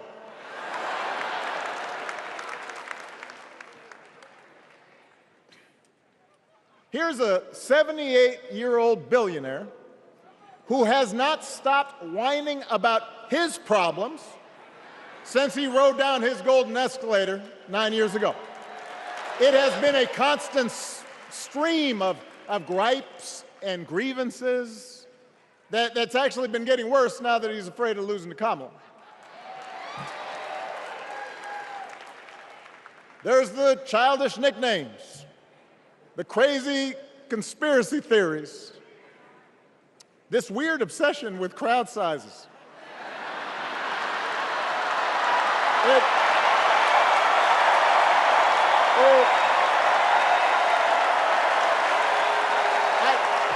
It just goes on and on and on.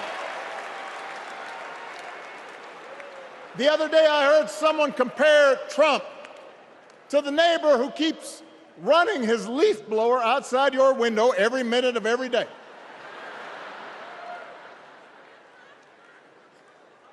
Now, from a neighbor, that's exhausting. From a president, it's just dangerous. The truth is, Donald Trump sees power as nothing more than it means to his ends. He wants the middle class to pay the price for another huge tax cut that would mostly help him and his rich friends.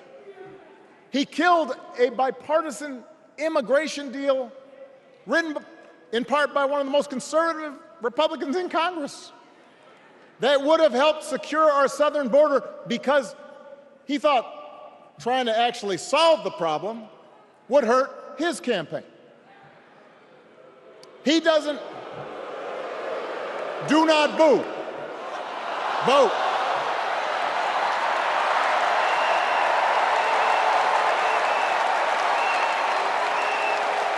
He doesn't seem to care if more women lose their reproductive freedom, since it won't affect his life. And most of all, Donald Trump wants us to think that this country is hopelessly divided between us and them, between the real Americans, who of course support him, and the outsiders who don't. And he wants you to think that you'll be richer and safer if you will just give him the power to put those other people back in their place. It is one of the oldest tricks in politics, from a guy whose act has, let's face it, gotten pretty stale. We do not need 4 more years of bluster and bumbling and chaos. We have seen that movie before, and we all know that the sequel is usually worse.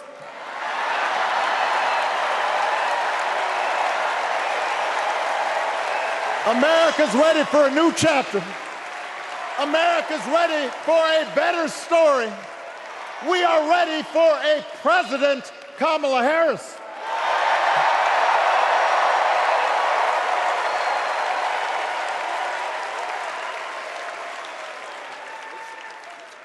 And Kamala Harris is ready for the job. This is a person who has spent her life fighting on behalf of people who need a voice and a champion. As you heard from Michelle, Kamala was not born into privilege. She had to work for what she's got. And she actually cares about what other people are going through. She's not the neighbor running the leaf blower. She's the neighbor rushing over to help when you need a hand. As a prosecutor, Kamala stood up for children who had been victims of sexual abuse. As an attorney general of the most populous state in the country, she fought big banks and for-profit colleges, securing billions of dollars for the people they had scammed. After the home mortgage crisis, she pushed me and my administration hard to make sure homeowners got a fair settlement. Didn't matter that I was a Democrat. Didn't matter that she had knocked on doors for my campaign in Iowa. She was going to fight to get as much relief as possible for the families who deserved it.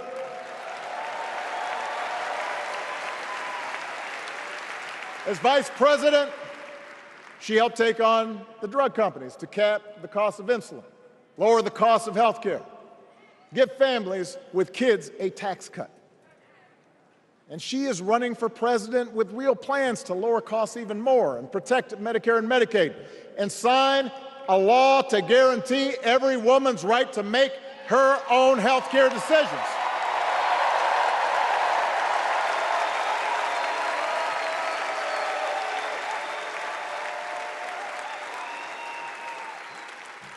In other words, Kamala Harris won't be focused on her problems. She'll be focused on yours. As president, she won't just cater to her own supporters and punish those who refuse to kiss the ring or bend the knee. She'll work on behalf of every American. That's who Kamala is. And in the White House, she will have an outstanding partner in Governor Tim Walz.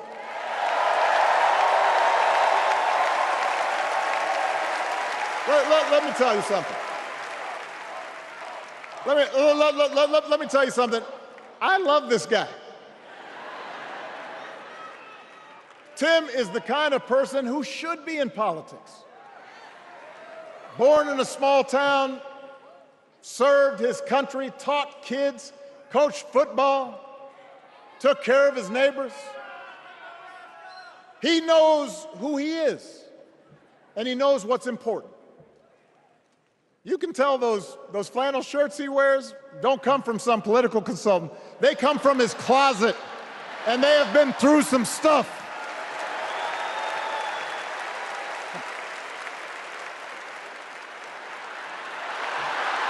They have been through some stuff. That's right.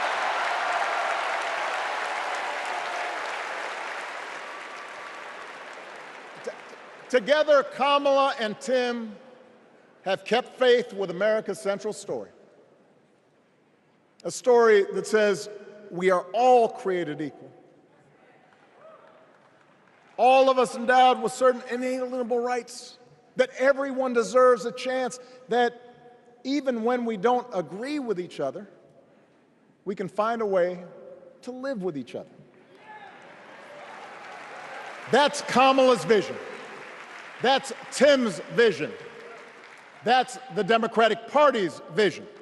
And our job over the next 11 weeks is to convince as many people as possible to vote for that vision. Now, it won't be easy. The other side knows it's easier to play on people's fears and cynicism, always has been. They will tell you that government is inherently corrupt, that sacrifice and generosity are for suckers. And since the game is rigged, it's okay to take what you want and just look after your own. That's the easy path. We have a different task. Our job is to convince people that democracy can actually deliver. And in doing that, we can't just point to what we've already accomplished. We can't just rely on the ideas of the past. We need to chart a new way forward to meet the challenges of today. And Kamala understands this. She knows, for example, that if we want to make it easier for more young people to buy a home, we need to build more units and clear away some of the outdated laws and regulations that made it harder to build homes for working people in this country. That is a priority, and she's put out a bold new plan to do just that.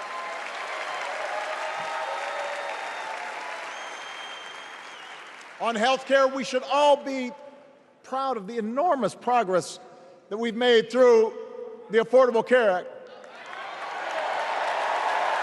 providing millions of people access to affordable coverage, protecting millions more from unscrupulous insurance practices.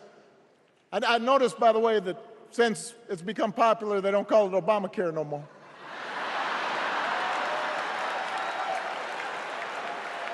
But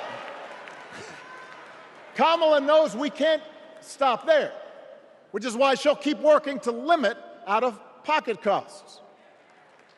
Kamala knows that if we want to help people get ahead, we need to put a college degree within reach of more Americans. But she also knows college shouldn't be the only ticket to the middle class. We need to follow the lead of governors like Tim Walz, who said, if you've got the skills and the drive, you shouldn't need a degree to work for state government. And in this new economy, we need a president who actually cares about the millions of people all across this country who wake up every single day to do the essential, often thankless work, to care for our sick, to clean our streets, to deliver our packages. We need a president who will stand up for their right to bargain for better wages and working conditions. And Kamala will be that president.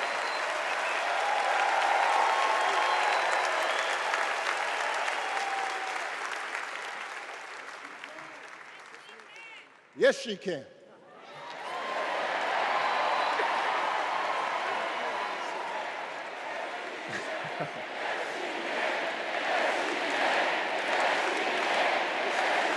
Yes, she can. A Harris-Walz administration can help us move past some of the tired old debates that keep stifling progress, because at their core, Kamala and Tim understand that when everybody gets a fair shot, we are all better off. They understand that when every child gets a good education, the whole economy gets stronger. When women are paid the same as men for doing the same job, all families benefit.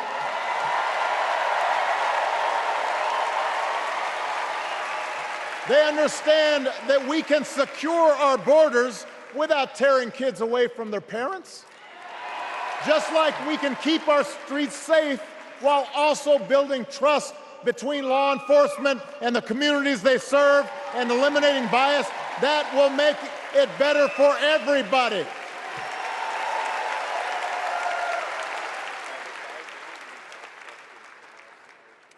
Donald Trump and his well-heeled donors, they don't see the world that way.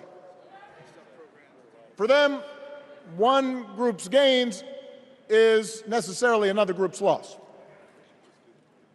For them, freedom means that the powerful can do pretty much what they please, whether it's fire workers trying to organize a union, or put poison in our rivers, or avoid paying taxes like everybody else has to do. Well, we have a broader idea of freedom.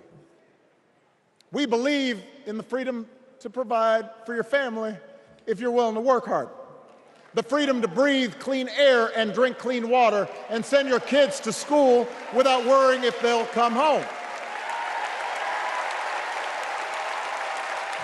We believe that true freedom gives each of us the right to make decisions about our own life, how we worship, what our family looks like, how many kids we have, who we marry. And we believe that freedom requires us to recognize that other people have the freedom to make choices that are different than ours. That's okay.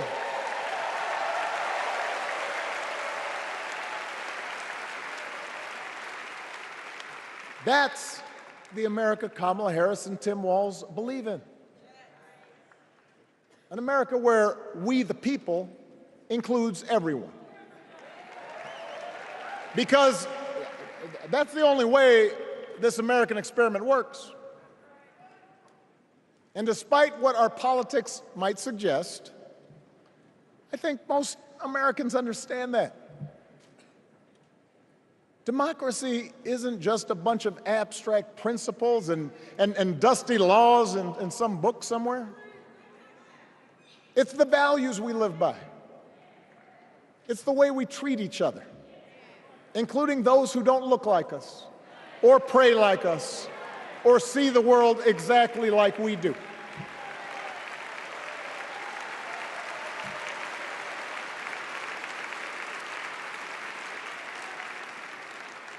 That sense of mutual respect has to be part of our message. Our politics have become so polarized these days that all of us across the political spectrum seem so quick to assume the worst in others, unless they agree with us on every single issue. We start thinking that the only way to win is to scold and shame and out-yell the other side. And after a while, regular folks just tune out, or they don't bother to vote.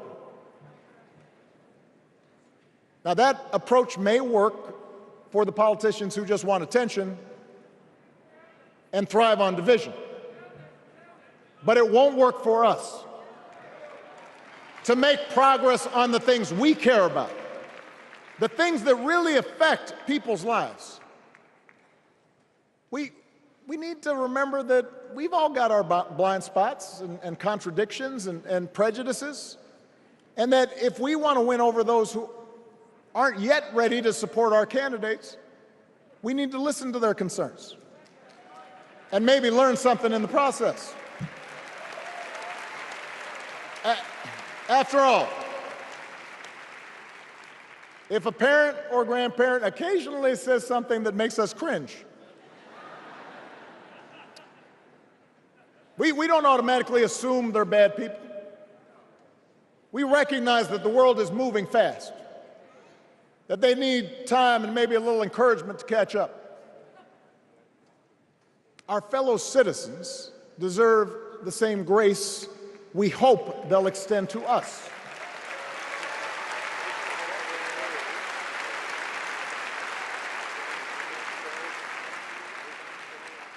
That's how we can build a true democratic majority, one that can get things done. And by the way, that does not just matter to the people in this country. The rest of the world is watching to see if we can actually pull this off.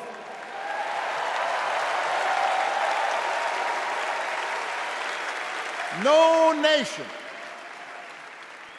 no society has ever tried to build a democracy as big and as diverse as ours before. One that includes people that over decades have come from every corner of the globe.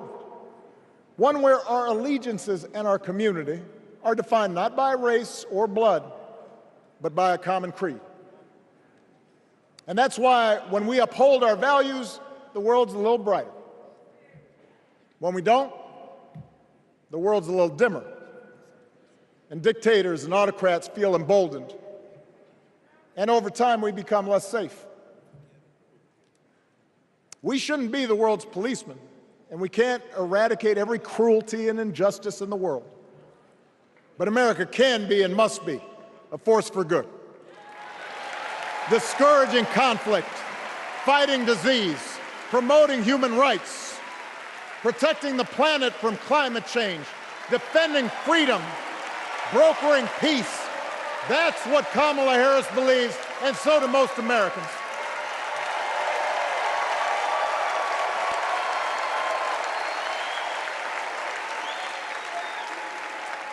Now,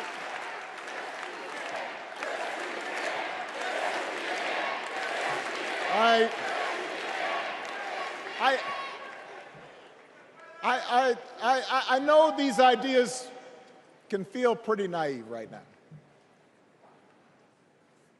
We live in a time of such confusion and rancor, with a culture that puts a premium on things that don't last. Money, fame, status, likes. We chase the approval of strangers on our phones. We build all manner of walls and fences around ourselves, and then we wonder why we feel so alone. We don't trust each other as much because we don't take the time to know each other. And in that space between us, politicians and algorithms teach us to caricature each other, and troll each other, and fear each other. But here's the good news, Chicago. All across America, in big cities and small towns, away from all the noise, the ties that bind us together are still there. We still coach Little League and look out for our elderly neighbors. We still feed the hungry in churches and mosques and synagogues and temples. We share the same pride when our Olympic athletes compete for the gold. Because the vast majority of us do not want to live in a country that's bitter and divided. We want something better. We want to be better. And the joy and the excitement that we're seeing around this campaign tells us we're not alone. You know, I've spent a lot of time thinking about these past few months because, as Michelle mentioned, this summer we lost her mom, Ms. Marion Robinson. And I don't know that anybody has ever loved their mother-in-law any more than I love mine. Mostly it's because she was funny and wise and the least pretentious person I knew. That, and she always defended me with Michelle when I messed up. I'd hide behind her.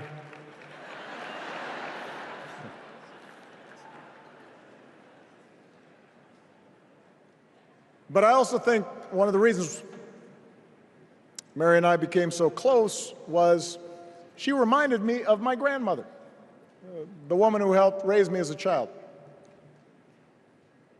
And on the surface, the two of them did not have a lot in common. One was a black woman from right here, south side of Chicago, right down the way. Went to Englewood High School. The other was a little old white lady born in a tiny town called Peru, Kansas. Now, I know there aren't that many people from Peru.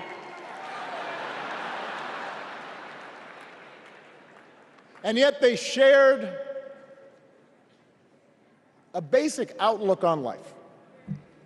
They were strong, smart, resourceful women, full of common sense, who, regardless of the barriers they encountered, and women growing up in the 40s and 50s and 60s, they encountered barriers. They still went about their business without fuss or complaint and provided an unshakable foundation of love for their children and their grandchildren. In that sense, they both represented an entire generation of working people who, through war and depression, discrimination and limited opportunity, helped build this country. A lot of them toiled every day at jobs that were often too small for them and didn't pay a lot. They willingly went without just to keep a roof over their families' heads, just to give their children something better. But they knew what was true. They knew what mattered. Things like honesty and integrity, kindness and hard work. They weren't impressed with braggarts or bullies. They didn't think putting other people down lifted you up or made you strong. They didn't spend a lot of time obsessing about what they didn't have. Instead, they appreciated what they did. They found pleasure in simple things. A card game with friends, a good meal, and laughter around the kitchen table.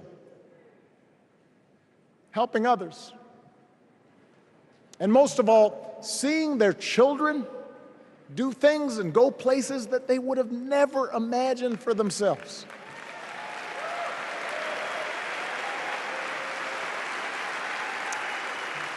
Whether you are a Democrat or a Republican or somewhere in between, we have all had people like that in our lives. People like Kamala's parents, who crossed oceans because they believed in the promise of America. People like Tim's parents, who taught him about the importance of service. Good, hard-working people who weren't famous or powerful, but who managed in countless ways to leave this country just a little bit better than they found it. As much as any policy or program, I believe that's what we yearn for.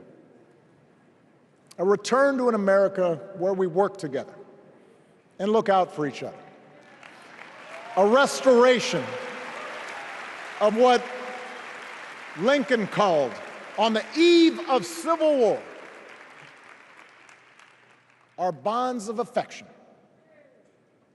An America that taps what he called the better angels of our nature.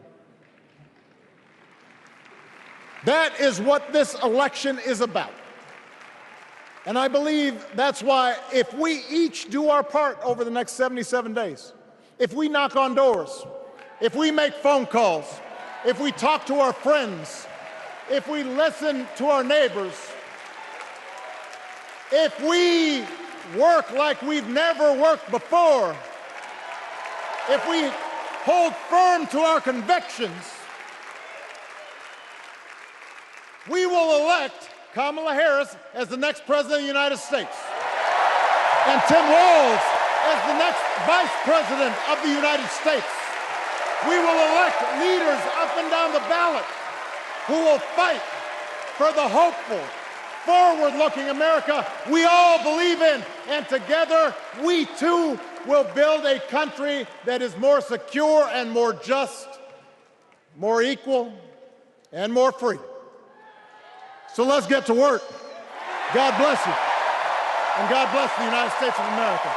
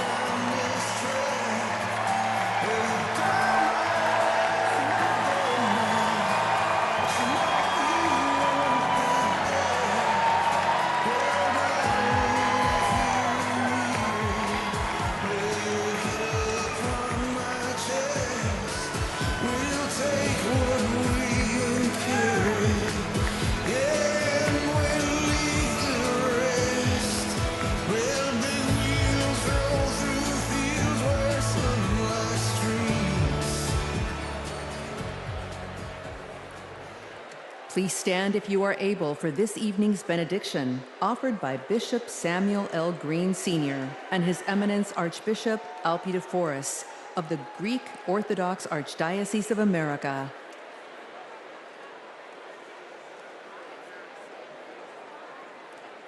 God of our weary years, God of our silent tears, Thou who has brought us thus far along the way, You are the one who brews over the days of our lives, and without You, we would be nothing. So we lift our hopes and hearts to Thee, and we pause tonight to say thank You. Thank You for loving us. Thank You for not giving up on us. Thank You for giving this nation the benefits of Your mercy, because all of us can feel that something enthusiastic is rising in the soul of America. And all of us can tell that the tyranny of resentment has finally met its match. The candidacy of Kamala Harris has ignited an era of joy across America. Tonight, we thank You that even in the darkest of our pessimistic nights, love has not failed us, and hope has stood its ground. We who gather do so with audacity to believe that there will be compassion in America. So God, deliver us from racism, deliver us from sexism, deliver us from evil, and keep us forever in the path we pray. Amen.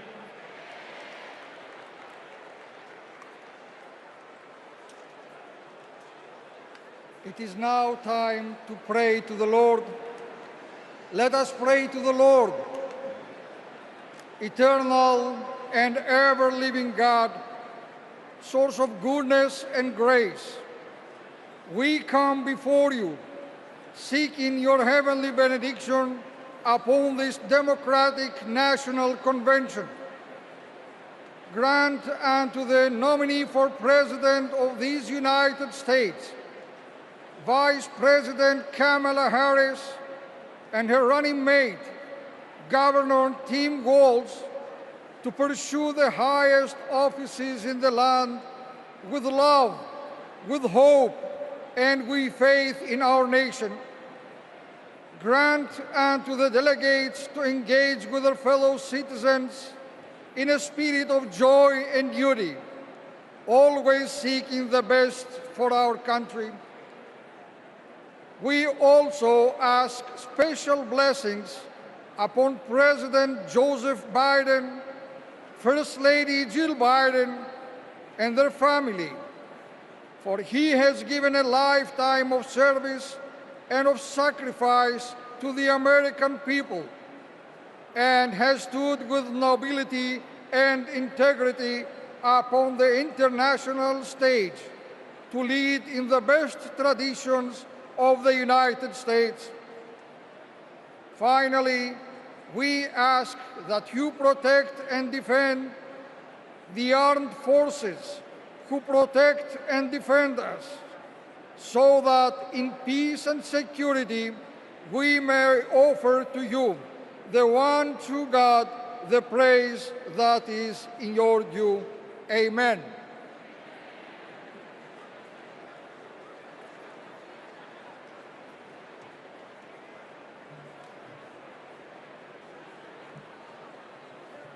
Friends, do I hear a motion to recess until 5:30 tomorrow? Do I hear a second? All those in favor, please say aye. All those opposed, say nay. That was one hell of a night. I'm bringing this thing to a close.